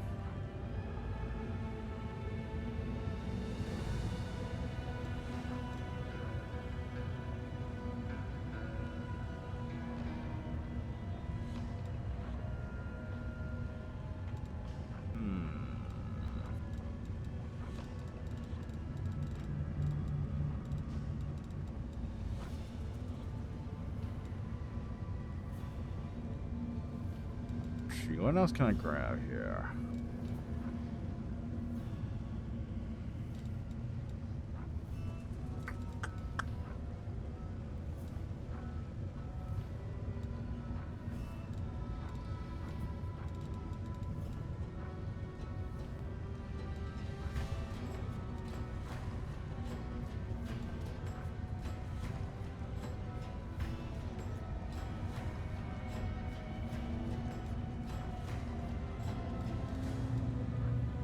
I don't think I got anything else. I think that's probably it.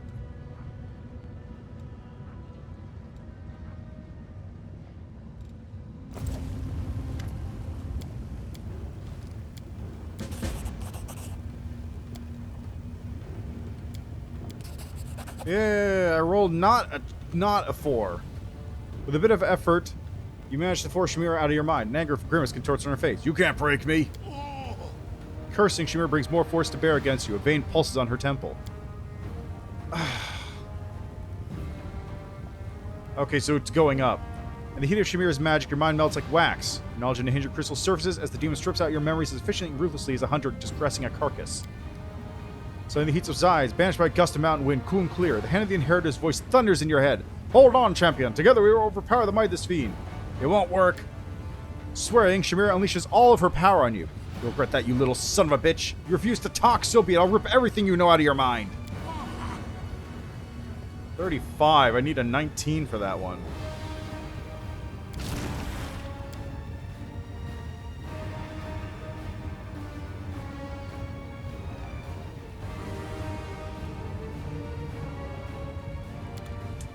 I wonder. This war must end.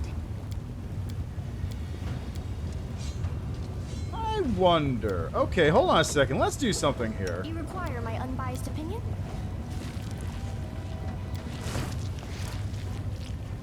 Let's see something what I can do here. Let me see something.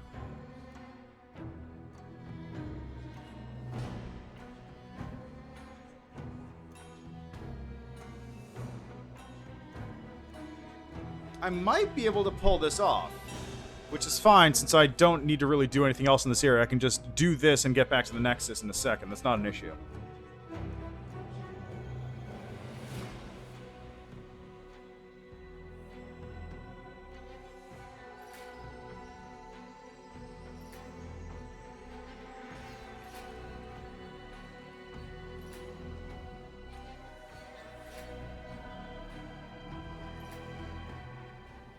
And of course, if you're an Aeon, this isn't even a check. You just go right through this.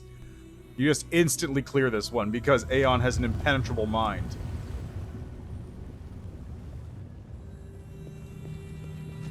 Move aside. Which is a nice little touch. And then if you're Demon, you have another option as well. Which is to T-pose on her to assert dominance.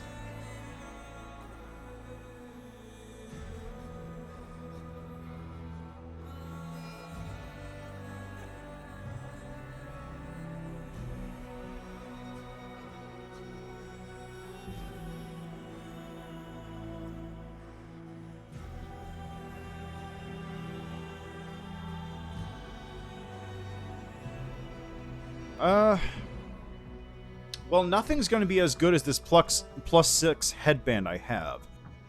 But spells, yes. Because I believe Socio might be able to get Mind Blank. And if Socio can get Mind Blank, that'll be perfect. Once the map loads in. Oh god, is this just... Okay, it's not gonna... Okay, it's just, the game has not... The game doesn't like leaving the harem of ardent dreams. I got Owl's Wisdom already active, and that unfortunately does not stack with the +6 headband because they're both enhancement bonuses.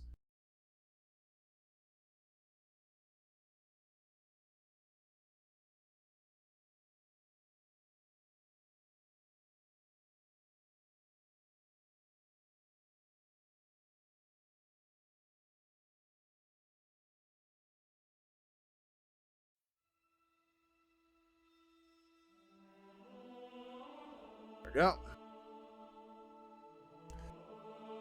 Let me think though. If I was buffing up my will save, I would have to do... let's see.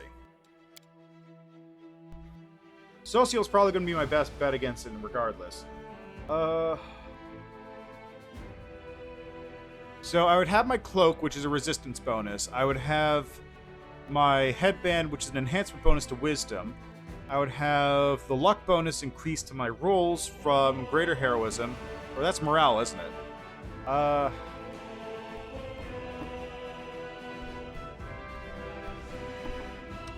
If I get protection from chaos, that should count. Given that it's a divine bonus or something? Okay, let me just load up a different game here.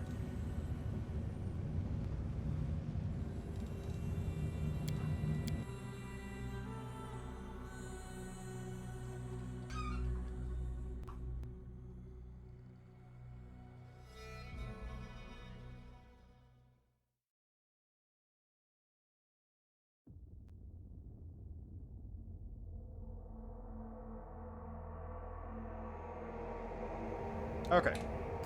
So who are we bringing with me? I could bring Char. Alright, let's grab Socio real quick.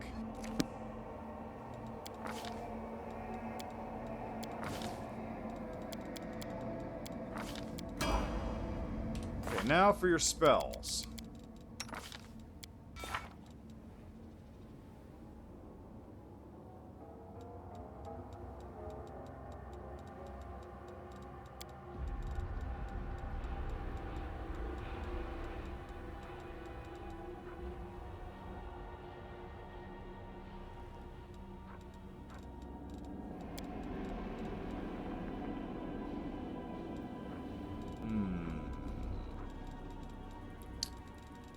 Okay, that doesn't work, clearly.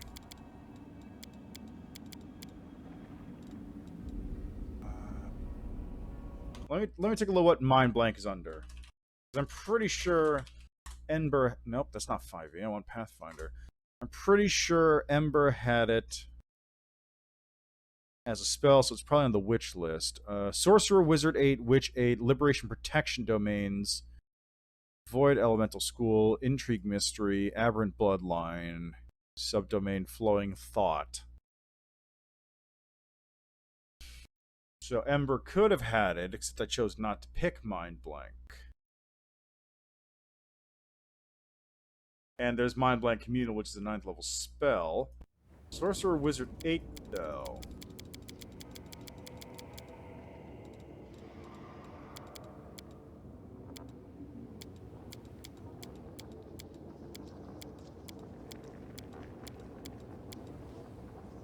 Only other option would be is if I gave Nenyo a scroll of it.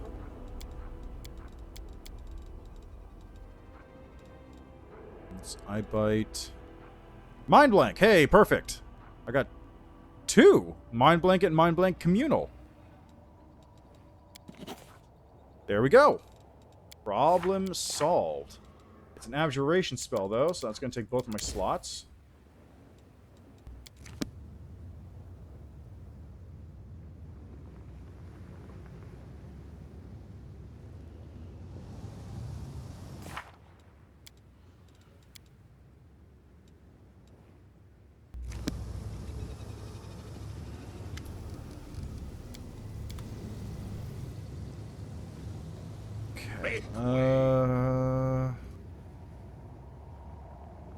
Mind Blank gives me a +8, so that'll be useful. That actually should do it, honestly. Okay, really quickly, I just got to go to this, because I got to report back to Zacharias. I wasn't using any of those 8th level spell slots on Nenyo anyway, really. I got a Hideous Laughter. That's it? Really? Well, whatever.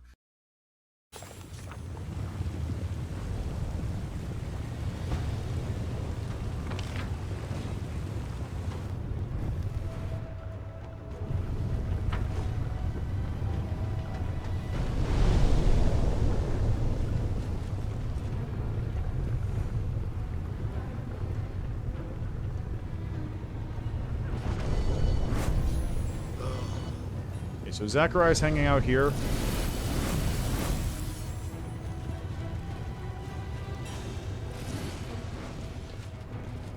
How much longer, I wonder? No, where is Zacharias actually hanging out?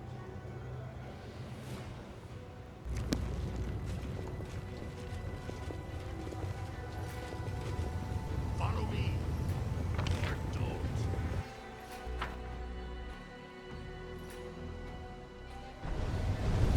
Oh, look, you can see the ocean down there.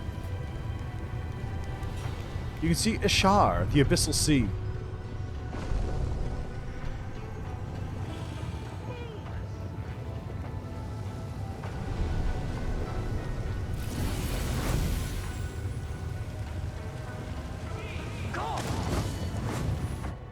Back to the harem. Maybe he's hanging out at the Nexus. I'll take a look at the map in a minute. Once I'm done with this nonsense. Okay, let's try this again.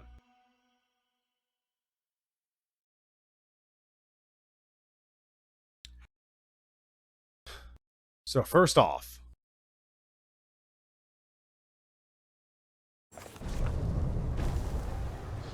Make way.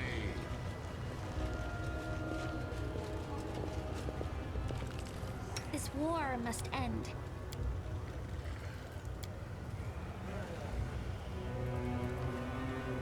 personal range spell.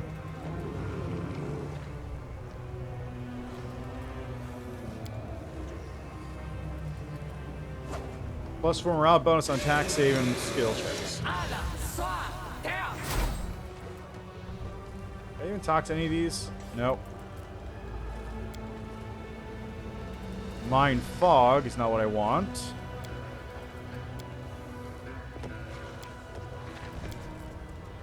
Okay, so I got heroism. If I had a cognitogen, I would drink it, but I don't.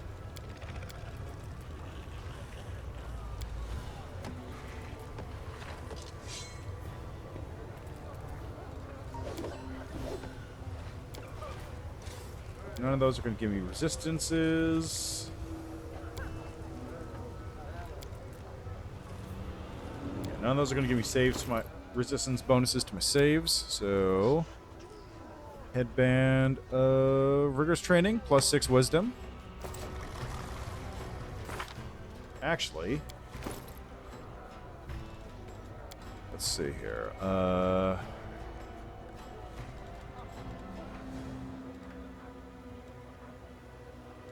Full plate, change shirts.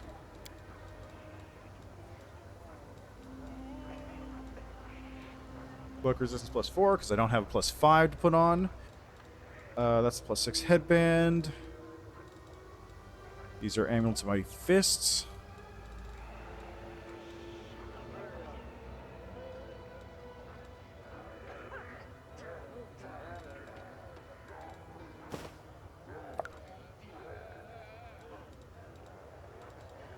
Man, I wish the tinfoil hat was in this game. There is actually a tinfoil hat item in Pathfinder. It gives you immunity to mind-affecting effects.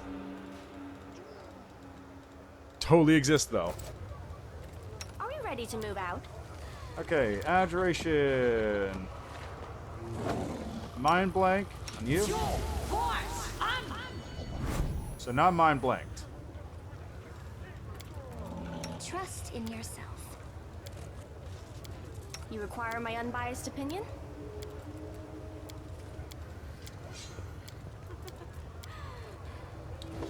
I think that's pretty much all I can do. Will save is now plus 16. So it'll be plus 8 on top of that in case I get mind blanked. Or in case I get hit by will save for mind affecting, which maybe this counts as mind affecting? Who knows?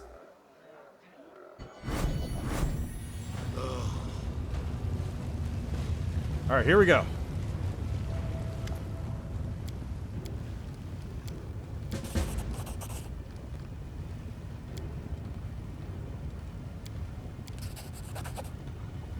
Nope, it's not. It doesn't affect it. It doesn't count.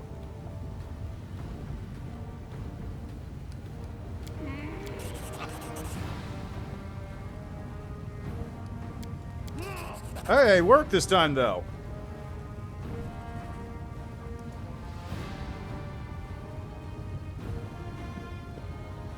Why is the DC lower this time? It was a 35 last time, wasn't it? You can't break me.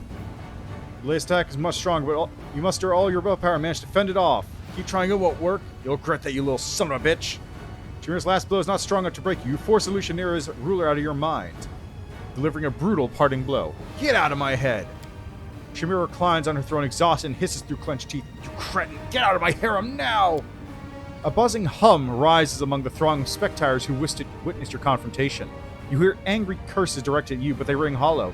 For the first time in centuries, Shamira has received a public dressing down, and witnessing it was a true delight for the assembled demons.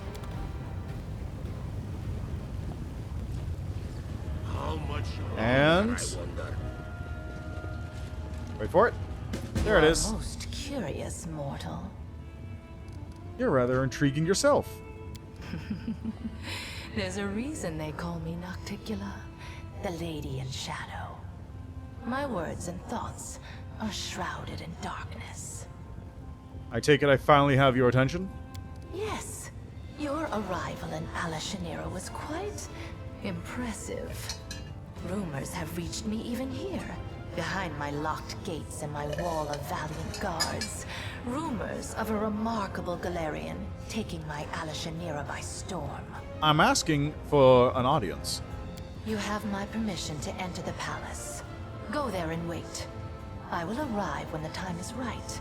Until then, You will be taken care of by one of my servants.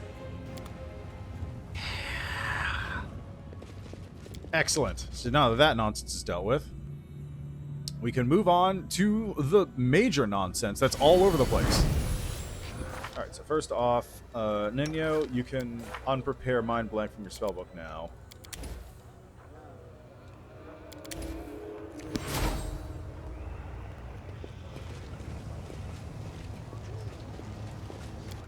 Okay, we need to go to... Let's head back to the Nexus. I'll pick up Camellia and do the 10,000 Delights first.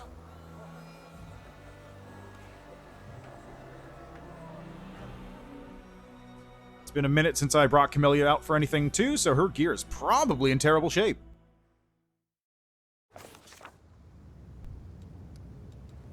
Oh, before I forget as well, take that off. I need an int and charisma headband, but I don't have any.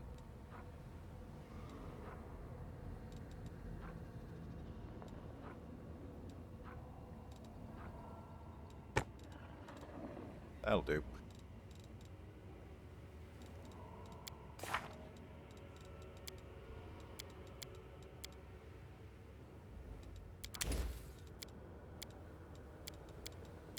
Okay, that takes care of this.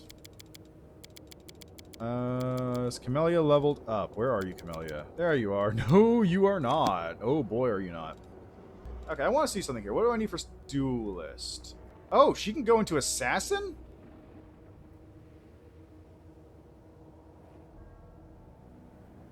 Curious.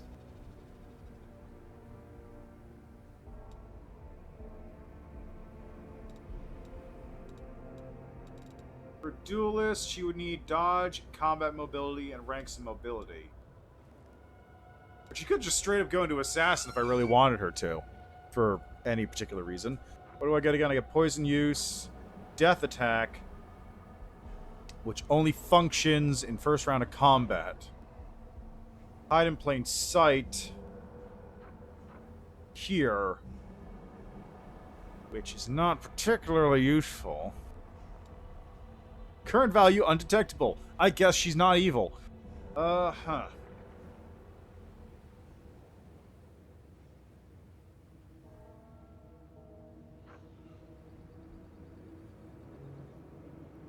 What action is a death attack anyway?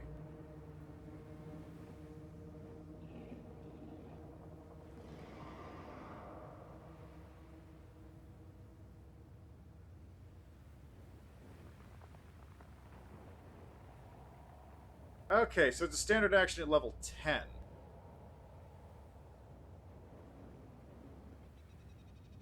What does she get as a Spirit Hunter? She gets... more attacks of opportunity per round, weapon focus, and spirit specialization. A hex.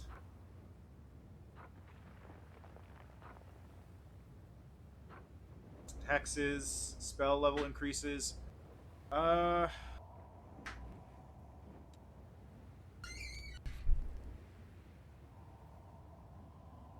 honestly really tempted to just put her into Assassin because I could bump her up to like what, Assassin 5? It wouldn't be useful, but I could totally do it. What's the scale off of again? Scale's off of int modifier. What's her int modifier? Now let's put it in here for the time being. Her int modifier is a 0. She has no int. Really? She actually has no int?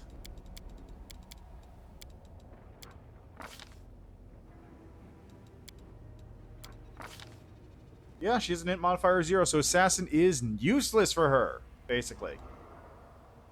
He's high dex, though. Very high dex. I guess more Spirit Hunter, and then... Duelist isn't even good for her, because she doesn't get any bonus from Canny Defense. She just gets to do her Precise Strike, which I think she already gets anyway from, I'm pretty sure I already gave her mythic weapon finesse, so that does nothing. Prove reaction, parry. Yeah, no, this is not useful at all. Spirit Hunter it is. Just keep going up the Spirit Hunter.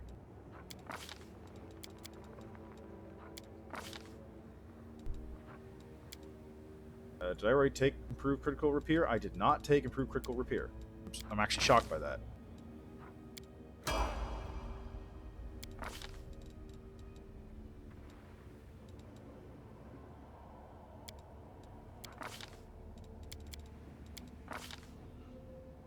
Let's see. Have Nail, Secret Ward, Slumber, Misfortune.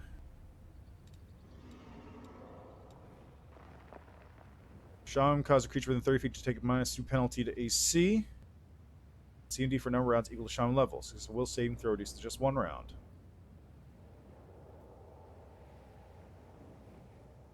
So it's like an Evil Eye that stacks with Evil Eye.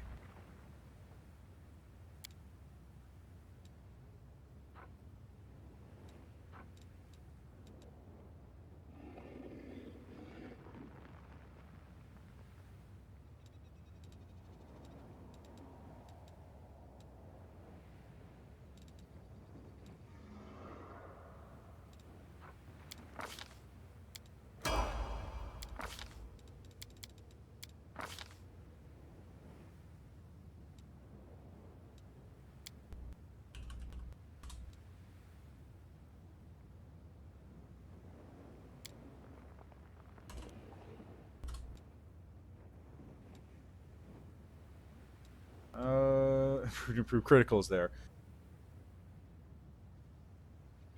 What else can I grab? Outflank? Outflank.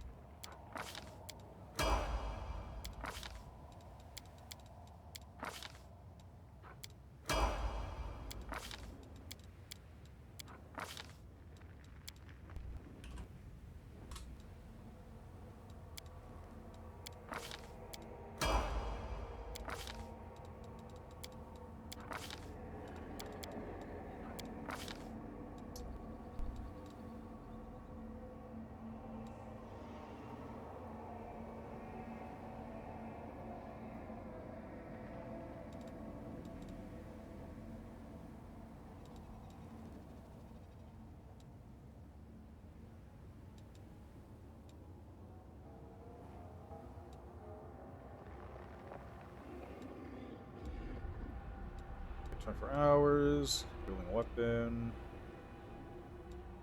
Hours. 1 day. Might as well grab Ward. Right, weapon focus. Repair! There we go, and now I level up with her other stuff. So now... yeah, Piranha Strike Mythic. Wait, really? I gave her Piranha Strike Mythic and not Mythic Weapon Finesse? That was a mistake.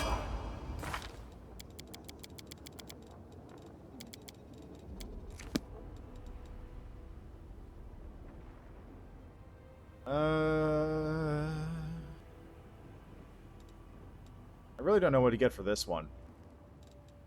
Send element. Archmage armor. Might as well. Pretty sure she has mage armor as a spell, doesn't she? She doesn't have archmage. She does not have mage armor as a spell. Ah, that was a mistake. Okay, it's fine. She can use scrolls.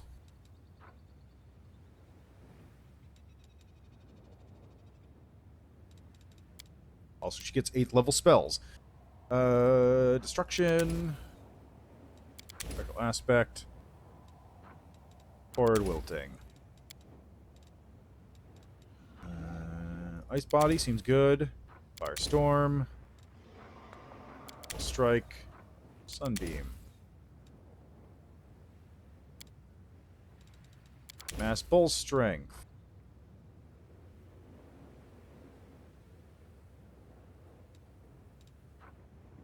Slay Living, Spell Magic Greater, And create undead. True Seeing, Flame Strike, Righteous Might, A Fangs, Break Enchantment.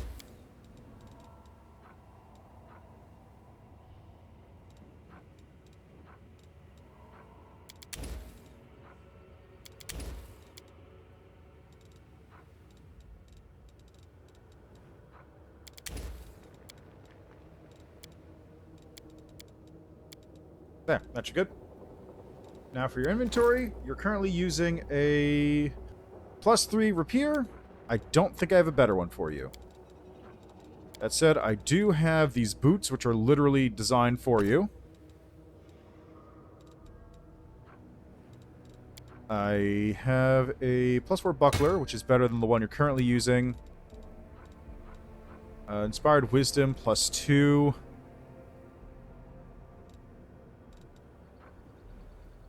Have a +4 Wisdom headband instead, and also gives you bonus on mind affecting. Belt. Currently using a what, +2 belt?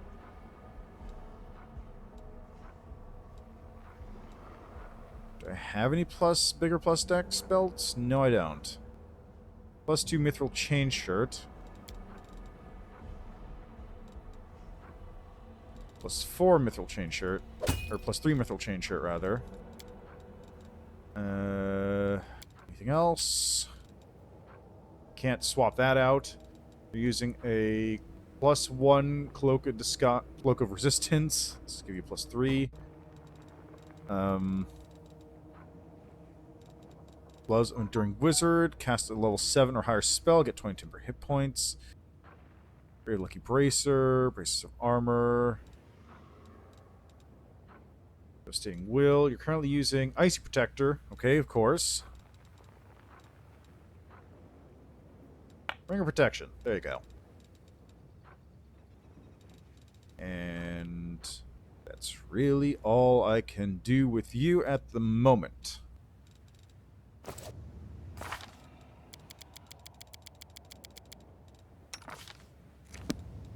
Alright, real quickly, I'm just gonna hop in here, dump off a couple items in the chest.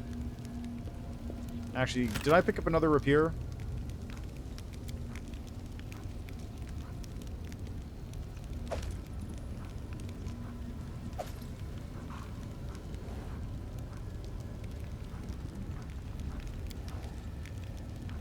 To pick up that and this.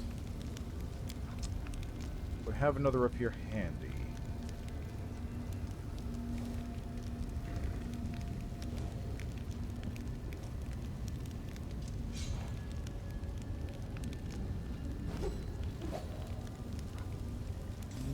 No. Okay.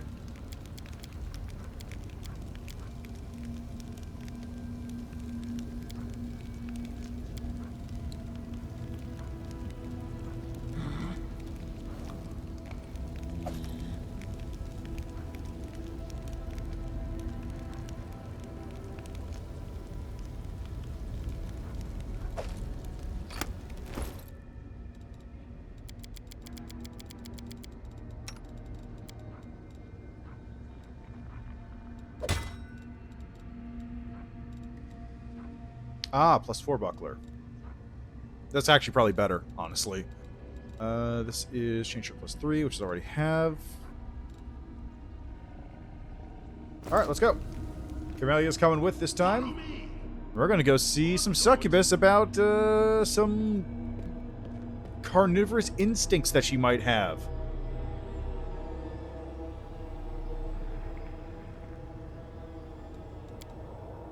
Alright, you're out for the moment. Grab you. We're headed to... Actually, before I do that... Hi, Camellia and Ember.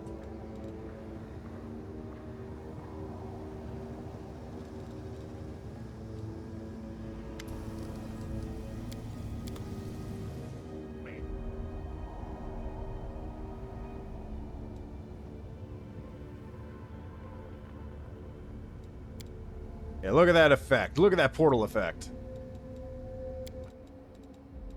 to the 10,000 delights. And let's deal with Camelia's side quest, because this is a very short one, all things considered.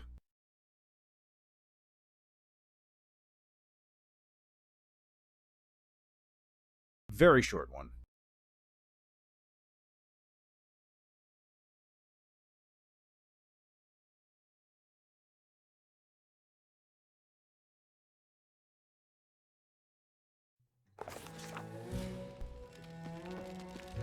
Alright, let's see here. I don't have my skeleton for whatever reason. Well,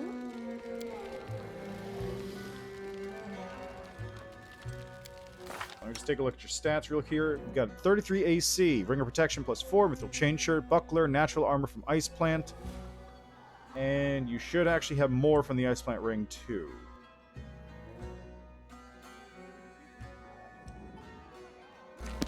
Alright, well.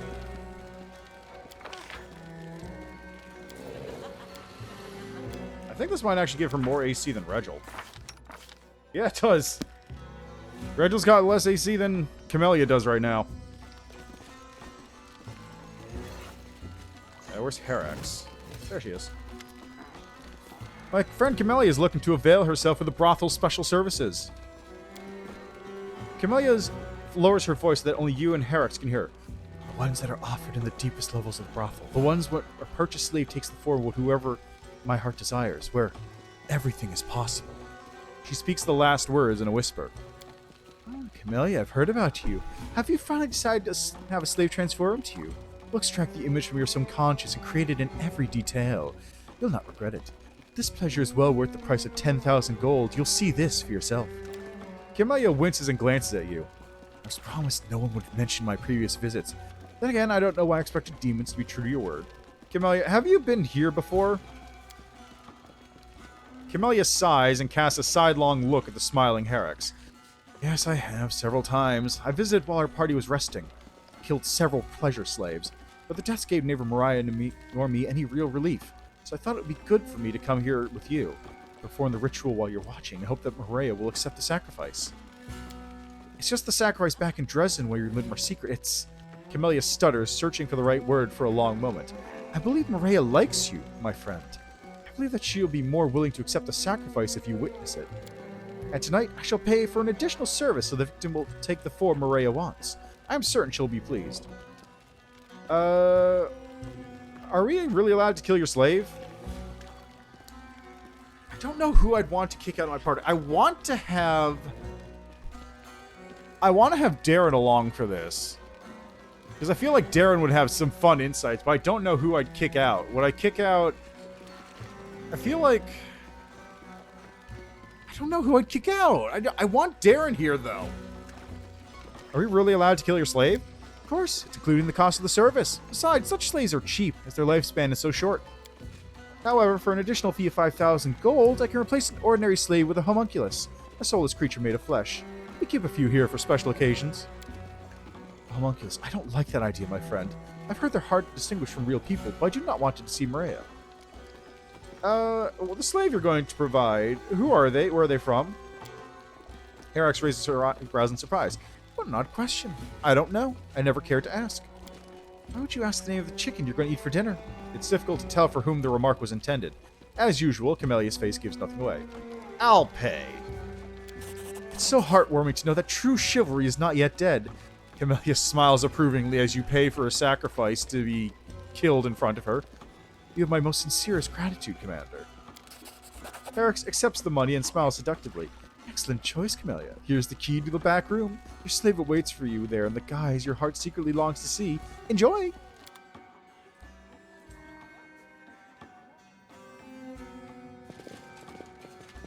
I still am missing a skeleton. Okay, I've got an autosave right there. That's fine.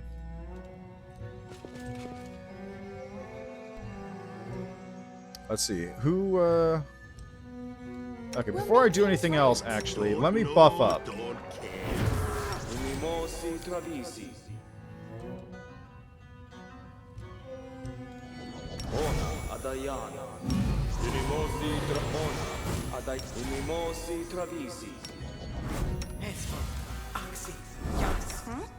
Oh, Yes, what?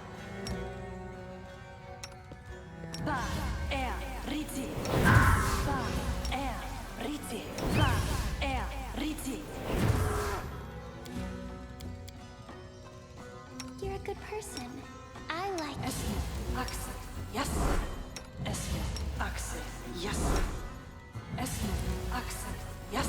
Okay, let me just double check. Okay, that doesn't stack with the Mitchell chain shirt, which I'm currently wearing. I forgot about that one. All right.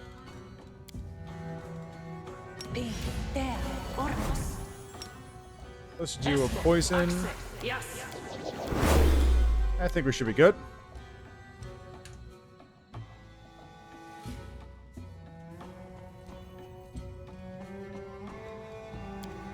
Thanks, Camellia. I am helpful, am I not? At first, you don't understand what's happening in the room. All you can make out in the gloom is a writhing, snarling, squelching tangle of bodies. But your eyes slowly adjust to the dim light. You notice that the body trying to break free of the claws does not belong to a demon. You cannot see the face pressed against the demon's stomach, the demon whose tongue is lolling in ecstasy. A wall of naked backs prevents you from making sense of what's happening, but you get the feeling that you know this person. The demon standing with his back to you turns around and freezes. His claws break the skin on the unknown mortal's thigh.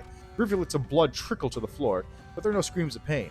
Sensing a lull in proceedings, the victim raises their head, and you finally see their face. Your face. There's no expression, no emotion on the face. The features are slightly off, like in a portrait painted from memory. The demon opens its mouth and, in one movement of its powerful jaws, rips the face from its skull, leaving behind a bloody mass of great gaping holes. Then the demon turns to you. Well, have they got a new commander? Good, because this one's done. Come on in, homunculus. Again, I'd like to point out that this is in the original AP from what I recall. It's a part where you walk into the 10,000 Delights and you discover that your entire adventuring party is a very popular attraction at the brothel.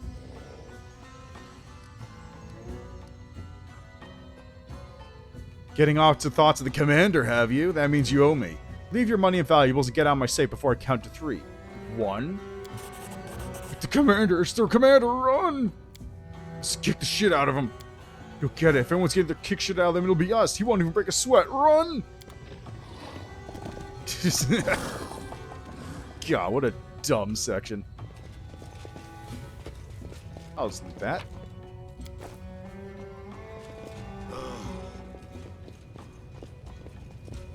What a bizarre section. Alright, what's in here again? I hope you appreciate this. You're not gonna... I need to get out of here.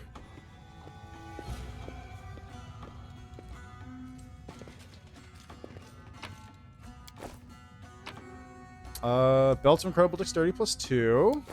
Nothing else. This is kind of a lame room. How much longer, I wonder? Got it. Got it. Got it. Onwards. Key to the farthest room. Camellia reaches for the door handle, but immediately jerks her hand back. We're in the right place, yes? So behind the door we'll see... Camellia's voice trembles from either anticipation or nerves. Are you nervous? It appears so. Camellia's lips twitch into a smile before settling into a pensive frown again. I did not expect your presence to have this effect on me. That's a good sign. Let's wait a little while. What's the point of waiting? Ah, I see. Anticipation makes this experience all the sweeter, yes? Camellia forces a smile on her face and takes a step back. God, I'd love to see what would happen if you had Darren here. Probably not much, honestly. I'll do whatever you desire, mistress. Whoops. Papa? The eyes of the transformed slave, who bears a striking resemblance to Horgus, looks at you with terror and a glimmer of hope. His corpulent short body is an exact copy of Horgus Worm as you remember him. Hello there, my dear. Come to Papa. Shut up, shut up.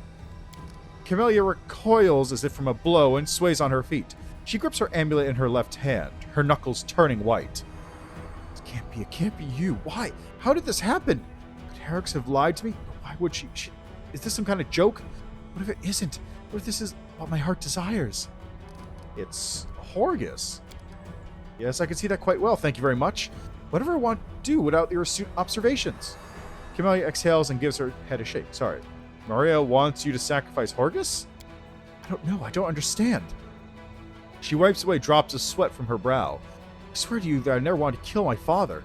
I never thought that's what I wanted. I never thought that Maria would crave his blood. My father raised me, cared for me, sheltered me. He wiped away my tears when I was sad. He listened to me rage and when I hated everyone around me. He was the only person who helped me come to terms with my secret predilections. I respect him. I love him. Camellia brings the amulet in her clenched fist to her lips. Why would Maria... Why am I seeing him now in front of me? Who are you? I'll be whoever you want with me. I'll do whatever you say, but please don't kill me. Calm down, Camellia. We need to decide what we're going to do with that thing. Camellia stares off into space for a few moments. Then she shakes her head and looks at you. We shall do what we came here to do. What other choice do we have? Are you going to kill this Horgus? Why shouldn't I? Camellia shrugs. I've already paid. I don't like wasting money. No, please don't. Camellia does not deign to answer Horgus' pitiful pleas. You recovered from the shock quickly. Killing this creature is Maria's will. Who am I to oppose her? I'm only doing my duty. Well, if you decided. The silence of Iomede's herald speaks louder than any words. Camellia wets her suddenly dry lips. Her left hand grips the bone amulet tightly. A sharpened dagger gleams dully in her right hand. Watch closely, my friend. I want you to see. I don't want you to miss even the smallest detail.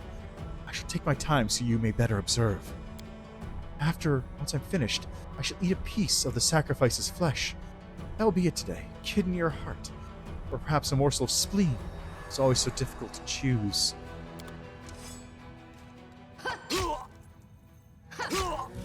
Such a little cut, but so much blood. Maybe I should have given her assassin after all.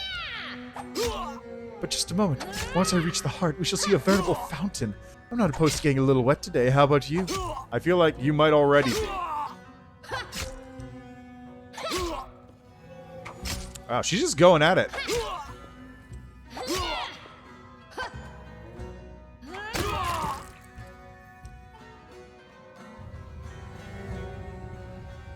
That was intriguing. I need to think. I bet you do. Follow me. What else is in this room, though? Anything? No.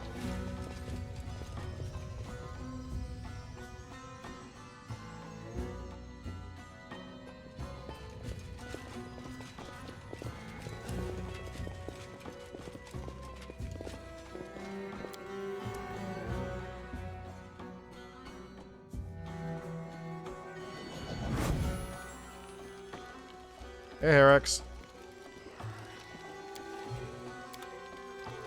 Okay, well that takes care of Camellia.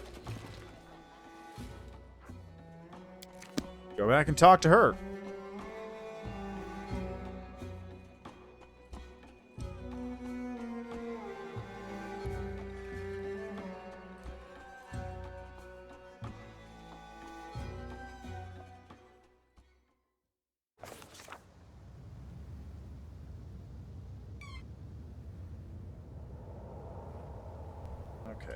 Camellia is... Where's Camellia? Is she hanging out inside? She's hanging out inside.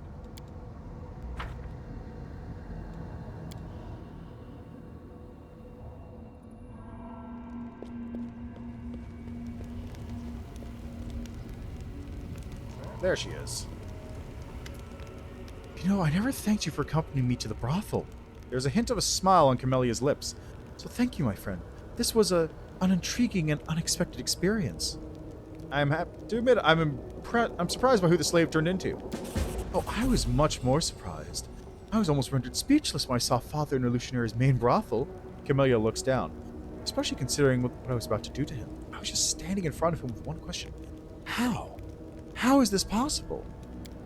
The girl licks her lips quickly. When I realized that Father was just an illusion created by Maria's secret fan, not even hiding it. I have to admit, my hand faltered. Does Maria really want my father's blood? If I want to heal the lands of Sarkoris, do I really have to sacrifice... Camellia's voice breaks, and she just mouths the last words. My own father? I hope both you and Maria got what you wanted. Oh, you have no idea how much I enjoyed driving the stiletto to the hilt into the chest of that Horcus. When this hot blood gushed on my fingers, when his eyes glazed over, when his hands grabbed my shoulders in a futile attempt to push me away. You know what I was thinking? I was thinking that you were watching me, that your eyes were following my every move.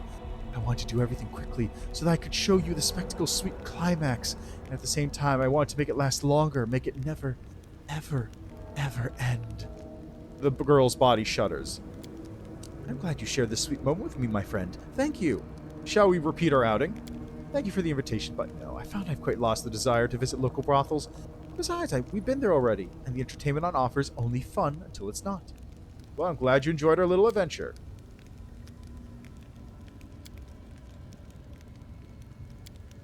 You really... Okay, so... Do you want to talk about more what happened at the brothel? Are you talking about the slave of Herax, whom I was about to sacrifice to Maria, turning into my father? I'm still trying to understand what all this means. I'm asking myself, I really want to sacrifice my father. Does Maria really need his blood? And I do not know the answer. I'm not even sure I want to know it. I can't stop asking the question. Camellia sighs. So no, I don't want to discuss what happened at the brothel, at least for now. But thank you for asking me how I feel. I appreciate it. I do. Bye. We'll deal with that nonsense later. Next up, we have...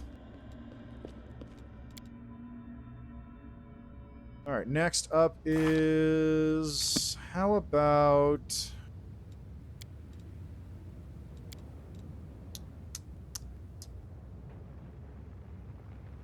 Let's do Grey Boar. And while we're here, let's level Grey Boar up. Grey Boar is a strength-based 2-weapon fighting build.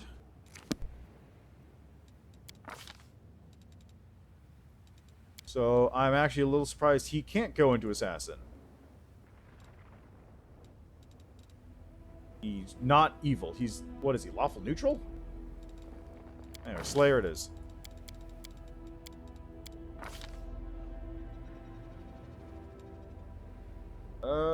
What should I get? I could get improved critical on Dwarven War Axes. Because he does dual wield those. Oh, he's neutral. He's just straight neutral. Cool.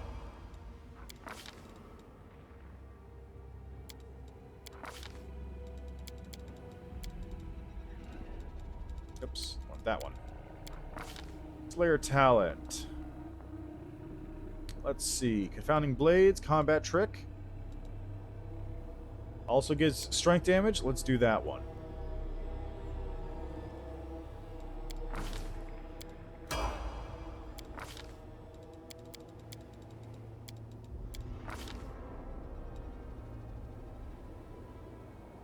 Let's see. How about...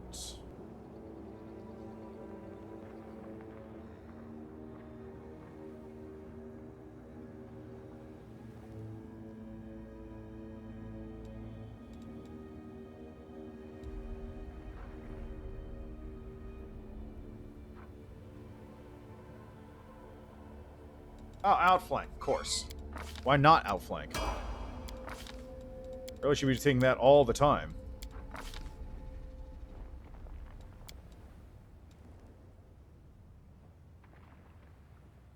Yeah, okay, I can't get 2-weapon fighting yet.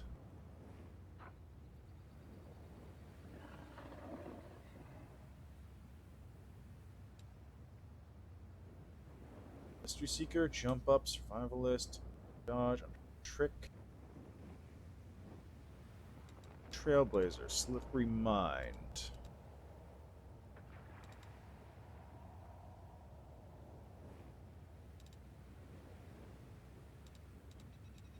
Familiar?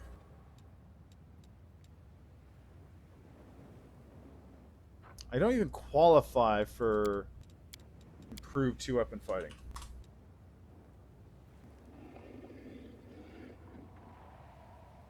Oh, wait,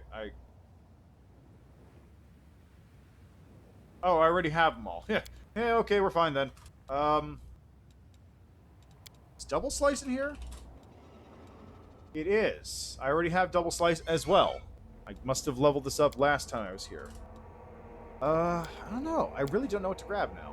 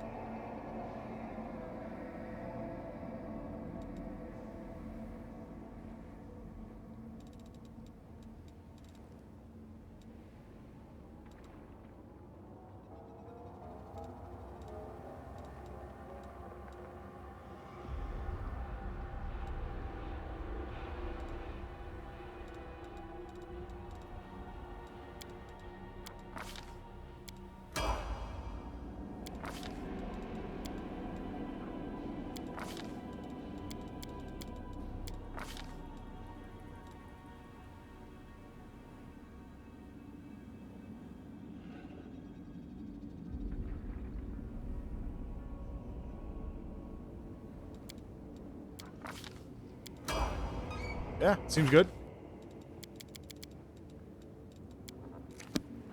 Okay, lost attacks, improved critical multipliers increased. Make sure he hits. For this ability, we're gonna go with... why not? Defensive study. And now for your equipment. You're currently using nothing. You got nothing good. Dwarven War Axe plus 3 and Crushing Cold. I'm pretty sure I have some Dwarven War Axes in the box.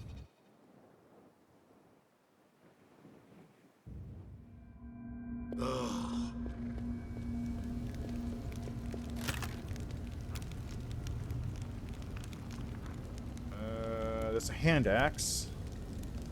There's a Dwarven War Axe. Certainty of Death.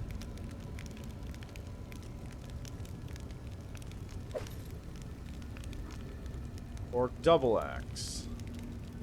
It's another one. Mordant War Axe. That's not going to be taking it. That's Tongi. I wish I could organize these by type. I guess wait. Do it.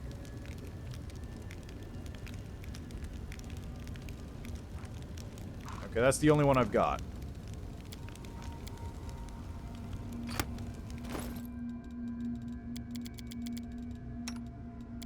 So you're... Let's see. What do I want this on? Plus 3 Holy. Which is better than just the plus 3 regular. Oh, that's a Dwarven Urgrosh. That's just a hand axe.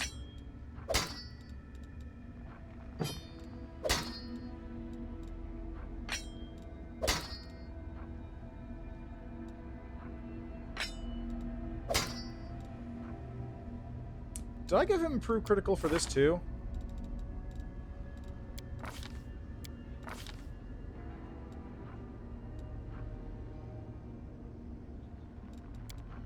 Gave him weapon focused Dwarven War Axe.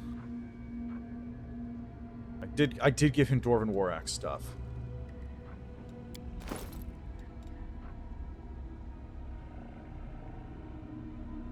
Okay, you know what? That's fine. That's fine. So I probably might want to go to hand axes too.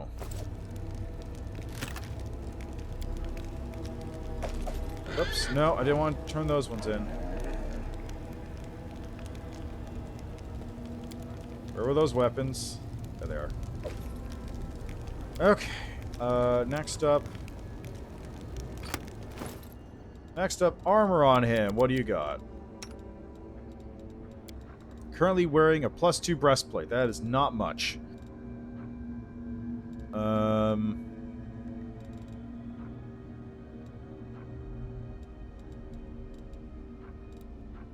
Also +4 belt of strength, which is fine, because I don't think I actually have another one that's better. God, what on you? Can't wear any of the full plates. It's a +6 armor bonus as opposed to a +8. Let's get you a better ring of protection. And do I have one that gives it bonuses for 2-weapon fighting? I wish there was a one to split for, that would let you split up by type. Like, split up to ring and amulet things. What is that? That's a +1 natural armor. Here, +3.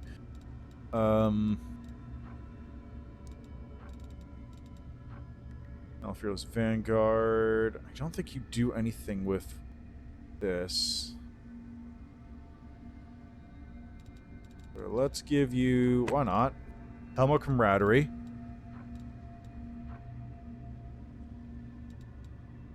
And I really need to give you better armor than that.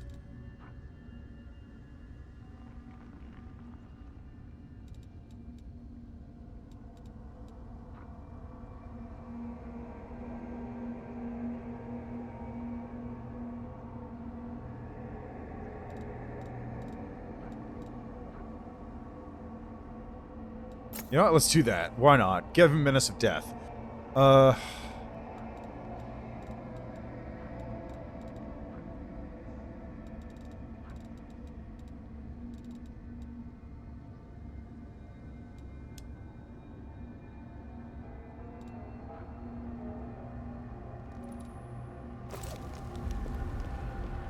much longer I think that's probably fine. He'll just get carried by everyone else in the party. That's it.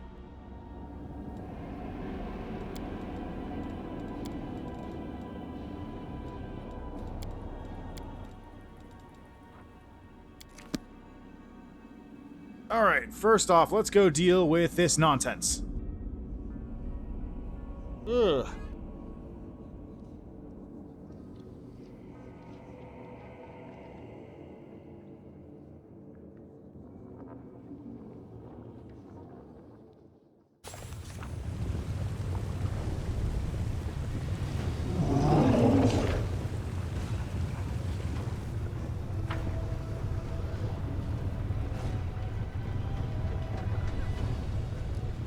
Windwalk's still sitting on 4 negative levels.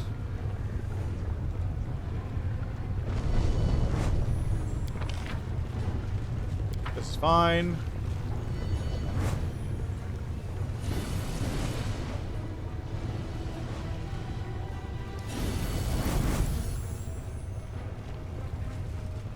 The House of Wicked Knowledge.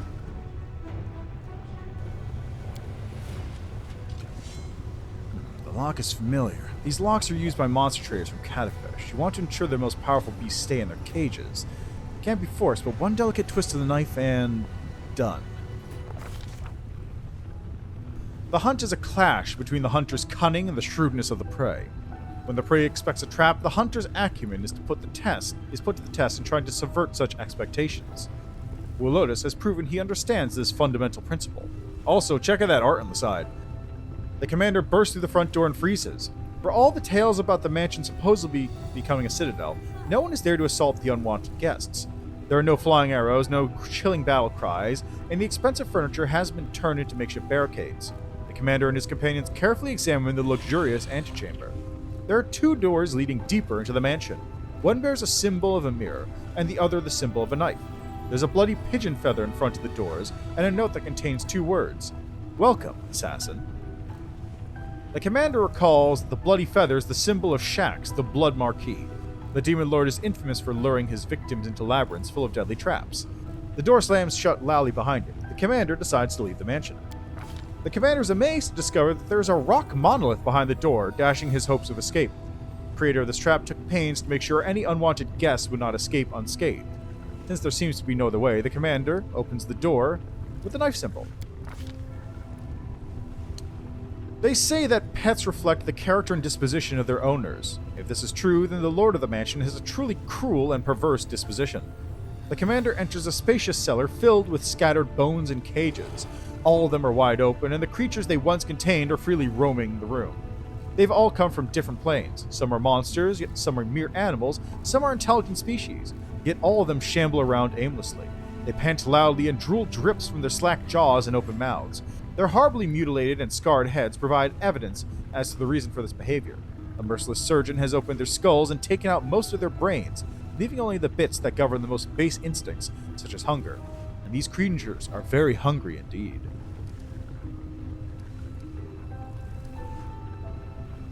Use Intimidate to scare away the monsters.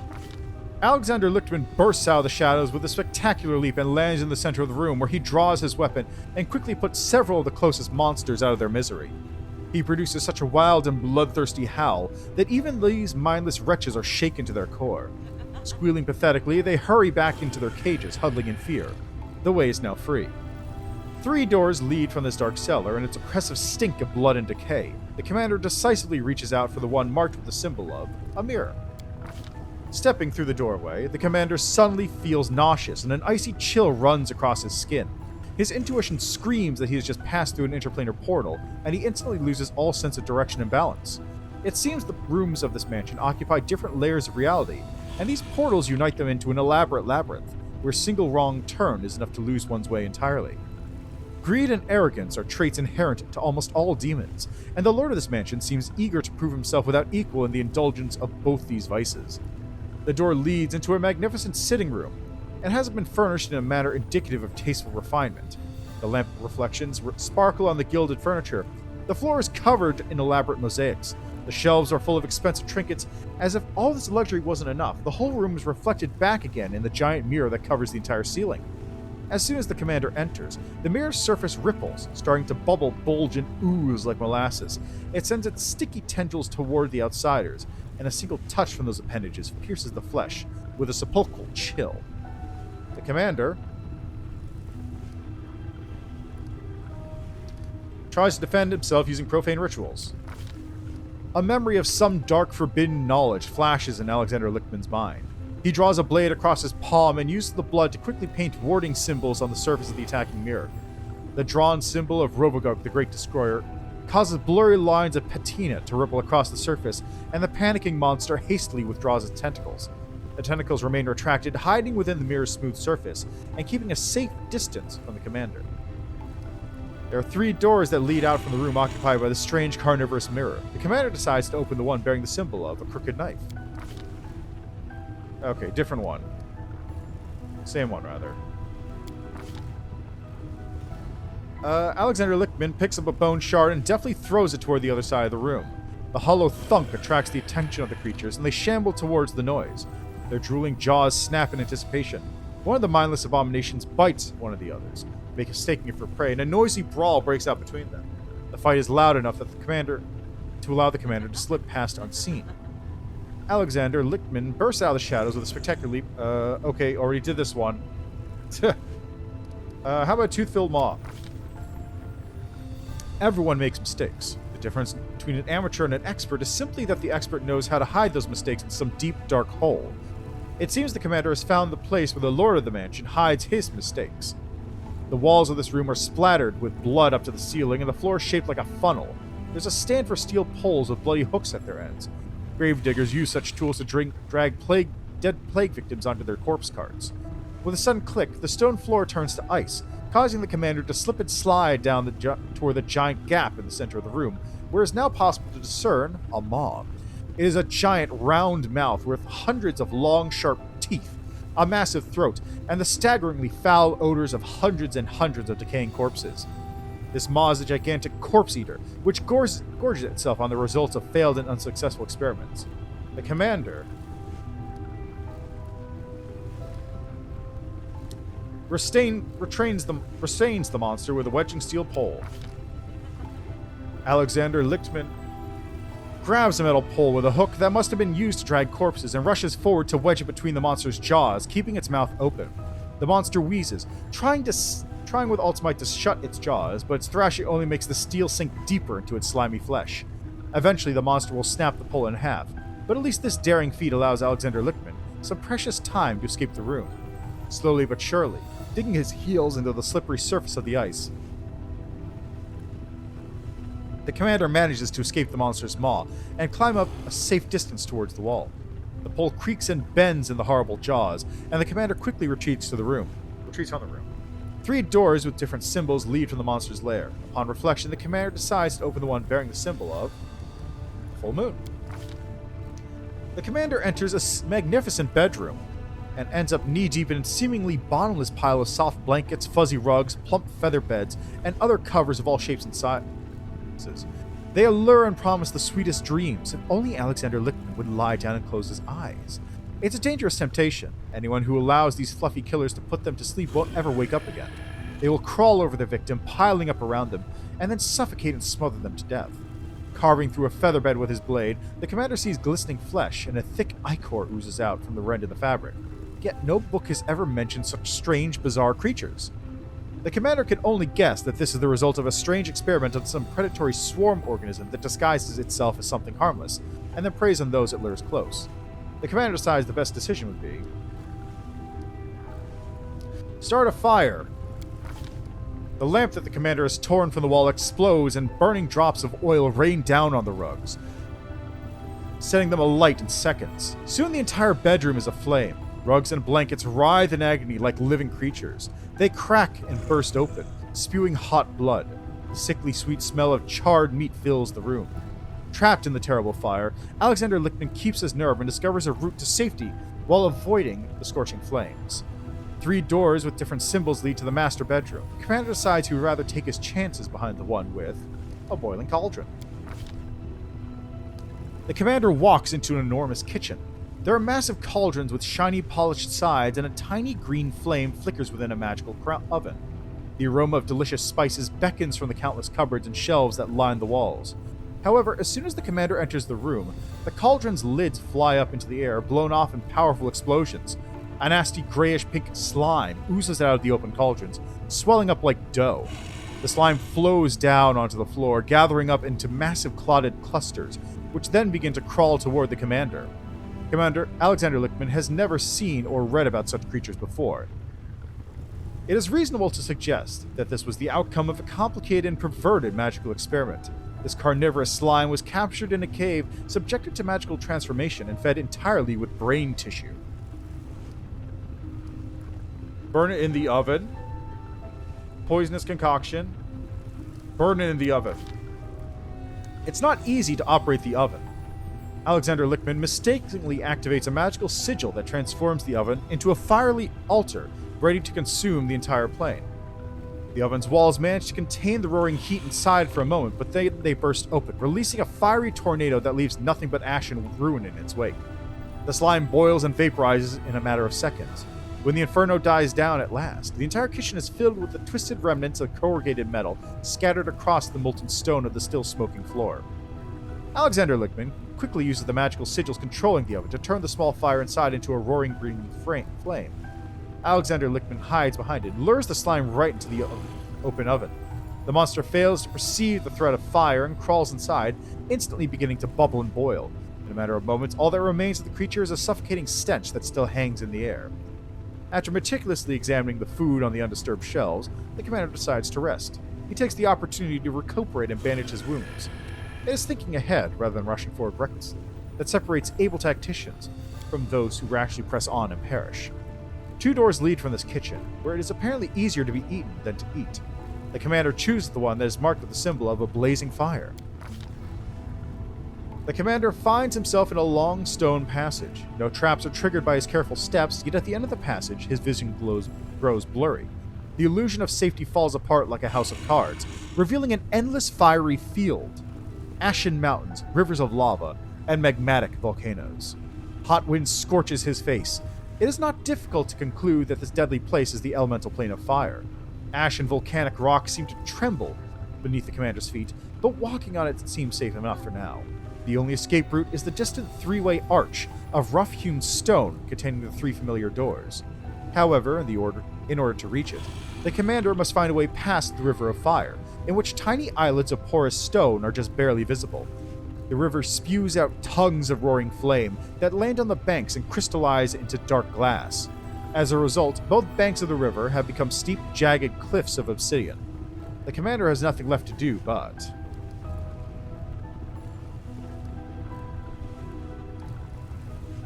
cross the rocks, using rocks. Alexander Lichtman oversees the bridge construction. Soon the river of lava is dammed up with a flimsy makeshift barricade of black rocks pulled from the banks. Molten lava licks at the obsidian dam, rising higher and higher and threatening to overwhelm it altogether. And yet Alexander Lichtman is a capable builder. The flimsy dam collapses only after the fiery river has been safely crossed. After reaching the stone portals, the commander has to decide which of the 3 doorways to enter. Eventually he settles on the one with the symbol of a rod. The door doesn't budge. The commander forces it open with his weight and enters the same hall where this dangerous expedition first began. The cozy, comfortable setting in no way hints at the nightmares that awaited the commander inside the mansion. The door outside is wide open, and through the doorway, dark figures can be seen clutching weapons. All of this was nothing but a warm-up. The final, decisive battle is still to come. The commander prepares for a fight as he steps outside the accursed mansion. So, now that that's all taken care of, there they are. The leader of this gang of demons is grotesquely disfigured, even by the standards of the Abyss. A disproportionately large and bloated head rests on a tiny, disformed body, covered in bumps and furrows, like a shriveled walnut. What seems at first to be a mane of hair standing up on end is revealed upon closer inspection to be bone needles sticking out from his pale, blistered skin. Where the mouth should be, there's instead a bony plate, formed from yellowing teeth that have grown together. It protrudes out from his torn, lacerated lips. His voice appears to come from a slobbering, undulating hole in his neck, just beneath his chin. More bloody Lyra showing up at my palace. I'm getting very tired of these visits. What a freak. Even I feel somewhat conflicted. Would killing this creature be an act of cruelty or mercy? I do not wish to show mercy to the scum that set me up. Who are you? A snort of derision escapes from the creature's throat, and he makes a dismissive gesture with his hand, his dirty nails curling into long, thin spirals. You don't even know who you decided to challenge. Let these words herald your imminent death, outsider. I'm Will Lotus, the wizard confidant and advisor to the Lady in Shadow.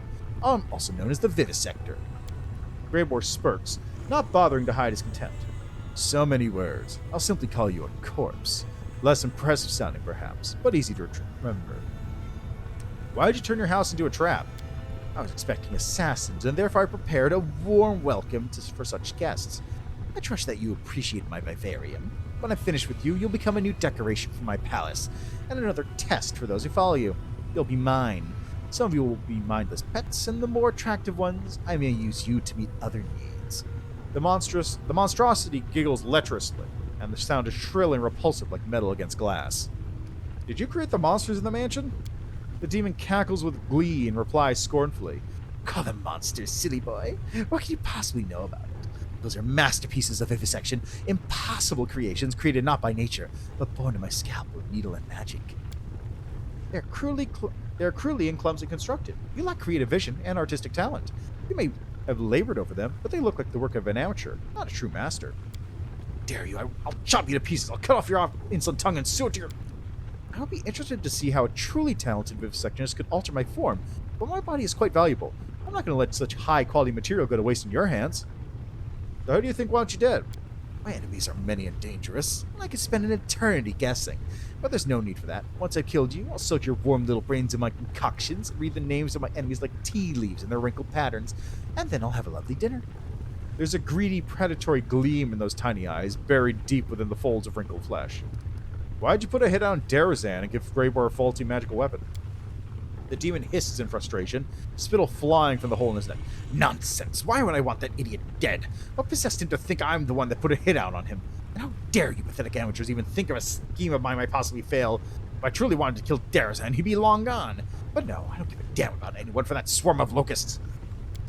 I expected such an answer. For some reason, whenever I corner these scoundrels and demand a reckoning, none of them are brave enough to own up to their crimes. And they never go quietly when I slit their throat. What do you think, Greybor? The dwarf shrugs and says thoughtfully, Usually I'm quite capable of detecting lies, but this ugly wretch is impossible to read. And what does it matter anyway? Even if he's not lying, we'd do well to get rid of him. He just tried to kill us in his mansion. Besides, will you ever sleep knowing this monstrosity is alive somewhere? Well, don't worry. I'm the last guest you'll ever have. The demon's cloudy eyes flare with anger, and his smug giggles give way to low, menacing growls. Soon we shall find out what your tiny, ridiculous, worm-eating brain smells like. Kill him! The dwarf grins ominously, and as he looks at the demon, there's no mercy in his eyes. I won't lie. I've been waiting for this for a moment. Tomorrow morning, my reputation will be spotless once again. Sweet dreams. Close ranks. Okay, we got Incubus Butchers. Let's kill this one first. Nice miss. Alright, Stormbolts? Stormbolts.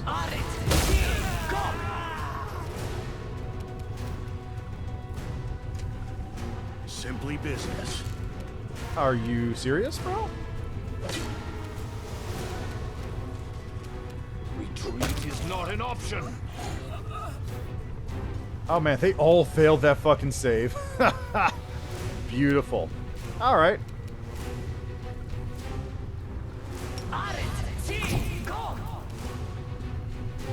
Well, I didn't target anything with that because I didn't realize it was a burst spell. I summoned a Shadow Demon instead. That's fine. I'll split you in half. They'll beg me to stop. Alright, and real quickly, Stormbolts. Man, this is going way easier than last time I did this. No. Can I even hit this guy?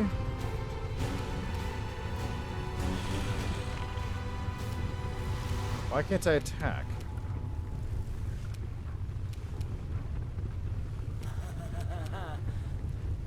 Do you have an effect on you or something? Menace of death cannot attack. Oh my god, are you fucking serious?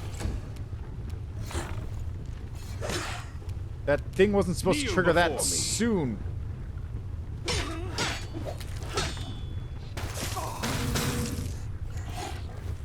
You're irrelevant. Shamira. I'll rip you apart! Okay, I think we're good here. Ember. Zap. Still can't attack. Hold on a second. Wasn't that thing supposed to haste for 2 to 3 rounds? After this effect wears off, the wearer cannot make any weapon or unarmed attacks. Yeah, I didn't get the haste. Is Menace of Death broken? This one's mine. The projection is that of a tall female demon. Unlike many of her kind, she seems slimmer and less stocky in build. Upon closer examination, you realize that her thinness is caused by extreme emaciation, which makes her look like a withered tree. The skin on her neck and wrist bears the marks of shackles, and her body is covered with flaming seals of Baphomet. Lowering her eyes, the demon addresses you quietly. Allow me to congratulate you. The short work you made at Lotus proves you're a true professional. I am Horzala, and on behalf of the Assassin's Guild, I congratulate Greybore on completing this contract. You fulfilled the order we received for Lotus's murder, and therefore you have the right to collect the bounty, even though you're not a guild member yourself. I'm sure you also have many questions about what happened. I doubt our guild is hard to find. There's a notice board at its entrance when the assassination contracts are posted. Who are you? I'm Horzala, Baphomet's daughter. The projection looks you in the eye and adds in a grieved whisper, Horzala, not Hebzamra. She is my elder sister, and I doubt you're able to appreciate the true extent of my misfortune. I'm also known in Illusionera as the assistant and right hand of Yaz, the head of the Assassin's Guild. Do you know what happened here? I may know a thing or two, but we should discuss these matters inside the guild, not in public. Who's going to overhear us? The corpses? Why don't you come here and speak to us face to face instead of projecting an illusion? Or are you afraid we won't like your answers and will make you join Willotus? At the sight of the demon's sour expression, Greybore gives an aggressive snort. We'll pay a visit soon. I'm not sure what a reward awaits us, but I hope it's a considerable sum of gold and not a meager payment served up at the end of a blade. Well, I got some magic junk.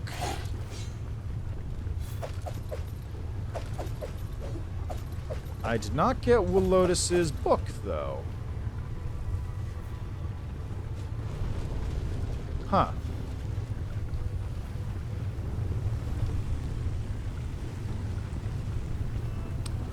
Odd. So, one time when I came through here and did that quest, I got a book off of Lotus's body, which was all about his vivisection notes.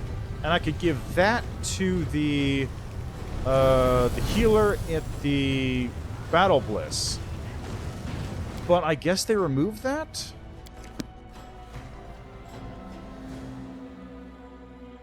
That's my only assumption. That's the only thing I can guess. They must have removed it.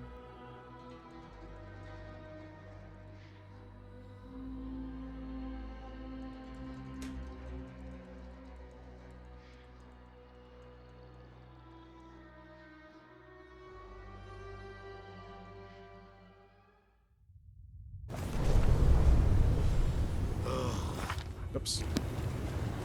Okay, so I got those ones taken care of. Nothing there. You got nothing else for me, right?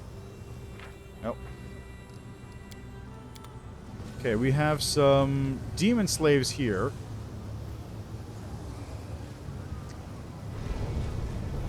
There's curs. There's some pleasure slaves. They're basically just cattle, though. There's these slaves over here.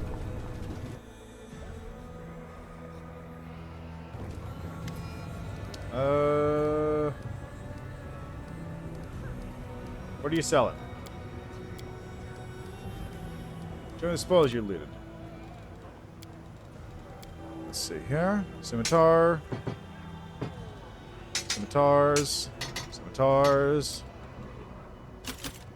There's in these breastplates.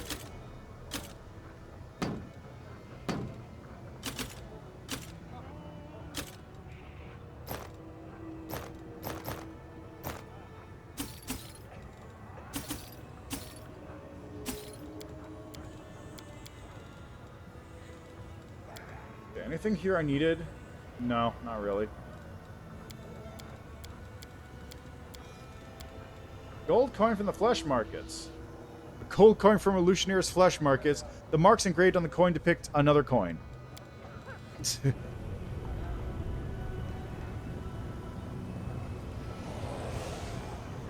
So I could get the Galarian slaves. You know what? Let's grab you. Let's do this. Raggy, sell me the Galarian slaves. 15 grand, sure. The slaves look at you with hope. You're trained but not yet broken. One captive, who looks even worse than his peers, almost falls, but his friends prop him up on their shoulders. One of the slaves, a scrawny young man with a crippled leg and a hungry, wolfish face, slowly gets down on one knee before you. May the gods bless you, my lord. We sent you to help us. We'll pray for you as long as we live. Regil doesn't raise his voice, but acquires the steely edge of a commander addressing their troops. Who is the leader of this group? Are there any among you who have served in the military? A young man salutes with the painful pride of a defeated but as yet unbroken soldier. Corporal Grotberg of the Vanguard Scouts reporting for duty, sir. The young man throws a sharp look at his comrades, and they seem to immediately change. Their backs become ramrod straight, and the bleak submission in their eyes is replaced by that familiar soldierly tenacity that seems to say, screw you. As you were. I can see that you've been through a great deal, but the reinforcements are finally here, and you can proceed on the commander's lead. Regil salutes the freed soldiers, swift and abrupt, like a saber strike. Oh, that's cool. So, they're actually... Are they Hell Knights? You can take refuge at the camp. How may they bless you. Thank you for standing up for us. We'll never forget your kindness. Oh, no, they're scouts. They must be in regular crusaders. Especially since they say, How may they bless you. The ragged slaves huddle in a tight group and hurry toward the exit. They're frightened and tired, but you can see a glimmer of hope and defiance in their eyes. You do as every true Galarian should by saving the people from your homeworld from slavery. Thanks to people like you, my heart holds no doubts that we will emerge victorious from this struggle. Tell me the method. 10,000, watch your fingers. A little prick bit off a few of mine when it was chasing him.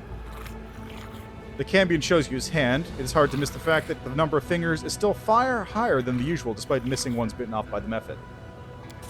With a gesture, Raggy opens the cave by magic. You notice the fingers have far more knuckles than is typical, which makes his hands look like large spotted spiders. The method climbs out of the cage, then gazes at you with its mean, round eyes. So you just brought me, eh? Meaning I'm your slave now? That's funny. Why don't you go? You miss the colorful ending of the phrase, because in trying to avoid your retribution, the method spreads its wings and soars upward, becoming nothing but a dark speck in the sky within moments. And away it goes.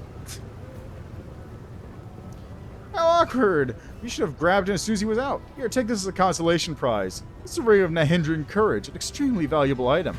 All the best gladiators wear these. With a wicked gleam in his eye, Raggy bares his sharp teeth in an insolent leer. Give me back the 10,000 or else. Oh, god damn it. Vulcan rolled a 2. Of course I rolled a 2. Of course I fucking rolled a 2 on that. Okay, what's this ring I got?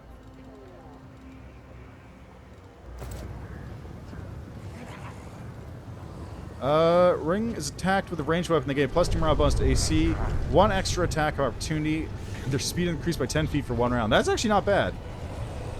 Now I just want to see where this goes. Like, is the method actually over here someplace? How much longer, I wonder?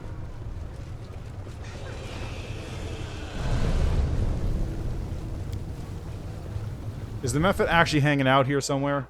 Probably not.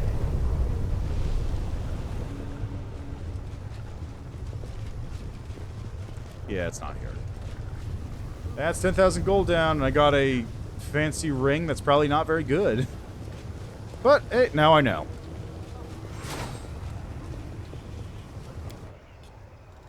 Okay, that's why I was here to begin with. I actually forgot. I came here originally to deal with that nonsense.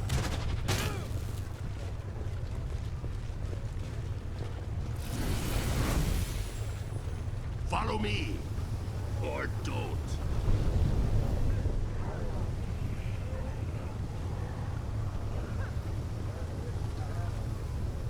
Anytime now. Okay, so was it... It's the left one, right? Yes. No. It's the right one. The right one takes me to... There we go.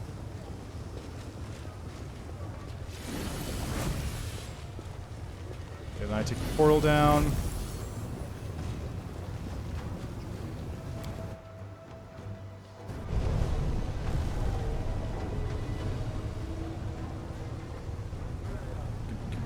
Go the other way. Go the other way. Yeah, there we go.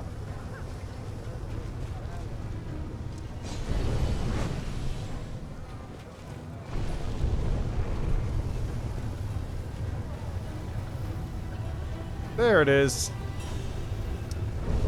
A little annoying that the entrance is buried underground half the time, but hey, what are you going to do?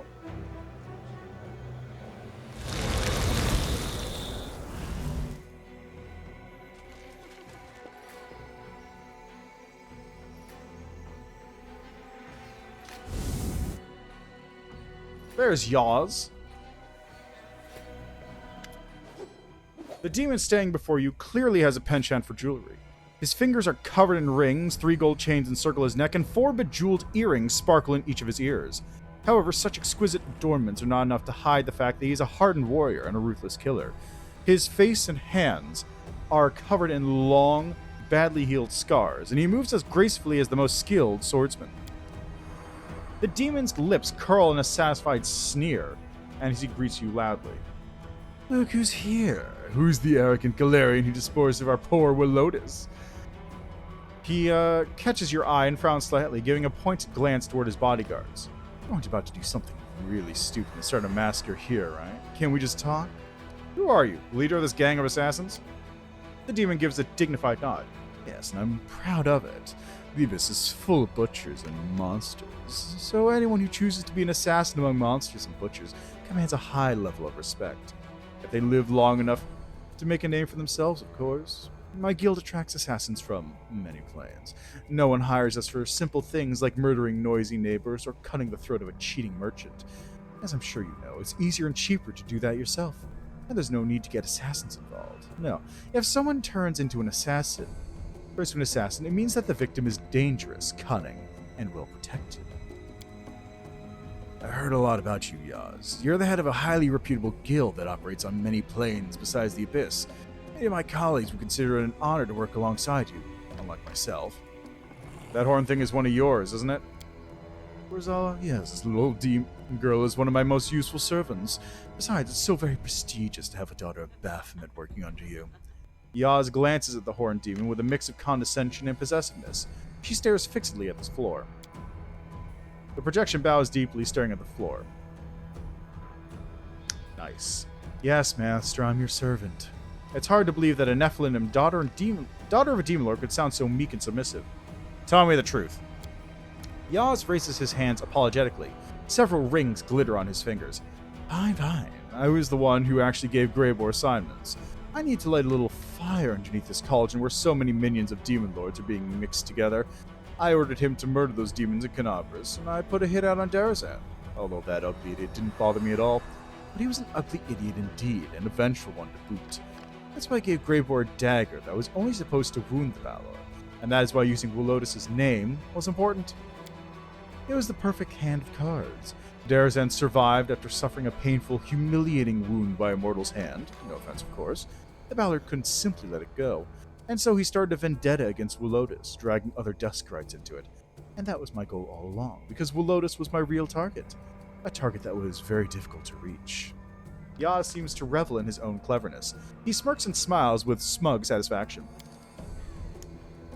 The dwarf gives a grim chuckle, then whispers loudly enough to be heard. people are you? Why us assassins have such a lousy reputation? No respect for agreements. You acted dishonorably. You expect an assassin to be honorable? What a touching naivete. The demon sneers derisively and toys with a giant diamond ring. Catching Greyboar's disapproving stare, he gives a dazzling smile, seemingly pleased with provoked a reaction. What concerns me is not the contract killing itself, but the fact that I haven't been paid a single coin. You're the head of the Assassin's Guild. Why didn't you send your underlings? Yaz grimaces slightly and replies with visible displeasure. Who says I didn't? I lost a number of capable killers. He collects himself quickly, and the arrogant smile returns to his face. And yet, as you can see, I found a more elegant and economical way to execute this plan. I won't lie to you, this kind of plotting makes me very proud of my own guile. Greyboar snorts derisively. So these are your guild's finest. They hardly seem professional. Looks like Greyboar and I killed him before you did. Yaz smirks and gives a dismissive wave. Oh, please, I had no intention of sending everyone after him. But my assistants made sure that every larva of the city knew about the bounty on Willotus's head. I knew that Greyboar returned to Lucianera and decided to use him once more, just like poor Darazand. He had no idea he was merely a pawn of mine. Just as I envisioned, he didn't linger, and I paid him a visit before anyone else could. I had no doubt that paranoid Willotus would try to kill anyone who crossed his doorstep. I expected you to overcome him, and I was right. Why do this? For money and power, of course. This has been my primary motivation for many years now. Somebody wanted that old woodlouse dead, and clever Yaz has fulfilled their wish, with the expectation of being showered in privileges and treasures. You're getting a share of those privileges and treasures, by the way. I trust you're not going to refuse the reward provided for freelance operatives. Trust me, the sum is considerable. Yaz turns his attention to Greyboar and adds, I haven't forgotten about you either. You'll be rewarded in proportion to your truly astonishing lethality. Oh, I'll take the gold, don't you worry. The demon flashes his perfect sharp teeth and then snaps his fingers. Suddenly, a thick purse appears in front of you, smelling of exquisite perfume. I had no doubt we'd come to an understanding. After all, we share a common language, the language of gold, and that's 100,000 gold. Since it was my reputation that was damaged as a result of this plot, I consider it fair to lay claim to 20% of the total fee.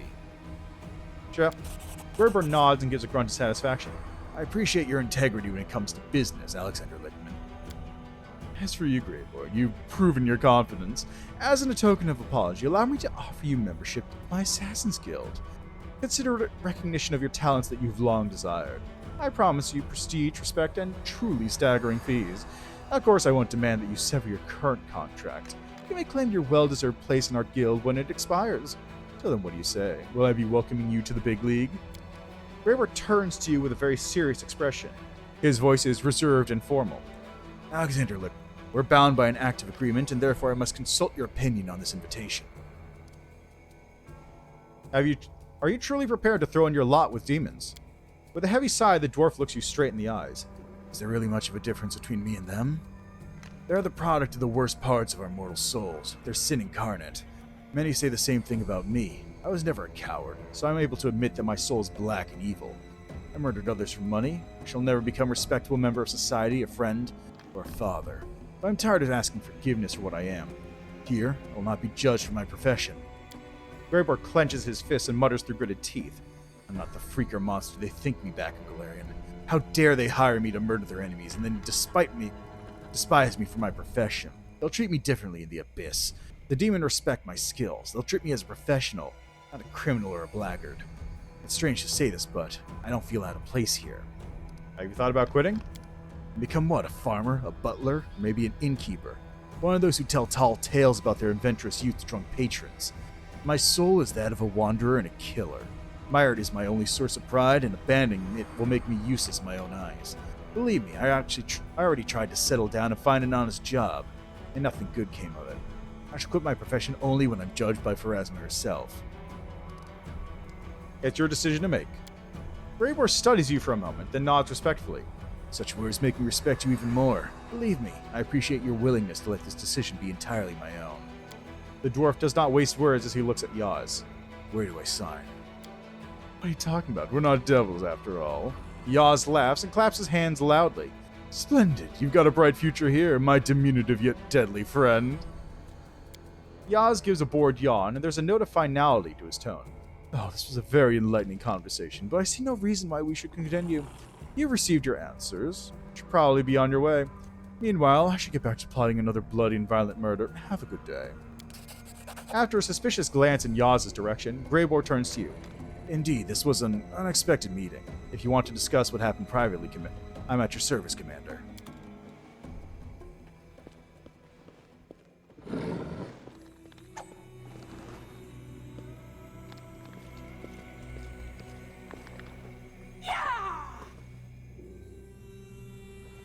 Alright, nothing else here? Away we go.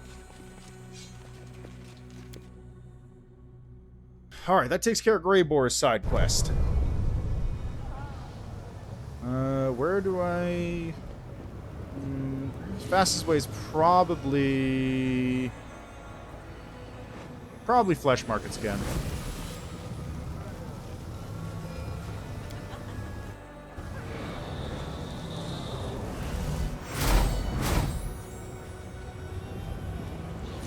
Alright, so flesh markets, back to the Nexus. There we go. Then I've got to get... I got to bring Lan along, and deal with Wendog, and then Woljif. So I'll probably do Woljif first. Then that.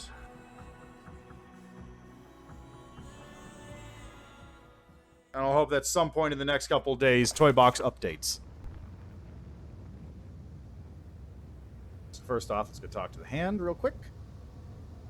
Give me a heal. Thank you.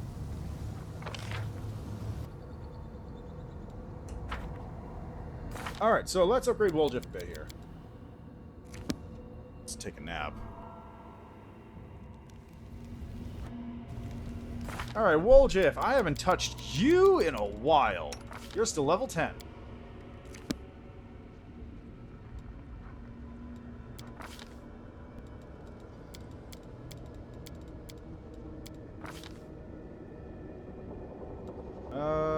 What'd she get? Piranha Strike? Probably Piranha Strike. Finesse training. I don't really need finesse training for anything else.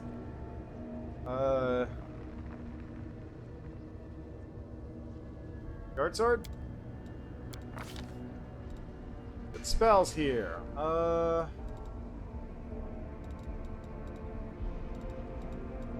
had 2 spells at this level. This is 4th level, so actually... do I already have greater invisibility? I do. So how about Animate Dead? Get flanking buddies. And...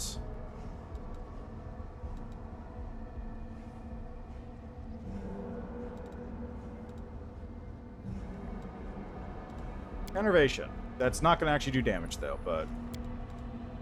you know what? I should probably get a buff spell instead. Ice Storm, Obsidian Flow. Reduce no. No.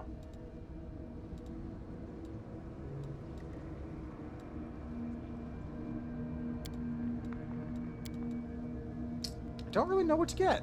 I don't know what the best one to get here would be.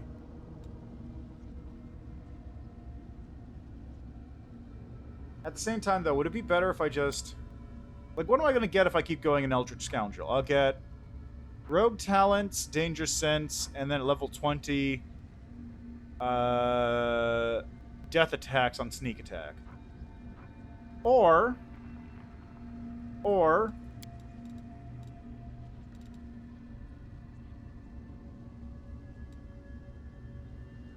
I don't have points in Knowledge Arcana. But I could. But I can't. So that's pointless. It's not worth going into that anymore. So something else.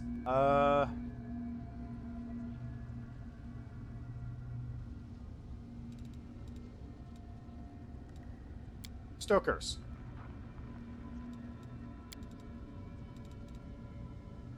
Actually, no. Animal Aspect is better because I get bonuses out of that.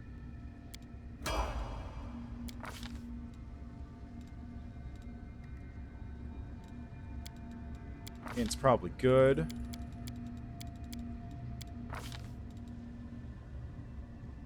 Okay, I currently have a weapon-focused dagger. Weakening wound.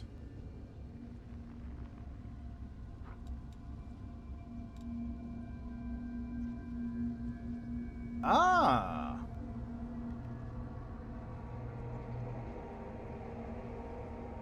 That would be for things like crippling strike, maybe.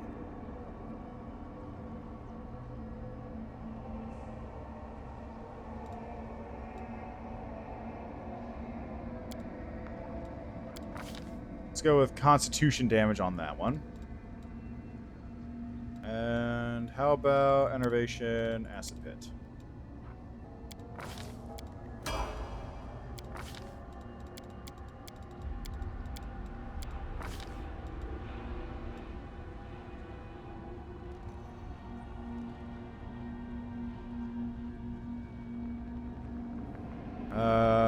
Do I have... I do have double slice, improved 2-weapon fighting.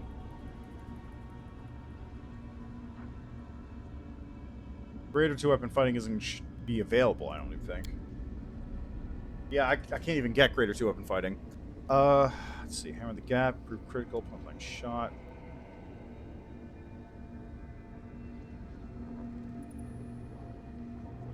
Selective?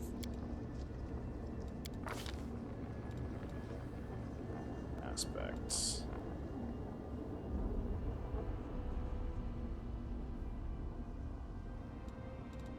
Hold monster. And...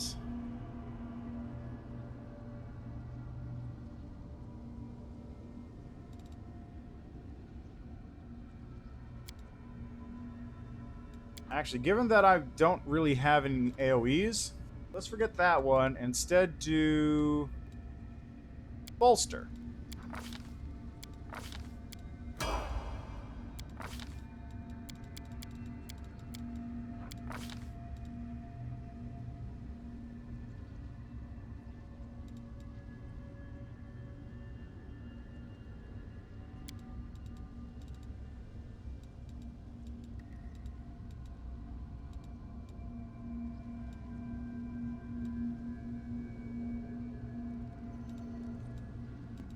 Phantasmal Web.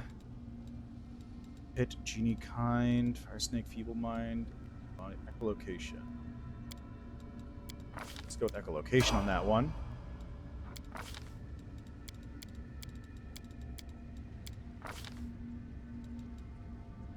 Oh, I do get greater 2-weapon fighting. Hey, how about that?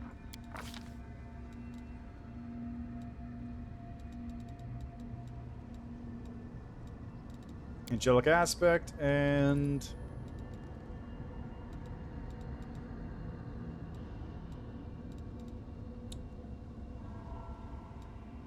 Vampiric Shadow Shield. And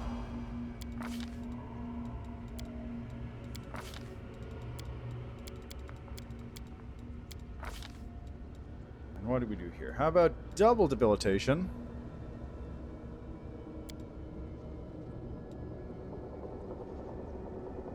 So I can pop both constitution damage and penalty on this. Wait, is that? Okay, no, it's only penalty. It's only penalty. So weakening would work, but not wearying strike. Wearying strike is a completely different thing.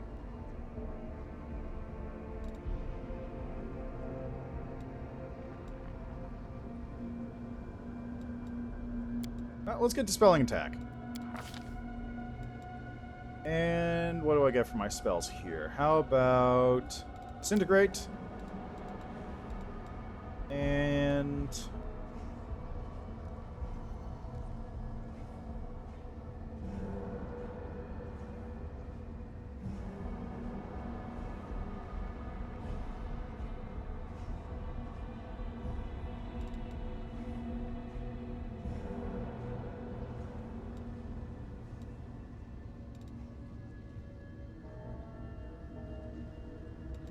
Rare Dispel Magic.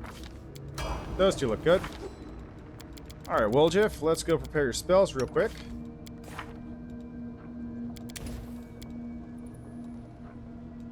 Let's go with this. Shadow Shield, Racking Ray. While at the same time, I do have Bolster, which I can use on... let's see, what can I use that on? I can use it on Magic Missile.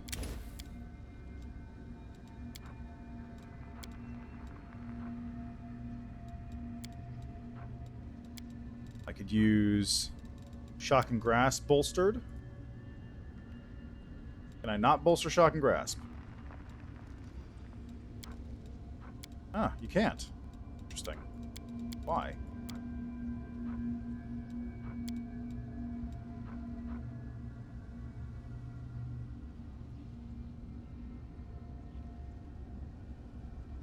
Huh.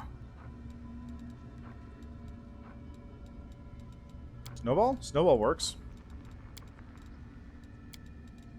Okay, Snowball. Anything else I can slap on there? Not really. So, second level spells. Bone Shaker. Oh, that's not a targeted spell. Acid Arrow, definitely. And Burning Arc. Frigid Touch.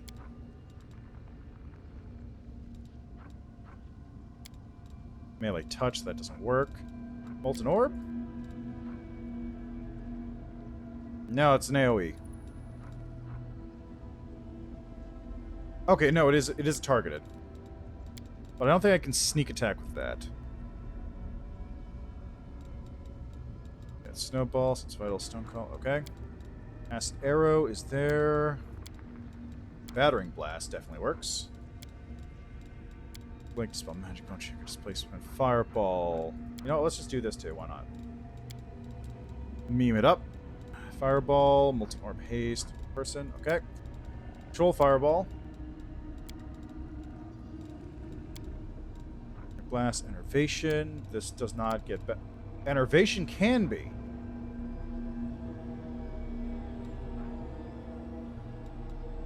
Okay, I'm interested to see how that one works.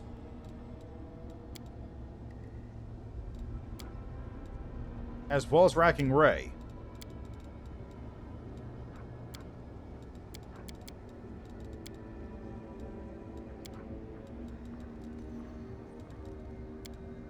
Yeah, I can't even use that. Anyway, let's take that one off really quick. Let's put that one in. Keep that one on, actually. Let's put Enervation there. And how about 2 Enervations? Over here, let's throw on a Battering Blast, Fireball, Aspect, Greater Invisibility, Enemy Dead. For this level, we're going to throw on some Acid Arrows, take out that Fireball, maybe a Molten Orb, Spell Magic, and another Haste. This level, we're going to throw on 2 Magic Missiles, I think. And finally, at level 1, not a whole lot to do there. Can I Meta Magic up a cantrip? Not really, no.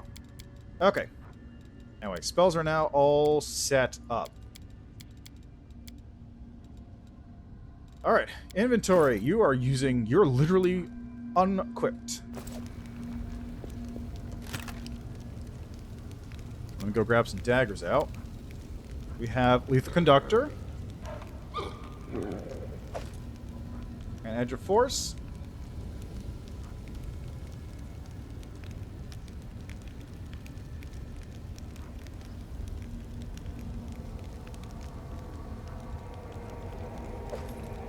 Okay, so grants me a +5 confidence bonus and +4 confidence and touch attack rolls.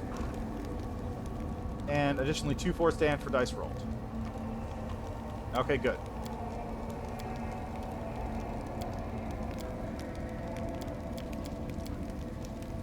Okay. So, Woljif. Get these daggers.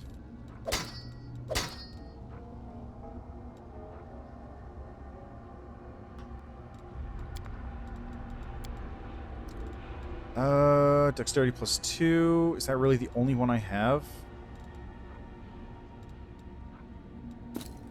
Guess it is. Block resistance +3. Best intelligence.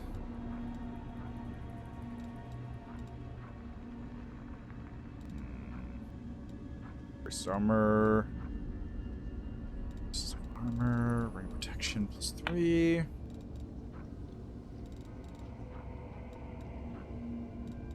You +3 brace of armor, +3 natural armor.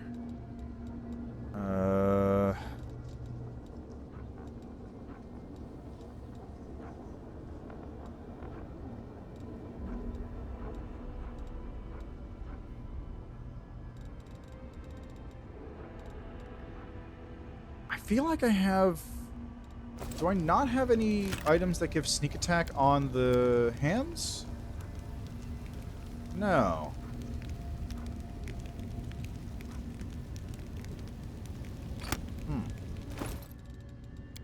I thought I did. Am I wearing them? No. No, they do not.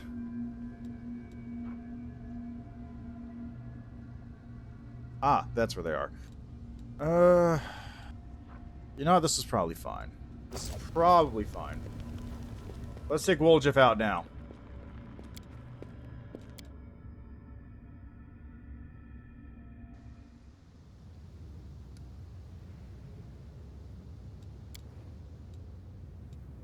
River goes away. Woljif comes on. Before I do that, though, before I forget, also, I gotta regenerate his spells, because I just leveled him up. Follow me.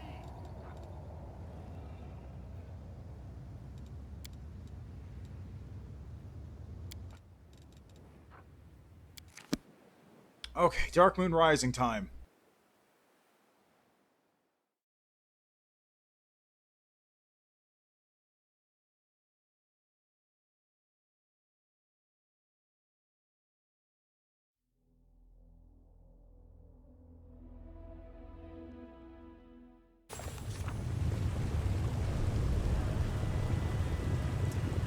Now, while I am here, really quick,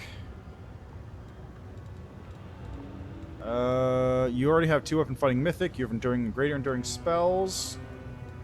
Piranha Strike. Ask nicely. Archmage armor. Actually, that's great for him. Because I do have mage armor prepared, and that means I can get rid of those braces of armor he's currently wearing.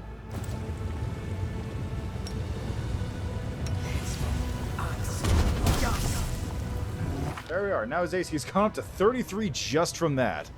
Plus 9 mage armor. Jesus. It's really good.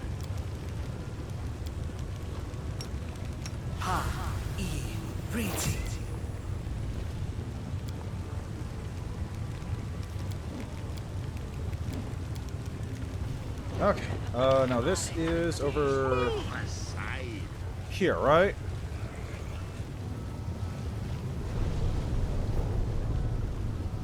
Into the abandoned mansion.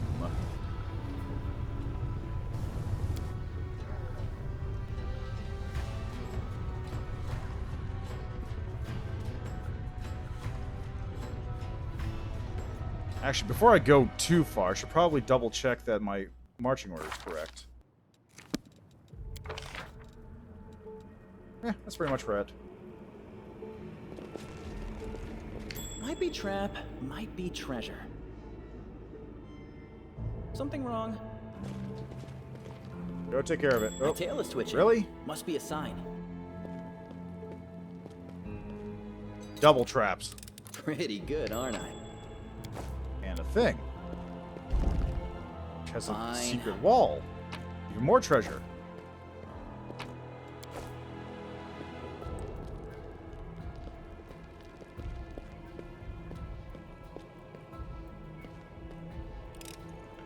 This is my what did kind you of roll then? A 3. Rolled a 3. Expected. As expected.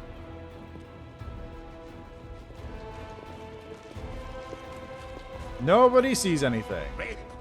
Especially not Wendog with her +5 on the roll.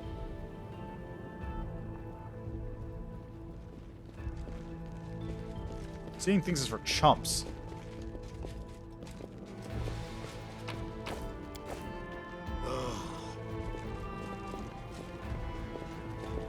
Alright, here we are. Combat time. Anything new?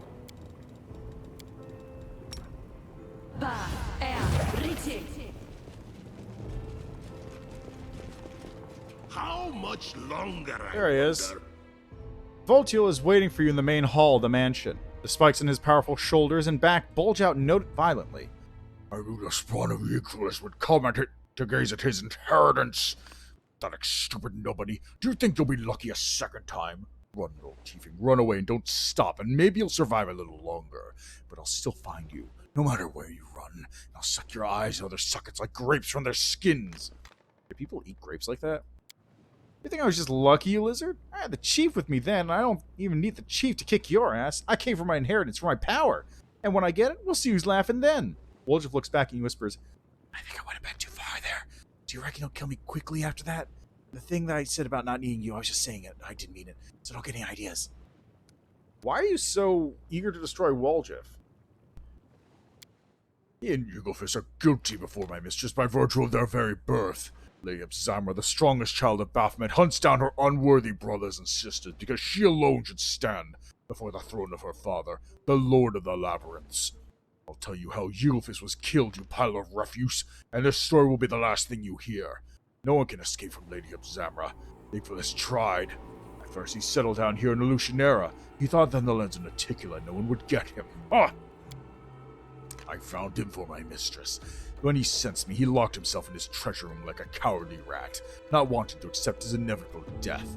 I carved through his henchmen and reached this hiding place. The bones of those who did not have time to flee crunched beneath my feet. I tore down the doors of the treasure room, pretending to myself that I was ripping apart the thing, coward. Inside, I found only a corpse. Oh, my lady was so pleased, but... The demon's small eyes squint suspiciously. I knew something was wrong. The corpse lay in front of me, but I felt sure that Yggdrasil had escaped. I tortured his servants until they revealed the secret of the moon of the abyss. I made them search every corner, but the moon was gone. How many years I searched for it. And I found not only it, but this tiefling as well.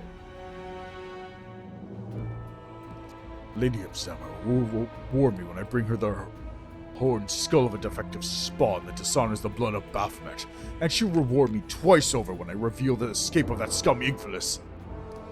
So Woljif is a defendant of Baphomet? Yes, you're telling me I'm related to old Baphomet? How'd that happen? Lord Baphomet conceived many demons, many bastard children unworthy of their father. One of them was Yggdrasil, who made his way to Galarian. His blood, and hence the blood of Baphomet, flows in you, tiefling. Lady Zamra will destroy all who defile the purity of his blood. What is the moon of the abyss? Ask the tiefling if Yggdrasil left the moon for him. He should know the answer. Nobody explained nothing to me. I don't even know why it's so important. Why does nobody ever tell me anything? I don't even know who this Yggdrasil guy is. My grandpa? My great-grandpa? My uncle? Voltiel howls with laughter. Stupid tiefling, you don't even know why you're going to die. The demon that caused you to be born will also be the cause of your death. How'd you know that Woljif was coming here? I was informed that the tiefling I was searching for had set foot in the streets of Illusionera. Where else would he go but to the mansion of his ancestor looking for treasure? The Shadow brought me here. The Shadow should have known you were here, but because it always protects me from you. But why didn't it warn me? You just take the moon of the abyss and leave me and Woljif alone? Voltiel laughs hoarsely. I'll take the moon of the abyss, yes, but I'm in no hurry. And you're going nowhere. Skewered on the edge of my spike, that's where you belong. Just like your friend, and everyone else who decides to intercede on his behalf. Make a goblet of your skull and bring it to my mistress. If that counts as leaving you alone, then you'll have peace of plenty. Enough talk. Have at you.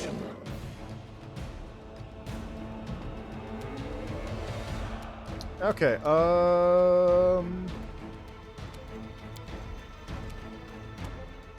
let's see what a bolstered one of these does. -1 con and -4 levels? And dispelled true seeing. Ha!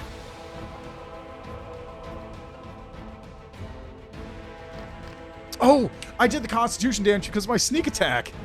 That's really funny, actually. It's actually really funny. Press the attack. Mind over muscle. No match for me. Oh, there he goes.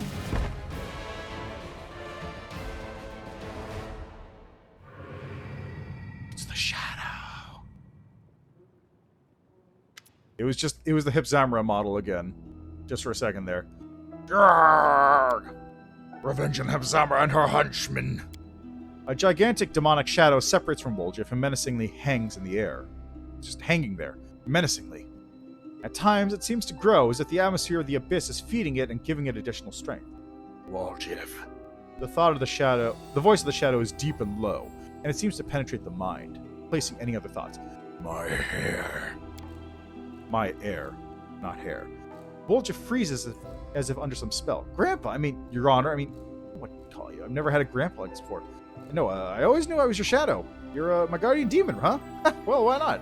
Always knew I was special. Friends or something. This is the chief. You get to know each other. Chief, this is my grandpa. It's a pleasure to meet the acquaintance of the demon who outwitted Hipzamra's henchman. It's easy to perceive those who do not know what you know. My grandson Woljif discovered this knowledge without my help, and I am proud of him. He deserves to become my heir, the one who will take my strength and avenge the fall of our branch of the family. The new Igvalis will rise again. That's great and all, Gramps, but I'm not quite following you. Revenge? New Igvalis? I mean, I want your power, of course, but like you said, it's easy to deceive. Right, that and all that. Right, Chief? What do you want from Woljif? I want my grandson to accept my power and become a continuation of me. Tell me, Woljif, do you want to ascend to the top of the world and rule it? If we combine my powers and your resourcefulness, the Abyss will submit to us, and all those who have wronged us will be punished. Are there many such wrongdoers, Woljif? Yes, I see, I know. And in every wrong, there's been another step leading you to this moment. You've endured everything.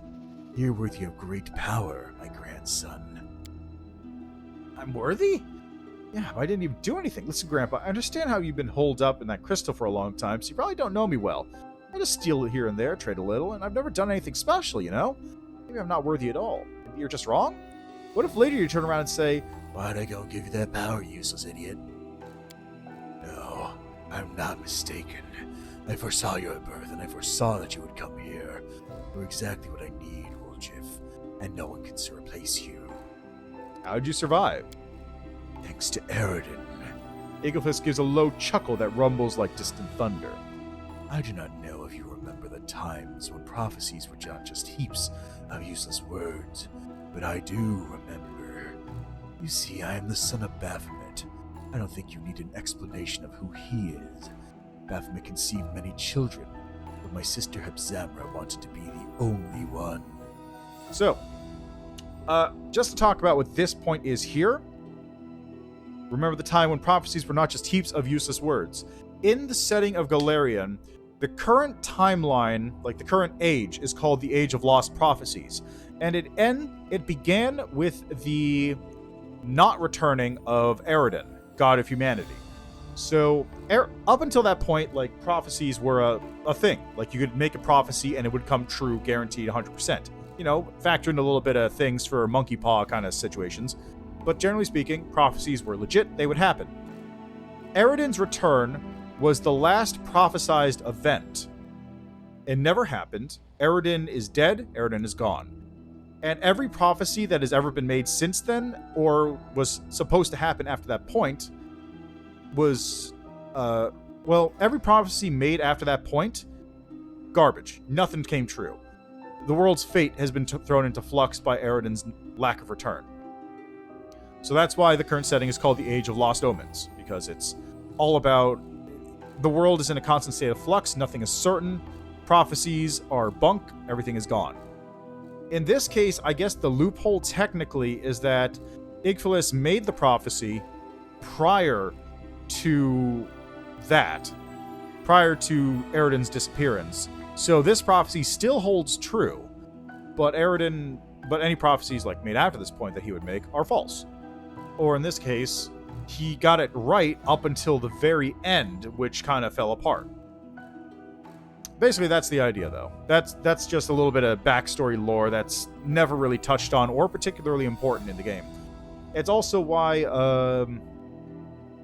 in universe, the only way you can get any kind of foreknowledge about anything is there's like spells like augury that'll give you weal or woe for your results on this is a good action, this is a bad action. Or if you want to get something more substantial, you need to talk to a god directly using a communal spell. Or it was a contact other plane. Anyway, that's basically the reason why. There's no scrying, there's no divination that tells you about the future. Apart from like a couple pretty shitty spells, let's be real. She marked us for death and hunted us down quite successfully. I do not want to be among her victims. I hid in Lushanira, but I knew it wouldn't last long. In the end, I decided to learn my future. Forewarned is forearmed. I was able to acquire all the knowledge I needed about my future self after many rituals. I saw a vision of how I would put a crystal like a dark moon into a silver setting. I spent a long time trying to understand this vision, and finally, bit by bit, a prophecy came to me. I realized that I would have to die in order to live again, that the dark crystal must become my refuge and the receptacle of my powers. I must hide my soul in the crystal and wait for my heir to come to the abyss and free me. This crystal is the moon of the abyss, set within a silver mount. I sent it to Galarian for my grandson. Do you see, Woljif? I anticipated your birth like no one else. Why did Votil dislike you so much? Votil, he wants to curry favor with his mistress and nothing more, but you cannot deny his intelligence. Shamira was appeased when she saw my head, but he discovered the truth about the moon of the abyss and almost killed Woljif. Shamira, the stupid cow, just wants to destroy all her brothers and sisters indiscriminately. But Votil, his mind was constantly seeking ways to please her, and this desire aided his efforts. Well, he died pursuing his dream of greatness. Demons don't give something for nothing. What do you want? I have only one condition, and it is a very small one. Igflis shrinks down to the same size as Woljif. My spirit will enter your body, Woljif. I'll hide within you, just as I hid within the crystal, invisible to you and invisible to others. So you want to take over my body? Woljif looks disappointed. Really, Grandpa? I thought better of you. I'm your grandson, you know? You can't treat your grandkids that way. You take care of him, put him up with hygiene and stuff, not like puppets out of him. Life has taught you to be too cautious, Woljif. I do not want to take your body. I want to help you. Who were you before you found the moon of the abyss? A pathetic thief from a small town. A coward and a traitor. A boy who was hated by his own mother, driven away from everywhere he went. And now look, Votil is dead. Look at all the treasures that are rightfully yours. And this is just the beginning. You will become the Prince of the Abyss, my grandson. Yigglefist's voice grows lower, more insinuating. As for my living within your body, your success will be my success. I will only give you advice as I did at the World Wound, and you'll be free to choose whether to not or to listen. However, I see that words will not satisfy you. Let me show you what you will gain if you agree. You say I've been driven away from everywhere, but the Chief hasn't chased me off yet, so show him too. Since we've gotten into this together, Chief, actually it's fine, forget about it, do what you want. Show me too. I don't want Woljif to have to face you alone.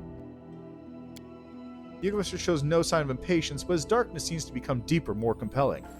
What a loyal friend you have, Woljif. But maybe the Chief just wants to guide you every step of the way. Maybe he's just afraid that you'll become too dependent. Woljif looks at you as if trying to find the answer, but then turns away. I don't know, Gramps, maybe you're right. But even if the Chief mouths off, even if he doesn't do what I like, he's still the best thing that ever happened to me. At least let him take a look. As you wish. Yigglefist begins to grow, his darkness pulsating as it surrounds you until you're completely enveloped and nothing else can be seen. There's only silence, only darkness, and a soothing voice. Close your eyes. I'll show you what the world will be like when the dark moon of the abyss rises. As the darkness recedes, you realize you're standing in the deserted street in Canabris. However, to call it standing is an exaggeration. You're a disembodied spirit, and through your transparent body you can see the walls of neighboring houses. Next to you is a slovenly dressed old woman with a swollen face, her lips pursed unkindly. When she opens her mouth, you hear the velvet voice of Igflis. Observe, Commander. Get back here, you little weasel. Try yourself an usher, you little rat. Demon spawn, I'll throw you into the wild wound. A boy of about 10 runs towards you, and as he gets closer, you recognize him as Woljif. He looks scared and clutches a piece of bread to his chest. Grandma, help me. You said I should take the bread from me. Hide me, Gran. The old woman does not budge. Look at you, Voljif. Small, sweet, useless, always blaming others, always holding them responsible for your failures.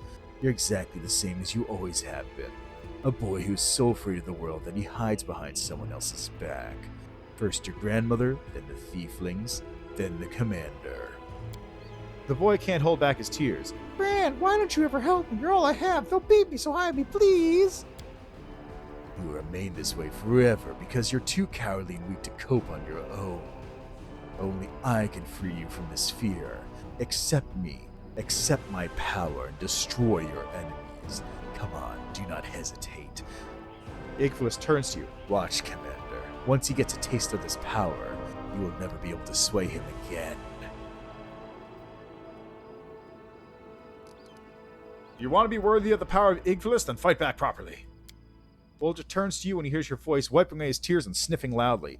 The illusion vanishes and becomes an adult again. Right, Chief. I can't keep running all the time. I really need these powers if I'm going to survive.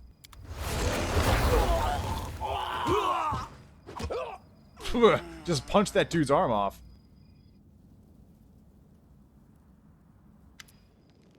When the darkness dissipates, you find yourself in a familiar basement, the one belonging to the Thieflings. Charisma and the others stand across from you as menacingly as they did before, and next to you, Woljif, is you. Hi, Cab Drago. I'm doing alright, just cleaning up some stuff before I finish off Shamira. How are you doing today? Talk better of him. I trusted you. You'll never change, Woljif. I wasn't wrong about you after all, Woljif. You're a traitor. I took you into the gang because I heard you were a master lockpicker. I was warned you were a traitor, but I didn't listen. I took you on, and for what? You only endanger the family. I didn't betray you. I only took what belongs to me, right, Chief? It's your fault I've been treating badly. If you were nicer, I wouldn't have done it. Don't try any of your fast talk on them. It's useless. Deep down, you wanted your chief to appreciate you, and for the Thieflings to love you for who you are, so that they could really become your family, since your blood relatives never were. But look at yourself, a coward, a thief, a loudmouth, a street rat, and even a demon spawn. Who would even want to accept you? There's nothing in you worthy of any interest. Take my power, Woljif, and enchant them. They'll praise your name endlessly. You'll bask in their adoration. You want to possess the power, demons, so take what you want from life, as all demons do. Why not? Woljif grins. I need their sincerity. I don't have time to balance on my tail and perform tricks while I beg them to pay attention to me. Let's see how this demonic magic muddles minds. Come on, brothers and sisters, sing my praises. I feel like I'm enabling him in a bad way, but it's probably fine. You must become our leader. We love you. You're the best of all the Thieflings.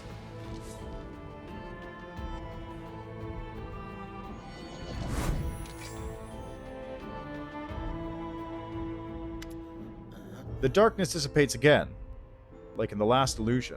But this time you see not one Woljif in front of you, but two. The second looks like at Hebzamra, who is before him. He looks like an exact copy of himself, but something in him has changed imperceptibly. His presence is cold, and there's greatness, like an aura of darkness that vibrates around him. Now look, Commander. No, don't kill me, have mercy! See what my power bestows. Imprisoned in the crystal, I felt how he called to me, how my magic was changing. I can defeat Hebzamra, even Baphomet himself. With my power, you can easily crush your enemies, and any crusade will seem like a leisurely stroll. Now come and guide my heir to the right path. Is this what I'll become if I accept your gift, Grandpa? You do look pretty good. His voice still sounds uncertain. Woljif looks back and forth between you and his double. So we need to decide right now? There won't be another chance, or I have to ask the Chief one last time. What do you reckon, Chief?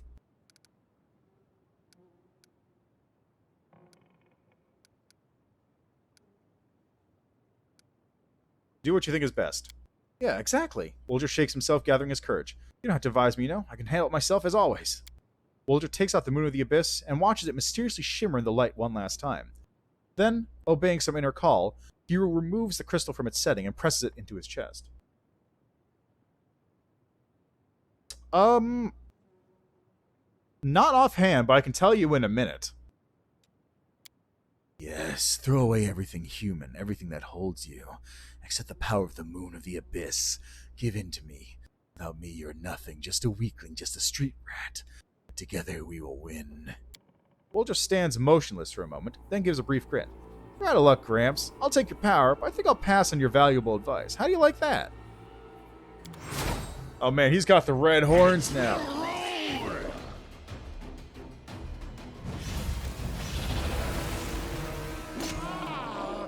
So you got a bunch of Ichthylluses here. And they're all held persons, which is very unfortunate. Every single one of you is held person, seriously. Retreat is not an option. I don't like you. Jesus! Well, I can tell which one's the real one.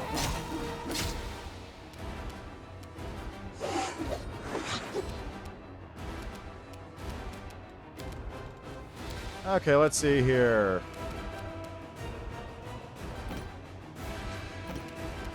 I think I might be able to do that. Nope, just out of range.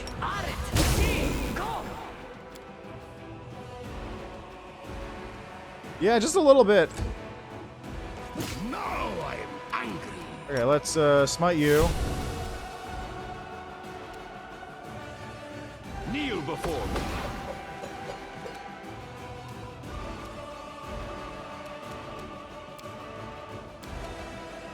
Out of his way. I won't go down. Jeez.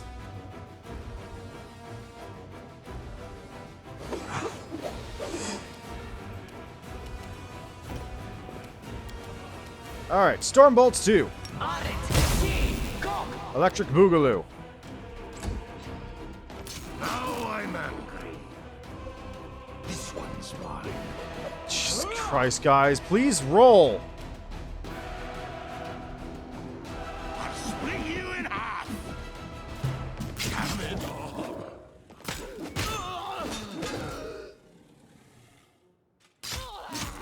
No, not like this. I'd like to point out that up until this point, almost nobody has been able to actually act at all.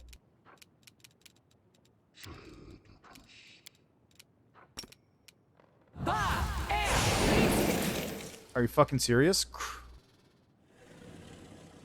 Armor class 30? Because he's incorporeal. Of course.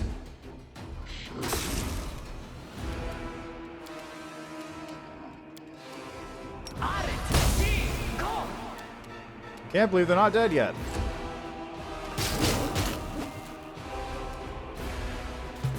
And Voljev is still fucking paralyzed. Every single person was paralyzed.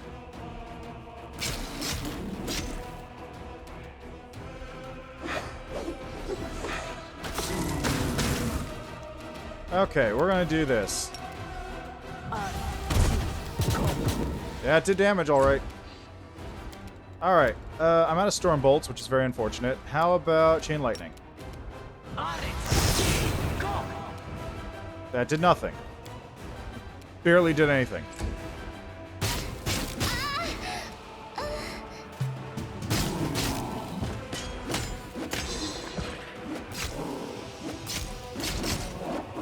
Wendog is still unconscious and unable to do anything right now, I'd point out.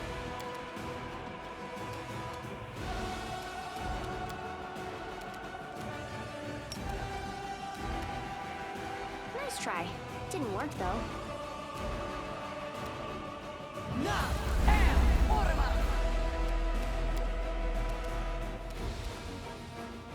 I'll remove this obstacle.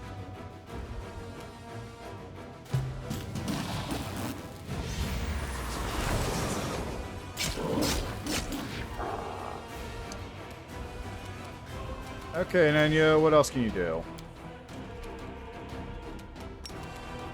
How about this?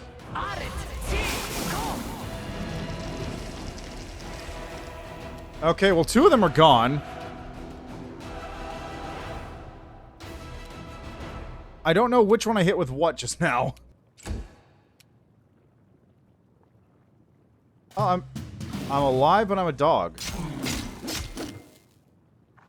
Well, that's awkward. Oh, I got Shadow Conjuration. Huge water elemental. You know what? Here, take it.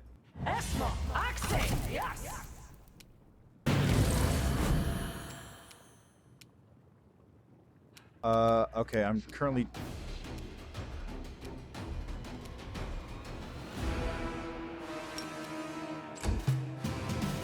It's a little weird, not gonna lie. Okay, what else? What next? What else do I got? How about this? Saved on a 2. Jeez, okay.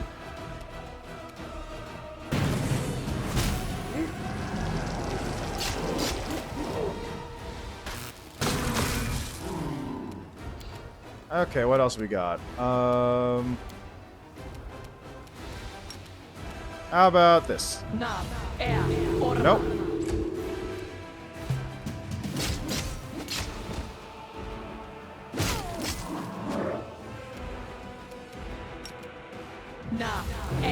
Nope. Well, I had nothing there. I could do nothing. I literally could do nothing. My entire party got frozen in place. My entire party literally got frozen in place and unable to act. Don't know? Don't care. Unimosi travisi.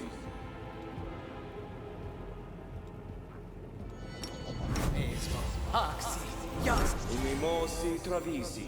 Ona adayana. Unimosi ona adayana. Manishrim sukino. Unimosi travisi. Unimosi travisi. Unimosi travisi. Anik. Efno. Ona adayana. Unimosi travisi. Fair.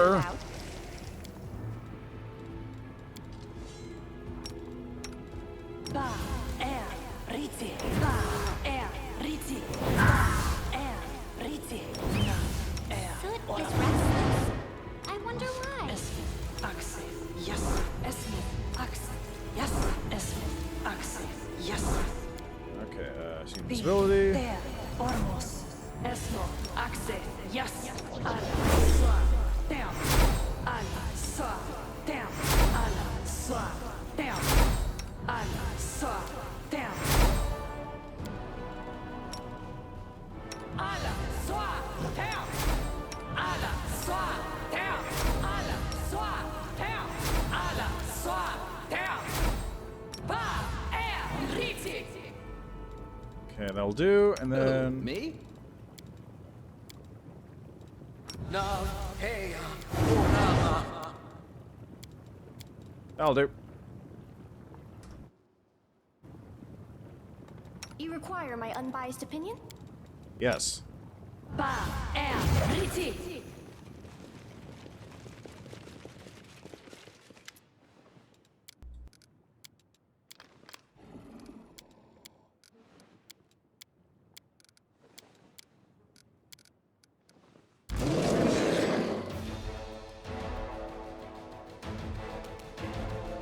Begging me to stop. There we go.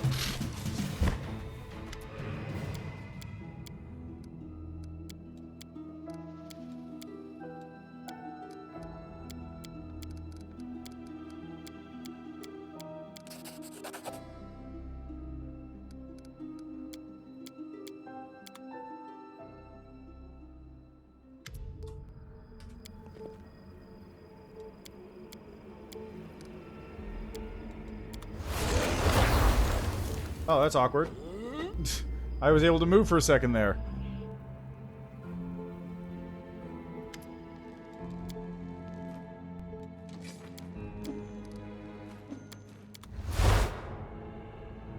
god, I'm still a bear in the cutscenes.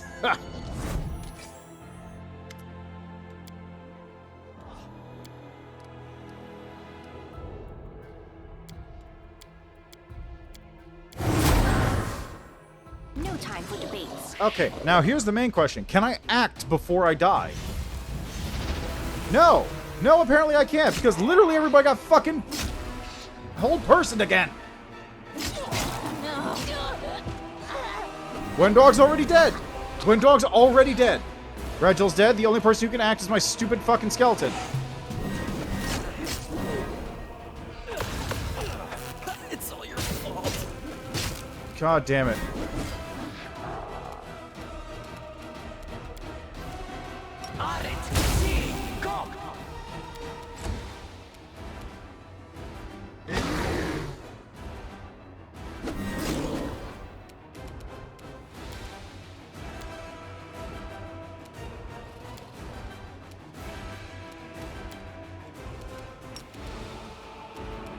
Let's see, can I do one of these?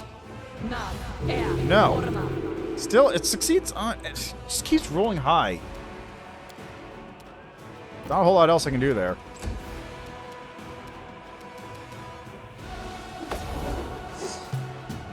Volgiv's down. Ember's down, which is my main source of damage.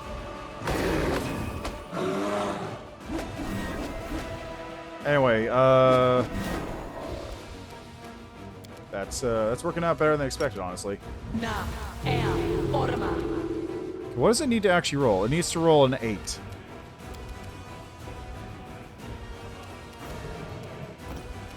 I'll move you here for a second.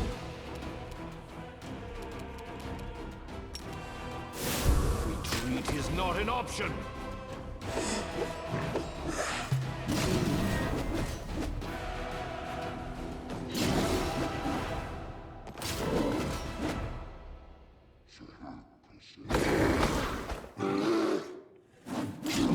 Okay, what's his strength? I got it now.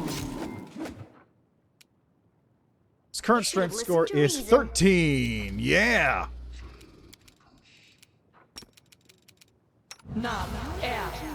Ourselves? Kneel before me. Ha!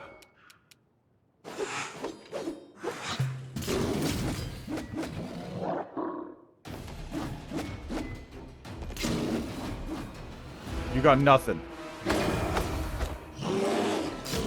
So that's another 6, so you should be down to 7.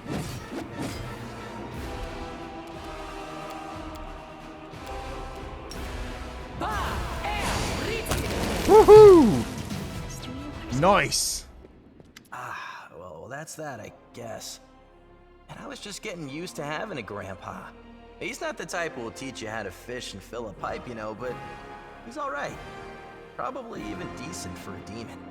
Not surprising that Gran remembered him well. But I don't give a damn about either of them. I can't wait.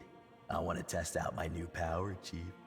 With you, I'll be sure to find the perfect place to test it and the perfect folk to test it on. Thanks, Chief. You're probably the last mortal I'll ever thank. And the first, probably, too. You're special like that. To me. Kind of my only ally. Yeah, we're allies now. Look at them flaming horns. What are you going to do now? What now? I'd have Shamira won't leave me alone now, will she? She'll find out who knocked off her servant. So I'll have to go and show her what I'm made of. And then go about my own business at home. Here, I mean. I can breathe easier here, Chief. Here, no one's gonna call me a traitor. Because everyone's a traitor. No one's gonna condemn me because no one's in any place to judge. And no need to think about who's sincere, because everyone's lying. Being around normal people felt like being tossed around in a frying pan, you know? Just trying to save my life by convincing everyone I was a good guy. I'm done with that. I am what I am, a scoundrel and a traitor. So I should be with my kind of people. And I'll be the best of them all. I can promise you that. Until we crush that spawn of Baphomet who keeps causing trouble for me, I'm with you, Chief. After that, if I get bored, I'll leave. We gotta get out of here for now. Well, so long to the old family nest. I should really take care of you properly. But it's not time yet. We need to lock you up tight so nobody takes nothing. By the way, that goes for you too, Chief. Having me with you is a reward in itself, and we'll snag a lot of gold together. But the treasure in here is all mine and only mine. You hear? So one thing I always liked about that, or always found really interesting, was the part where his voice actually, like, measurably changes after he gets that power-up. There is actually a very distinct before and after voice thing. Yeah, let me take a look at that. What do you got? Still chaotic neutral. Still chaotic neutral.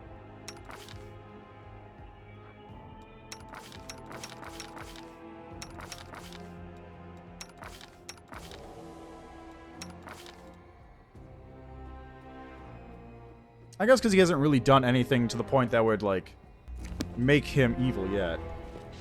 I mean, he's a little bit more... It's not... It's less that he's evil now, though, and more like he's more, like, sure of himself. And he's ready to step on other people's toes. So he hasn't really, like, gone full evil yet. He has plenty of ability to do so, but he's still neutral.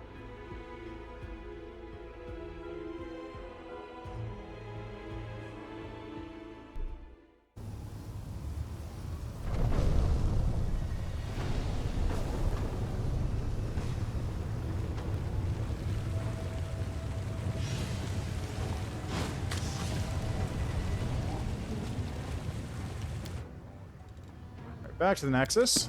Let's go talk to Greybor for a second.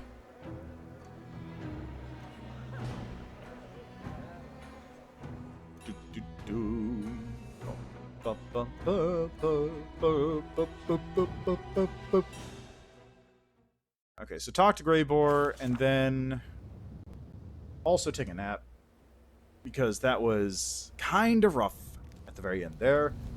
Every single character failed their will save. You never shooed me from the temple steps, and once you gave me a whole loaf of bread. And I let you keep sleeping on the street. Forgive me, Ember.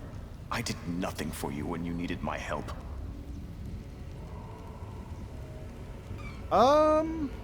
No, not really. None of my allies have really changed alignment at all yet. Like, the only one who's technically gone evil is Camellia, but she's, you know... Alright, where are you? Greybor. Perhaps I should thank you for your help. You assisted me in dealing with all of Yaz's schemes, even though you didn't need to do so. I'm grateful for that. Can you explain to me what kind of mess we've involved ourselves in? Greybor pauses for a moment, then slowly begins to explain. An anonymous client ordered Yaz, the head of the Assassins Guild of Lucianera, to kill Lotus. He tried to take the target down several times, but Lotus turned out to be quite a tough nut to crack. Then Yaz gave me a new anonymous assignment. Kill Darazan and tell him that Lotus sent his best regards. However, Yaz gave me a weapon that would only wound Darazan, not kill him. He hoped it would provoke Darazan and make him angry enough to go kill Lotus himself. She's a few screws short of a chair. She's a few wreaths short of a Christmas tree. She's a few wheels short of a race car. Also, one moment.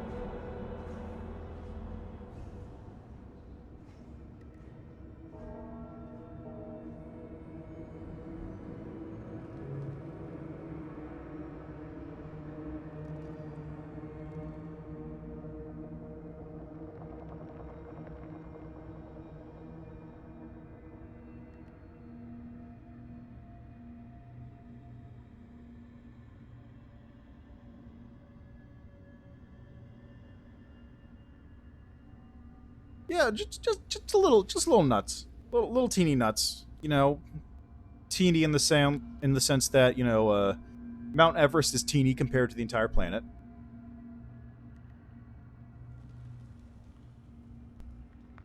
But no, apart from her, like, nobody else has gone, like, evil yet. I haven't noticed anyone, at least. Even, like, I'm surprised Woljif didn't even tick down into chaotic evil.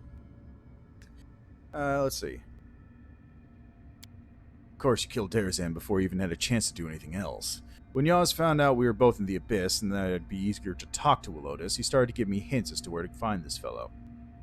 We lived up to his expectations, Lotus died, and I'm sure you remember what happened next as well as I do. So we killed him for no reason. The dwarf smirked cynically. Well, it depends on how you look at it. Was he to blame for the damage to my reputation? No. Was he an utterly disgusting creature whose face practically begged me to sink an axe into it? Did he try to kill us in his own manner? Were the creatures we encountered in said manner the most atrocious and perverted things I've ever met? The answer to all these questions is yes. I don't think anyone is going to cry themselves to sleep over his death, and neither should we. Your reputation has been destroyed. How do you feel?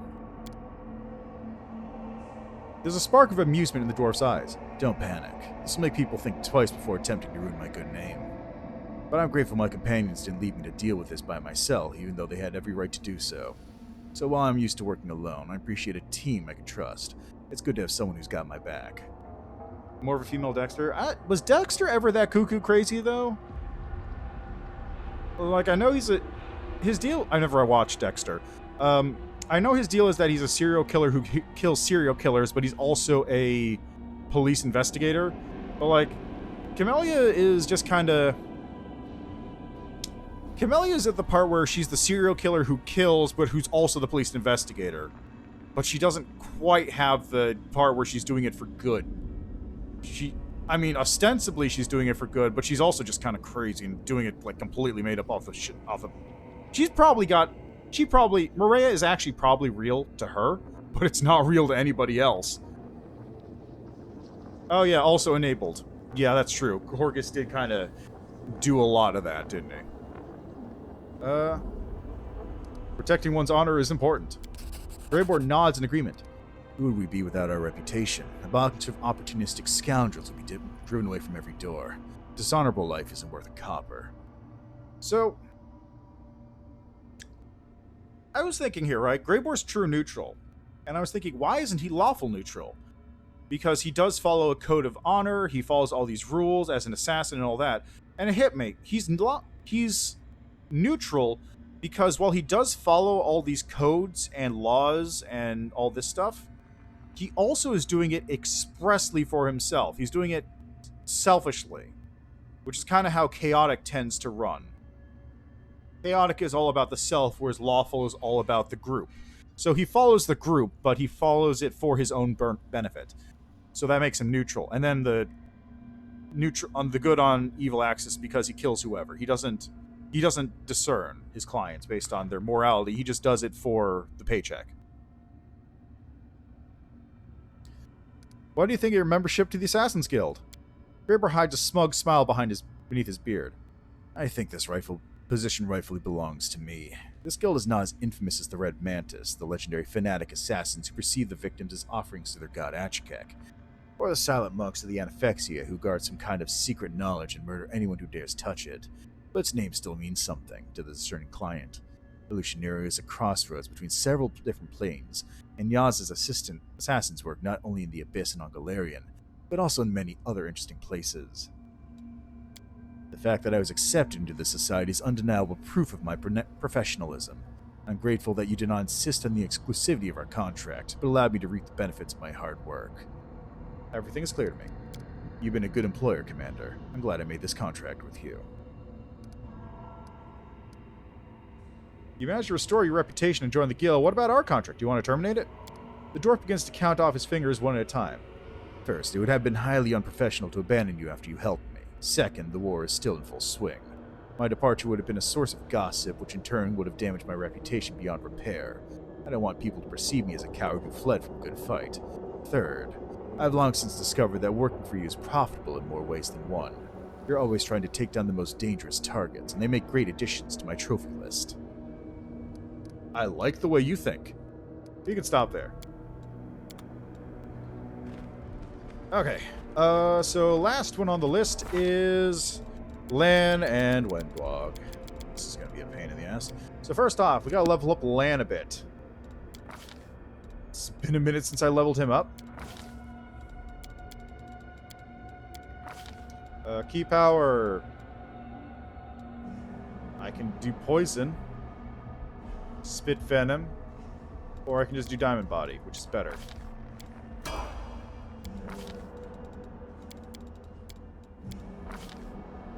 feet. Let's get you greater snapshot.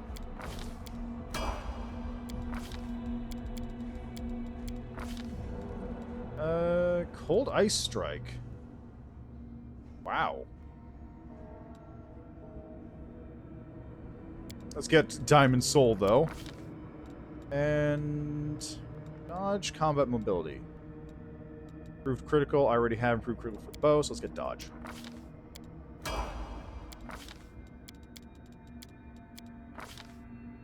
a feat. Have I picked up basically everything for bows at this point? I guess I could pick up Hammer the Gap. Wait, is that melee? No, just full attack.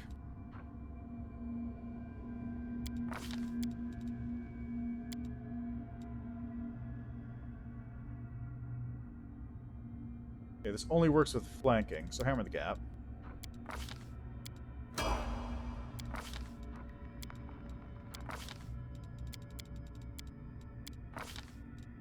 And let's get... Ooh, Quivering Palm? Yes. Okay, now before I get too far... Let's check what gear he has. He is currently using a +2 Keen Composite Bow. He has an Amulet of Agile Fists, Cloaker Resistance +1, and also a comma if he ever needs to get into melee combat for whatever reason. Ring of Sharp Strikes, so let's get you this ring. So why not? Get you a better cloak. Get you some Braces of Armor. +5. Amulet Natural Armor +2. Seems good. Triple Dexterity Belt. Mighty Constitution. Venerate Champion 6. Constitution. Triple Dexterity. Mighty Constitution. Physical Form is Dexterity and Con. This is Constitution +6 plus AC against evil creatures. DC of all enchantment school spells.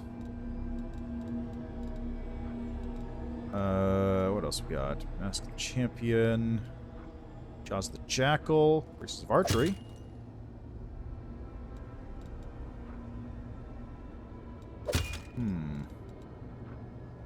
That's only +1, so I'm not going to take that. I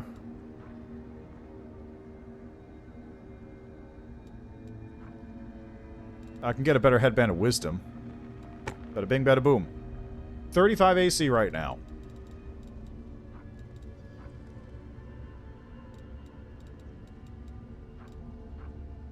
+6 enhancement bonus to Constitution. Cure serious wounds.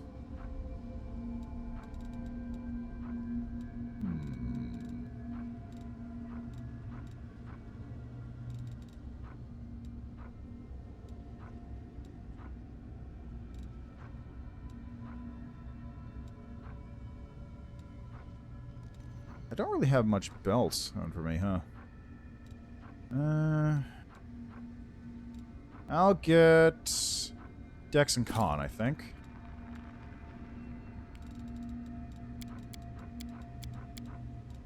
Okay, now for gear, you need a new bow.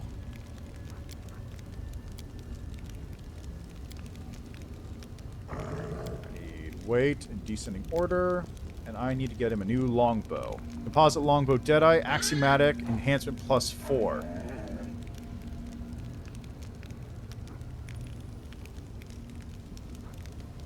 Short bow. That's a short bow as well. Let's go with Deadeye. What else did I pick up?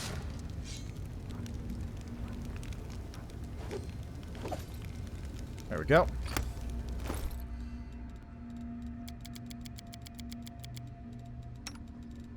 Alright, let's give you this. Brand new bow. It's got a 19 to 20 crit range thanks to improved critical.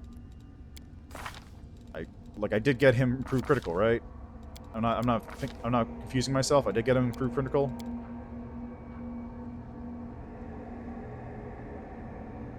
Yeah, improved critical longbow. Excellent. Alright, I think that's everything then. Let's go talk to the old Talk to the old angel real quick. Oh, God, I forgot I gotta also deal with Urushalay's thing. I forgot that side quest is happening. Okay, so also going back to Sonique's questions before. Urushalay, she has high trickery, stealth, perception, so she can do thief stuff. So she will be able to fill that role.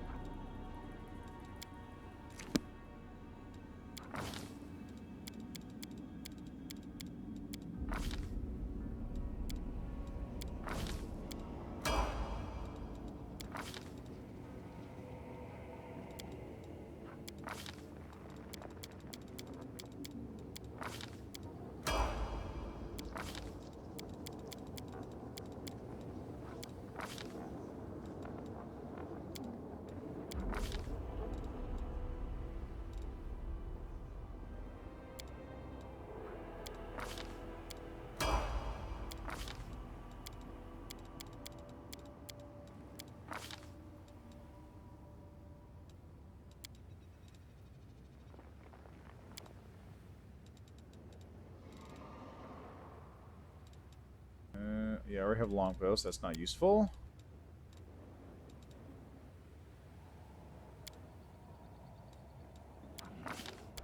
And they give you a lot of archers in this game, though.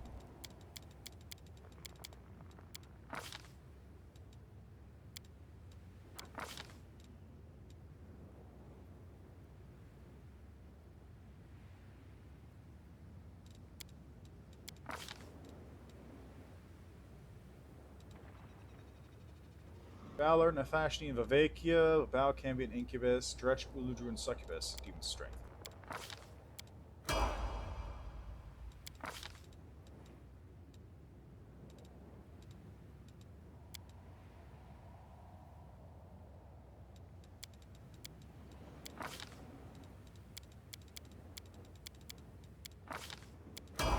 Okay. How's Urushalay's equipment looking?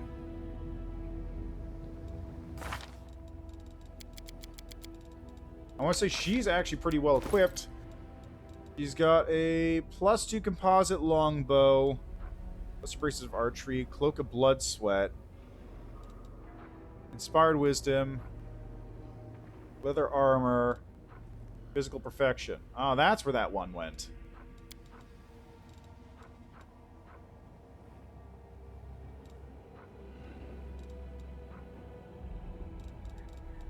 Okay, let's give you... Let's give you better armor. Also... Look, yeah, same cloak, so I don't have anything else. Plus the ring of protection.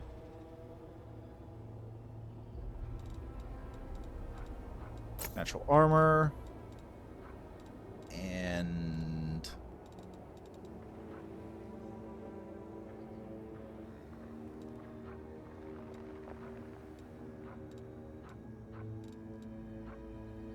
Oh, that one. I don't have any other bows, though, besides that one keen bow I just picked up off of land, so let's go. This is up in the... Have I not talked to Urushalay about it?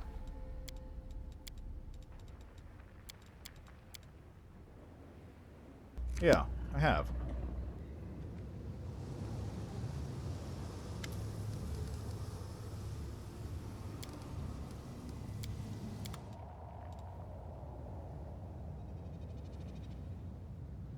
Okay, first off, let's head over here.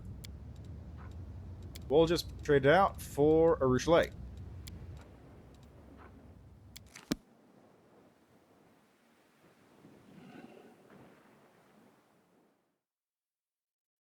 Bad blood? That's not the... Bad blood is a different one. Which one's bad blood? No, bad blood's Sephimelech. Where the hell is Urushalay's one? I don't remember. I don't remember where this mansion is. I want to say it's like right here, right? portal up.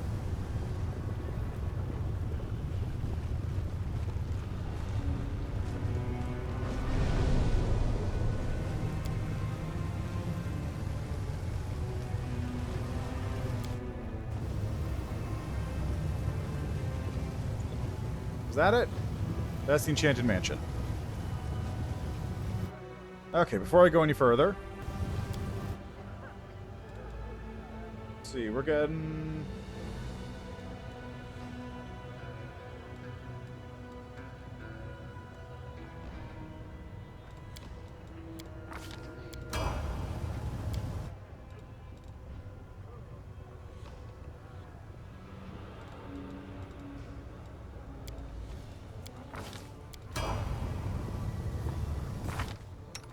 Do you have a spell book? You do. And I didn't prepare any of your spells. Okay, that's unfortunate, but it's fine. You're not going to be going on the party for much longer, so whatever.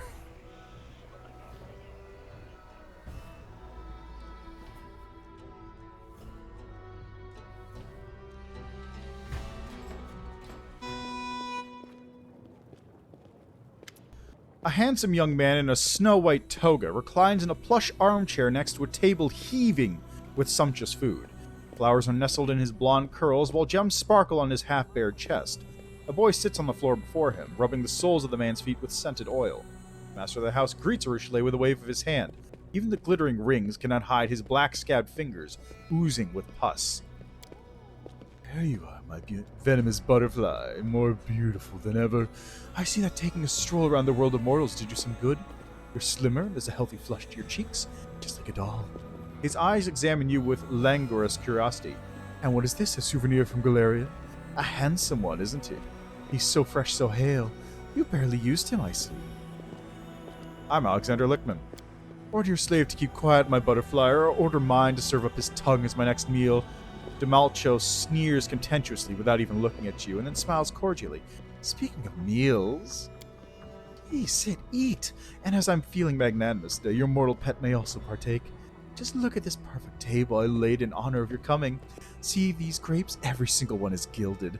And this wine is from the ruins of Aslant. It's older than any living mortal, many demons, and even some of the gods. And last but certainly not least, behold our main course, a roasted drake. They eat us all the time, so why shouldn't we return the favor?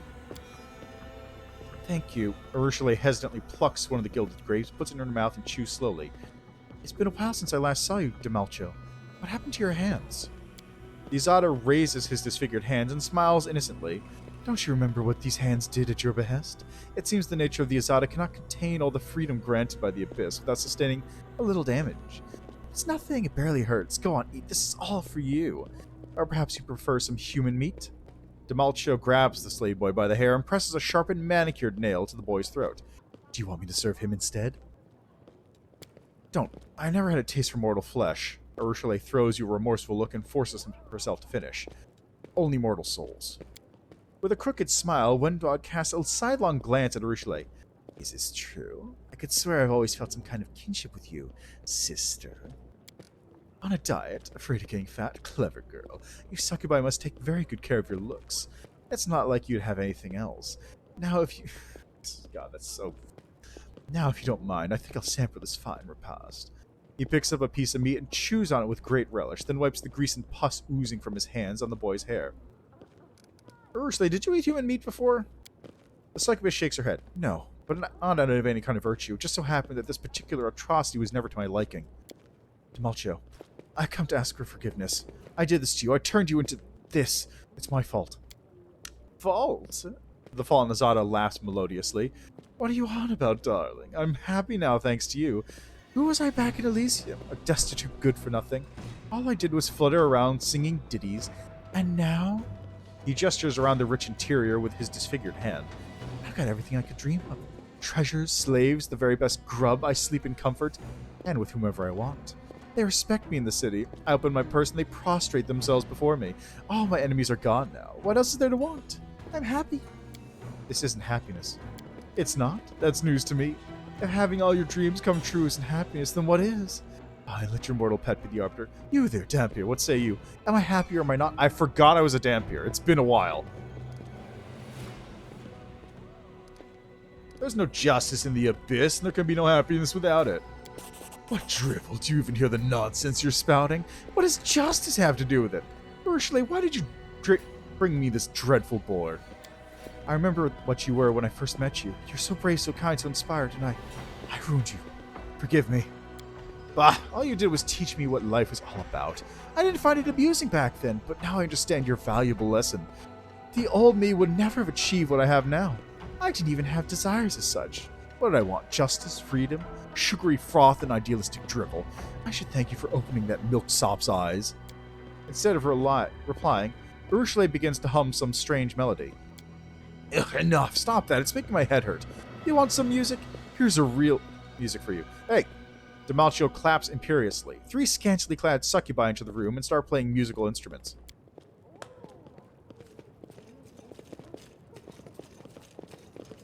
Those aren't scantily clad. They're wearing dresses. Do you recognize those dresses? You were the same one that night you dumped me for the first time. I bawled for a simpleton, but it doesn't matter anymore. I'm always merry now. Every time I bend one of them over, I picture that your face that... Hey! Demalcio angrily turns toward the succubi. Which one of you is out of tune? Hey you! What am I paying you for? 2 of my strings? Get yourself 20 lashes! The succubus produces a whip. Demalcio grins lasciviously, his eyes darting from the musician to Ursula and back. Ursula, you have no idea how much I want to behead him right now. And Ursula nods. I understand, but this is my fault. I made him like this. Also, again, I'd like to point out, I think I pointed out last time, but,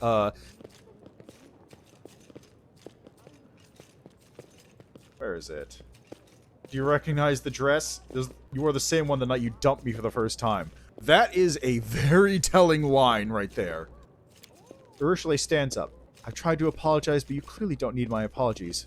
Let's have it your way, then. I want you to know I wholeheartedly regret what I've done to you. Goodbye, Demalcio. I'm leaving, and this time for good. Sit down, you whore! The Izada slams his hand on the table, staining the cloth with black pus. The other succubi produce whips and smirk at Ursula and you. You're not leaving this place again. You're mine by right, and you'll stay mine forever. That's enough. I don't want to kill you. There's no need to fight. Let's go our separate ways and not hurt each other anymore. Listen knows we've had enough of that already. Oh, I don't want to kill you either. I want to gouge out your eyes and fuck your eye holes. I'll perforate your tender skin and fuck every one of those holes too. I'll drill a hole in your head and... He stands up. I haven't begun to hurt you, bitch. I turned to this day for so long. You, get them!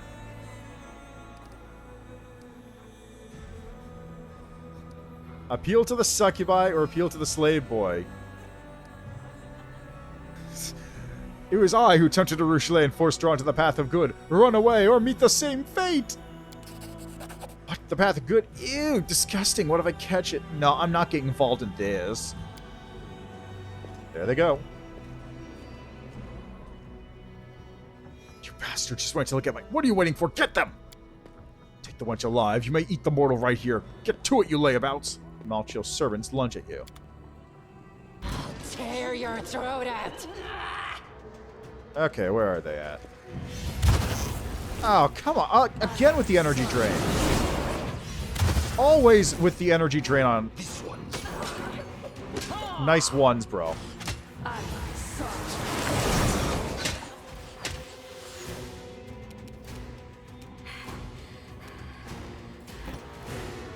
Always with the energy drain. Okay, let's see. What do we got here? How about... No. How about... Hellfire Ray on this one. Oh, I failed to overcome spell resistance one of the times. Got it. Again with the energy drain. Always the energy drain on Regil. What's up with that? I will resist.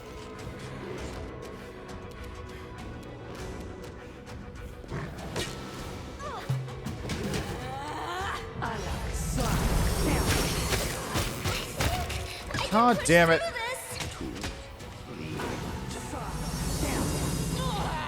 Okay, one dog's also confused. Is that confusion or crushing despair? There's a flaw in our tactics. Prepare yourself. Nice misses. Is anyone here? Okay, good.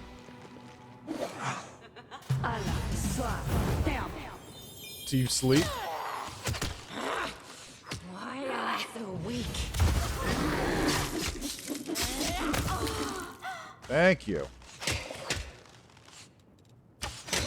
Are we done here? Oh, Demalcho's over there. Okay.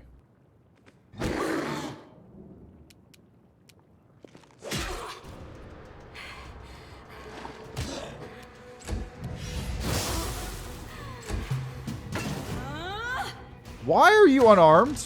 Only dead. No, not like this. Why are you fucking unarmed? Hold, what the fuck? I dedicate my body to science.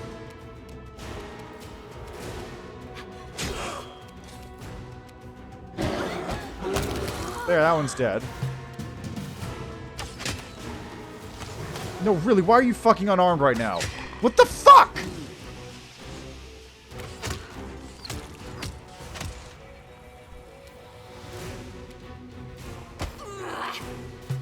Okay, you know what? I think it's time to just go turn-based mode because there's clearly not much else I can do here.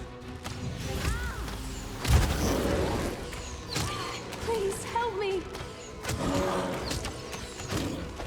Someone save I would me. help you if you had done anything at all. Literally anything.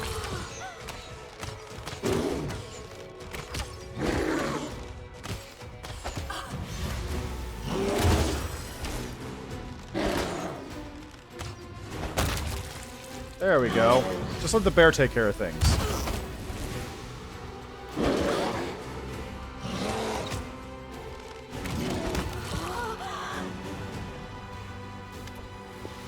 The Izada bares his teeth in a truly demonic snarl as he points his weapon at Rushilei's chest. You're going nowhere, bitch. Nowhere. You're mine. Demalcho, I've renounced evil. Now I serve Desna, your former mistress. If she gave a succubus like me a chance, surely she can forgive you too? The path of ascension is difficult, but I told you. you send me to the abyss on a whim, then you change your mind and call me back to Elysium. Stuff your ascension up your... The Izada shakes his head. Suddenly he looks desperate. Rushielai, my girl, my butterfly, enough of this nonsense. Do you want me to apologize? I'm sorry. I'm so sorry. I didn't mean to say any of that. I just miss you so much. I need you so much. You're my only desire, my only dream. You alone. Poor thing. I wish we could help you, but you won't let us, will you? You would rather throw yourself on our blades than let us heal you. Poor thing. Demalcho falls to his knees and reaches for Rushielai, who recoils in disgust. Everything I've ordered, the treasure of the slaves, it's all for you. Stay, I beg of you. I'll give you everything. It'll be all yours. Just don't leave me. Please don't leave.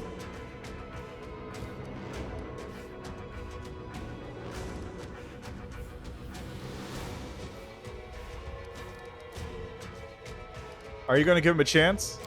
I gave him one and he turned it down, but I will try again. Get up, Demalcho. That's enough. For the last time, repent. Either follow me in the path to Desna or get out of my way and let me go. It's like that then. Follow Izada jumps to his feet. I would rather die than let you leave here alive.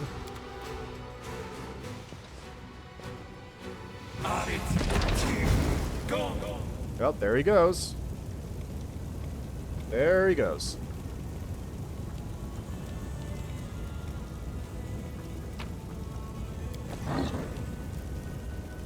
Ooh, loot. Vision blurring. Legs are shaking. Peculiar.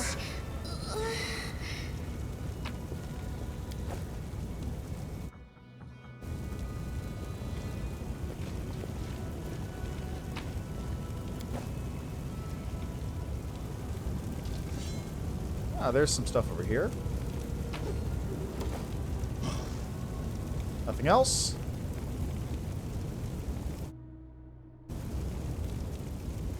You are my favorite aide. Close ranks.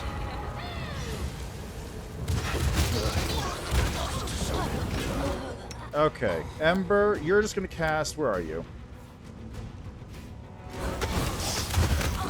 There was a flaw.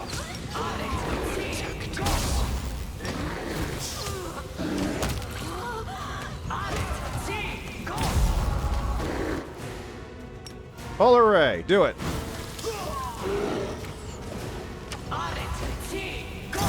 Miss. Hellfire Ray.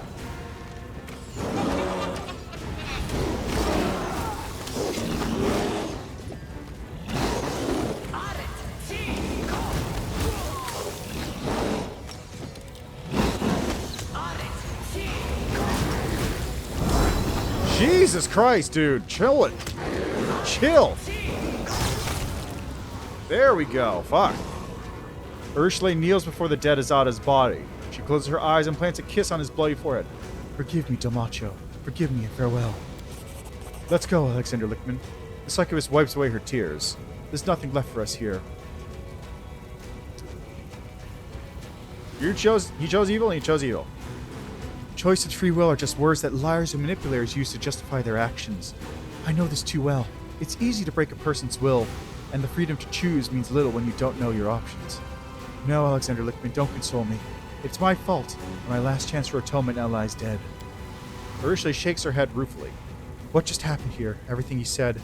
I need to reflect on it. I want to talk about it, but not right now. Later, when I've had a chance to sort out my thoughts and emotions.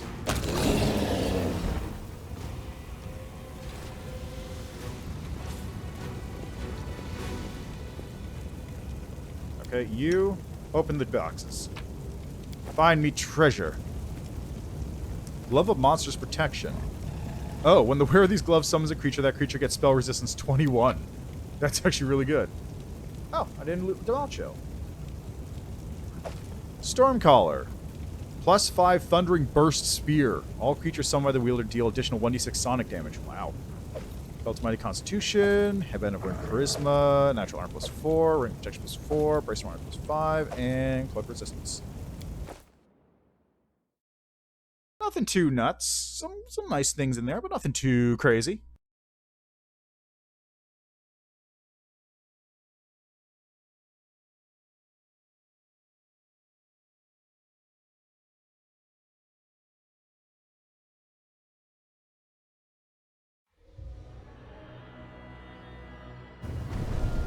Okay.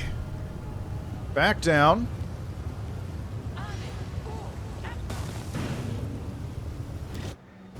Take a nap.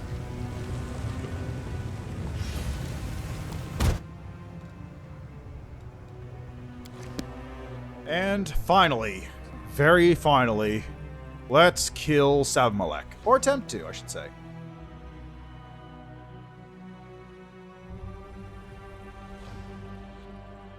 So we're bringing along Lan.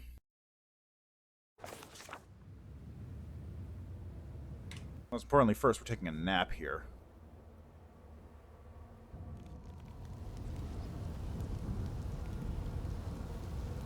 You ever need to talk to someone, just know that I'm always here.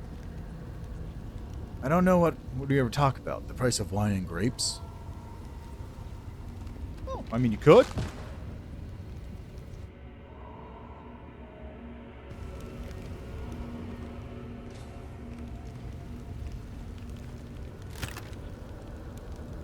Let's dump this in the chest.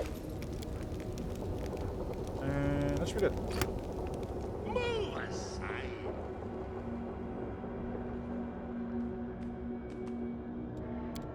Wait, am I not a bear anymore? I'm not a bear, but I'm still a bear. Oh no, this is bad. This is bad. Oh no.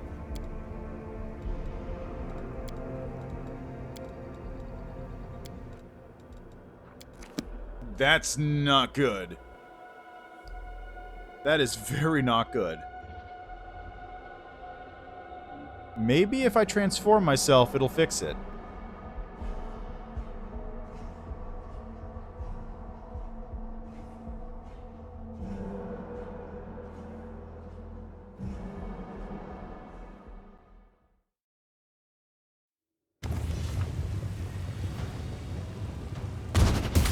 Lan suddenly stops and presses his hand to his mouth. The human half of his face drains of color, while the scaled half acquires a yellowish tinge. A thick, black drop of something seeps out of his eye and rolls down his cheek, leaving a dark streak. I'm fine. He takes a few steps, but staggers like a sailor on a ship. I guess Savmalek is closer than I thought. There's so many demons here. Why do I sense this one in particular? Flames of insanity burn in Wendwog's eyes. I sense it too. My blood is boiling in my veins. You are definitely not fine. What's wrong with you? Must have eaten something that did. Lan pauses, waiting for a spasm to pass. Alright, there's no point in hiding it. It's definitely because of Savmalek. I just don't feel where he is. It's like I'm being ripped to pieces from the inside. Like every inch of my body's on fire.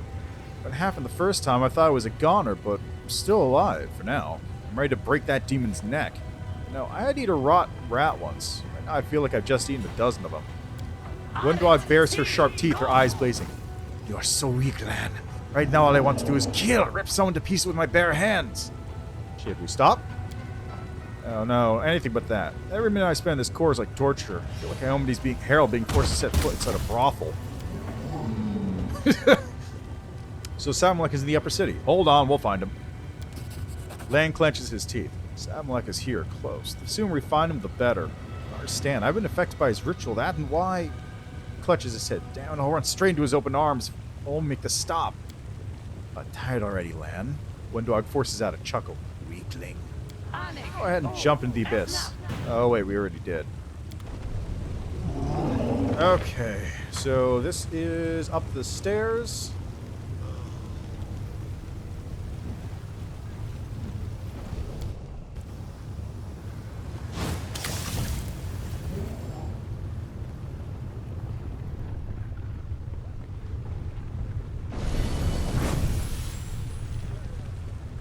Up the stairs, into the portal.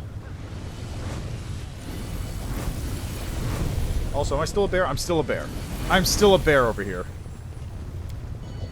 I mean, the joke was made earlier, but this is turning into the actual adventures of, Sir Barrington at this rate.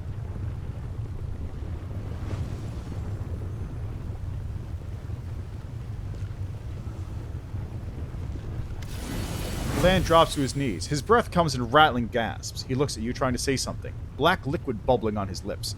His human eye has turned white, and something viscous and black slowly trickles from it, like tears. Well, I think we found Samalek's lair. Windwalk breathes heavily, pressing her fingers onto her temples. If this doesn't stop, I'm going to slash someone's throat. It's like someone's whispering in my ears, telling me to kill, kill. Are you sure you're able to fight a demon? I can manage. Still know what'll happen when I go in, but I won't be a burden. If I can't walk, I'll crawl to him and gnaw on his ankles, or at least bite his toes off. Let's go before you fall apart, Whim.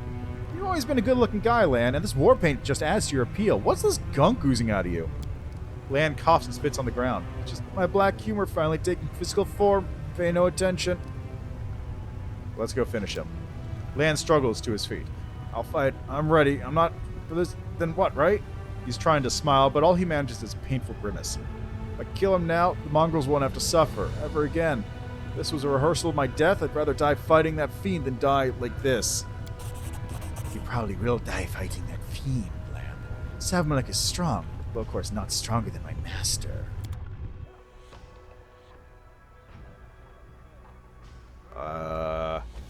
What? Why did we... That's weird. It's actually a little weird. Okay, let's take a quick little... what do we got? How about...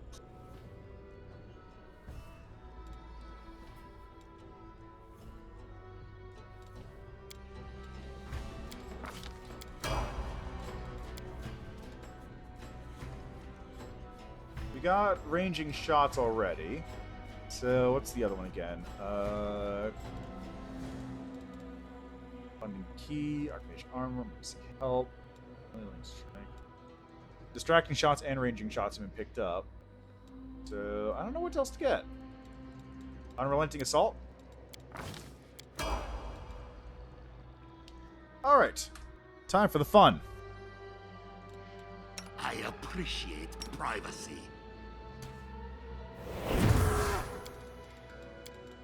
Inimosi travisi.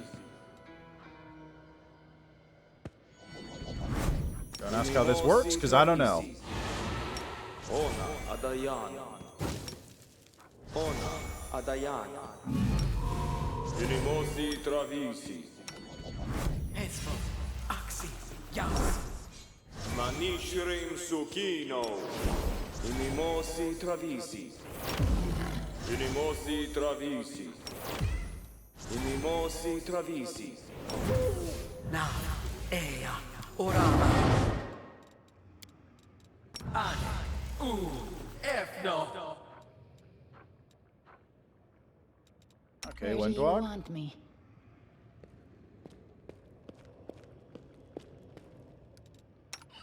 Let's see. Are you out of range? No. Wow, that's a huge I'll range. prove I'm the best. Okay. Don't need anyone's sympathy. Let's get some. First this. Then let's get one of these on. Then let's put on this. And turn to a bear. I'm totally a bear for realsies this time, actually.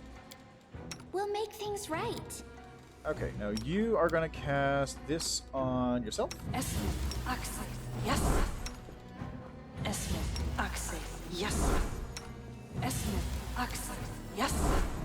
Let's see. Ability.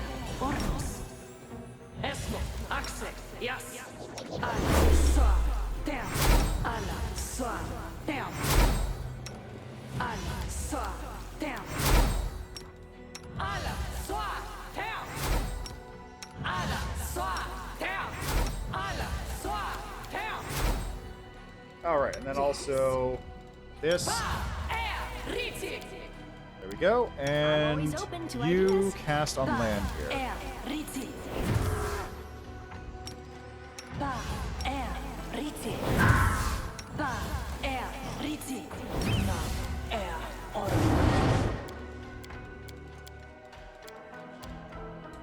That should do the trick.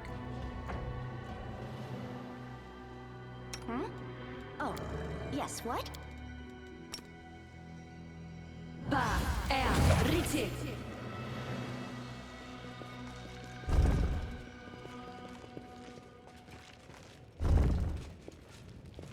What's up? Oh, I forgot to unequip Windwalk. The demon's grim figure, which resembles a skeleton with glossy skin stretched over it, hovers above you. A sea of eyes glare hungrily in the darkness. The mongrels have been trained well, and they make not a sound as they await their master's order to attack. My children, you finally come to me. It took you a long time to find your father's home. I called and called. I started to think you couldn't hear my call, could not feel my touch. I see that you do. Your bodies react to my presence. Black tears shed for a great sin. They mean my poison has penetrated deep within you, Lan. I will not accept you if you want to. I will accept you if you want to join me. How do you want to be initiated? With my poison in the flesh of the innocent, like all of your kin, to build your strength? Or will you let me thrust my stinger in you? This will either kill you or make you the greatest of all mongrels. Decide now while I, your father, am feeling benevolent. The chamber grows darker, almost as if Savmalek is absorbing the light. Lan falls, trying and failing to get up. I'd rather die than serve you. His voice lowers. Yes, it was the guy from Chapter 1. His voice lowers to a dull growl. And you're not my father, you freak. But yes, this was the dude from Chapter 1, and now it's all coming back. You know so little, you weak, pathetic mongrel. I made you. You are my creations, and you will return to me. Lan grinds his teeth to a scream of pain. Lies. Windwalk drops to one knee.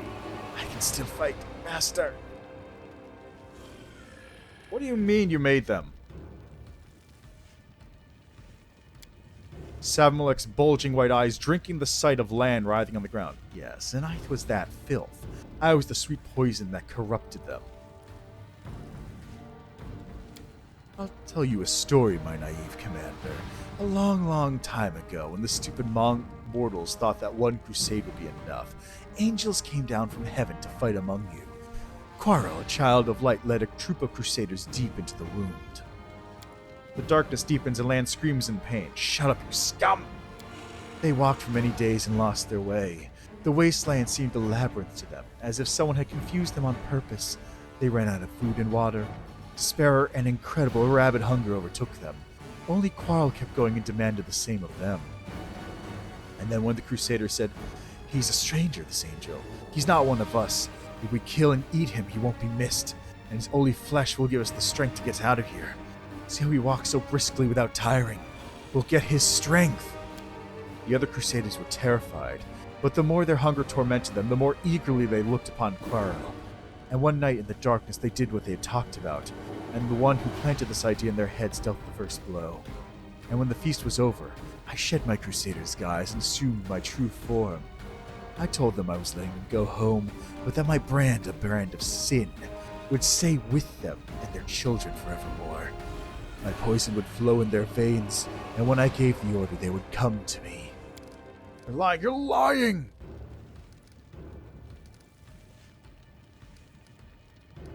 So the Mongol ancestors weren't noble crusaders? They're fallen sinners who committed a great and disgusting atrocity. They destroyed a child of light and do not deserve to see the sun. Banished to darkness, doomed to starvation and deformity.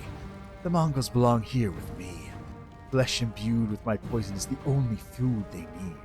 Serving me is the only life they deserve. I don't believe you. You're just making this up. Lan attempts to get up again, but fails, vomiting viscous black liquid. If I'm lying, why are you squirming before me now like a pathetic worm? You, who has not touched my poison or been my servant. If I'm lying, whence the taste of blood and raw flesh on your tongue? Whence the hunger that is currently turning your guts inside out?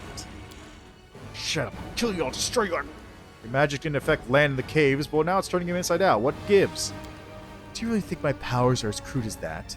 In the caves, I summoned those I chose. Here I'm calling to the blood of all my children. I'm calling to the sin of their ancestors, to that old promise to return them to my side. No one can resist this call. The demon grins. And you, Commander, cannot resist the call of duty. That is why you're here and not in your fortress. Where'd you get the Mongols from? Didn't you flee Neath home alone with your tail between your legs? Oh, Commander, don't assume that you're the only one with a loyal army. I've been gathering my children for years. Those who were thought to have been lost in the caves actually found their true home. See any familiar faces, Lan? Rulo, Old Gorham, but that's not possible. They're supposed to be dead. They went missing when I was a kid. Poison doesn't kill Mongols. It gives them life. A long life. Those who remained in Dresden also deserve a long life. But what about you? Is this how you want to die? I'd rather die than obey you. Lan dovers over in pain again. It's just a team. We killed plenty before. You're stronger than this. I am. Lan tries to get up but can't, and he pounds his fist on the floor in despair. I can't let you down, Commander. I'm done. Finish me off. It's better this way.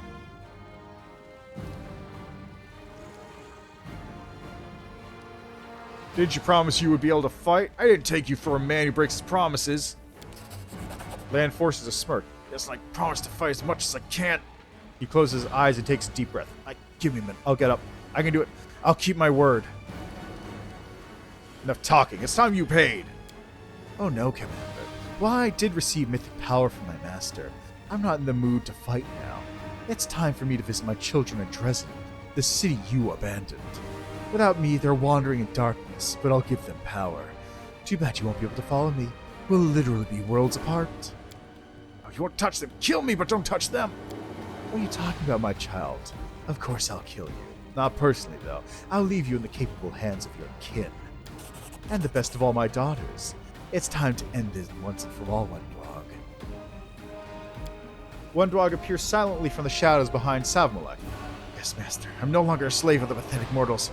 I'll shed their blood in your name. Why am I not surprised? You'll die in this fight, Wendwag. This time no one will spare you.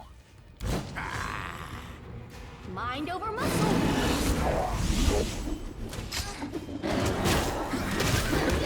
There we go, problem solved. Okay, let's do this real quick. I think I can push through this.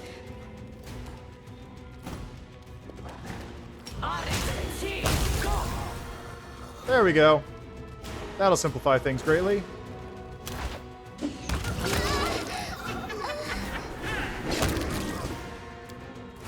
Another Stormbolt out of you, Ember, if you would. Did you see that? Damn it. Oh, she's dead. This condition is irrational.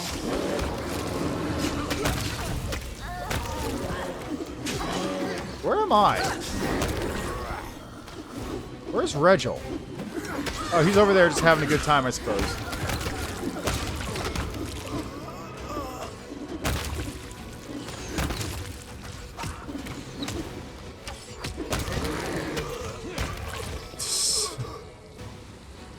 Well, Windwag is breathing heavily. You'll never win, but you somehow keep managing to survive. And just like a real cave rat, you won't be so lucky this time. Die! That's it. Lan wipes the black streaks from his face. No more mongrel deaths. One more starting it, and it must end with her. Lan sighs heavily. Endwog, why'd you choose such an end for yourself? Lan is still pale, but he's obviously much improved. It's a strange feeling. I have to stop thinking about my tribe and fulfill my duty as a crusader. I can't. I'm a mongrel. I have a duty to the mongrels, too. My heart is like my face now, split in two. The cold-blooded half tells me to forget about the tribe, but the human half is desperate to find a way to go back to Galarian. Lan looks at you intently. So we do what the Queen sent us here to do. We can't leave this place, right, Commander? Tell me I need to hear it. Tell me. I need to hear it. Are you okay? Lan chuckles. Right now, I'm fine. I don't even have a headache. Besides, that's another story. I might just jump around a little. If anything comes loose inside me, it'll rattle. That way we'll know if I need to run to a healer or if it's too late. Lan wipes the remains of the black liquid from his face. A chance to wash my face would be welcome. Maybe I should leave it. Scare off passing demons. Yep, unfortunately. It's over, Windwalk. Are you glad? No, but I do feel relief and other things. Let's not talk about this now. Sabmolek's presence alone had you writhing in agony. Were you able to fight him and catch up to him? I don't know if I'll be able to handle him or not, but I have to try. It's a matter of honor. Do you think Sabmolek was lying about your ancestors? No. So I do have one option to save her, and that option is install a mod. There does not seem to be an option to keep both of them alive throughout the entire game, which is very unfortunate. You only get one mongrel at the end. Unless you resurrect her through outside means. Do you think Sabmolek was lying about your ancestors? I want to believe that he's lying. But deep down, I know it's true. Our deformities aren't a sign of the valor of our ancestors who fought in the wound and sacrificed themselves for the cause. Our deformities brand us as criminals, not underground crusaders. We're outcasts who belong in the caves, or in the abyss. I'll do anything to keep Sol and the others from finding out about this. I'll fight Sabmolek and rip his vile tongue out. But that won't change the truth. We're cursed forever.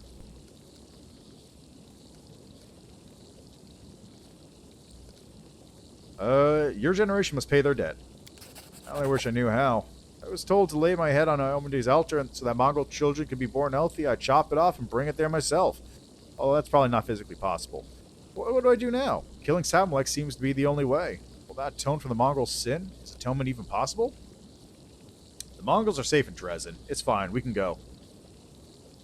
Lan takes a deep breath and then exhales loudly. You're right. There are plenty of people back in Dresden who will protect the mongrels. The Queen, Erebeth, and Nevia. Yeah, I'm going to trust in that. But even so, now it's personal. I'll have to go back there and face that demon.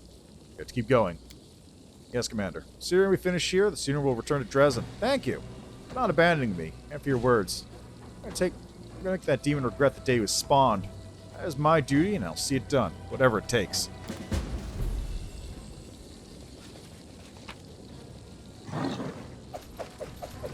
I'm just going to collect everything off one door. I'm just going to collect everything. There's a lot. There's a lot.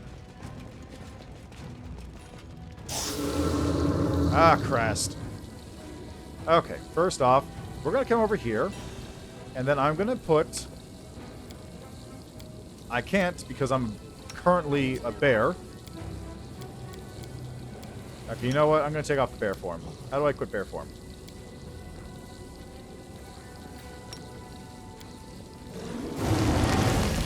There we go. Okay, let's add some acid resistance to everybody.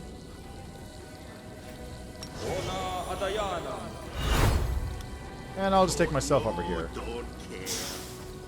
Move aside. Loot.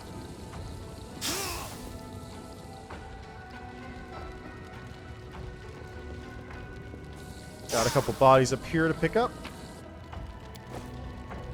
One chest. And, oh, there's a chest over here too.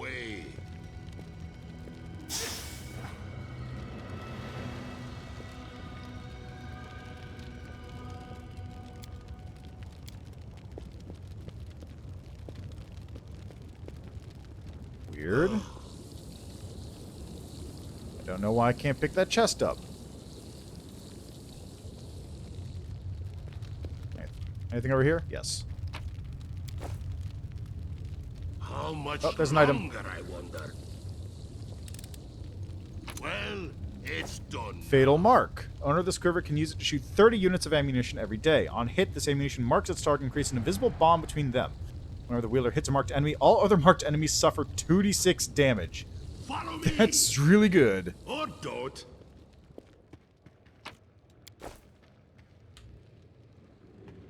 Okay, let's get out of here. Windwog is no longer a member of the party.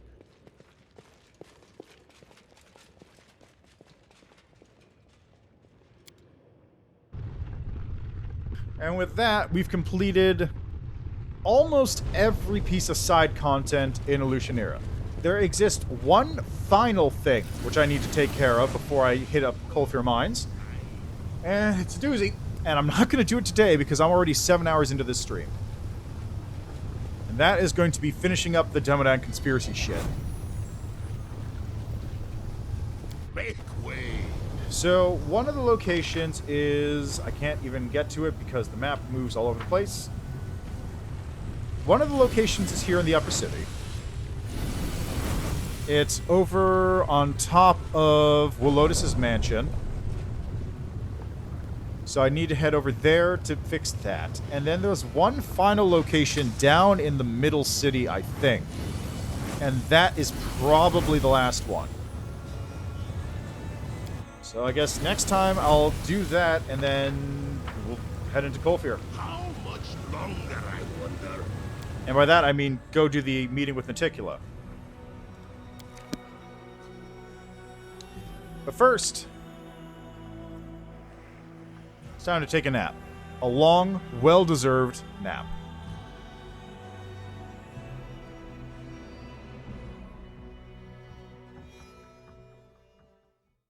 And we're also going to see about killing the dragon later too, aren't we?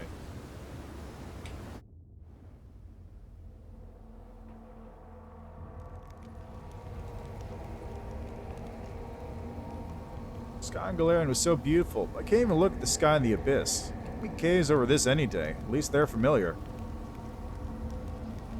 If there's anything I can do to help you feel better, just say. How about a joke contest? Or we could ballad out a few tavern songs.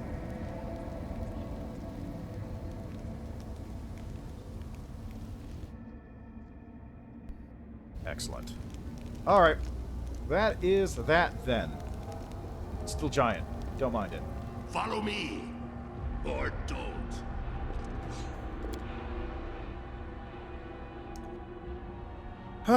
So, I got rid of everything I need to do today, pretty much. I didn't quite finish the... let's see. Let me just make a save right here and call it Demodans and Naticula await. There we go. So yeah, I'll be back with that again on Sunday in a couple days. That is also Halloween. So hopefully I will not need to step away too often, but we shall see. So that'll be dealing with the Demodan conspiracy nonsense, and then finally heading into the Coalfear Mines and dealing with the end of this chapter, which is much faster than Chapter 3. But yeah, as always, thanks for stopping by. Thanks for checking out the game with me. Tomorrow is Friday, which is going to be Demon Souls. And next week and on Sunday, I'll be back with more Pathfinder Wrath of the Righteous. Now, before people disappear, let's see, is there anyone available to raid who's also playing Wrath? First, is anyone I'm following live?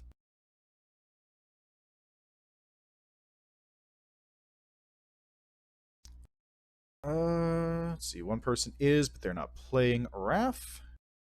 So how about we go send you over to... That person is very clearly not playing Wrath of the Righteous. That is some kind of Call of... I think that's Call of Duty. How about...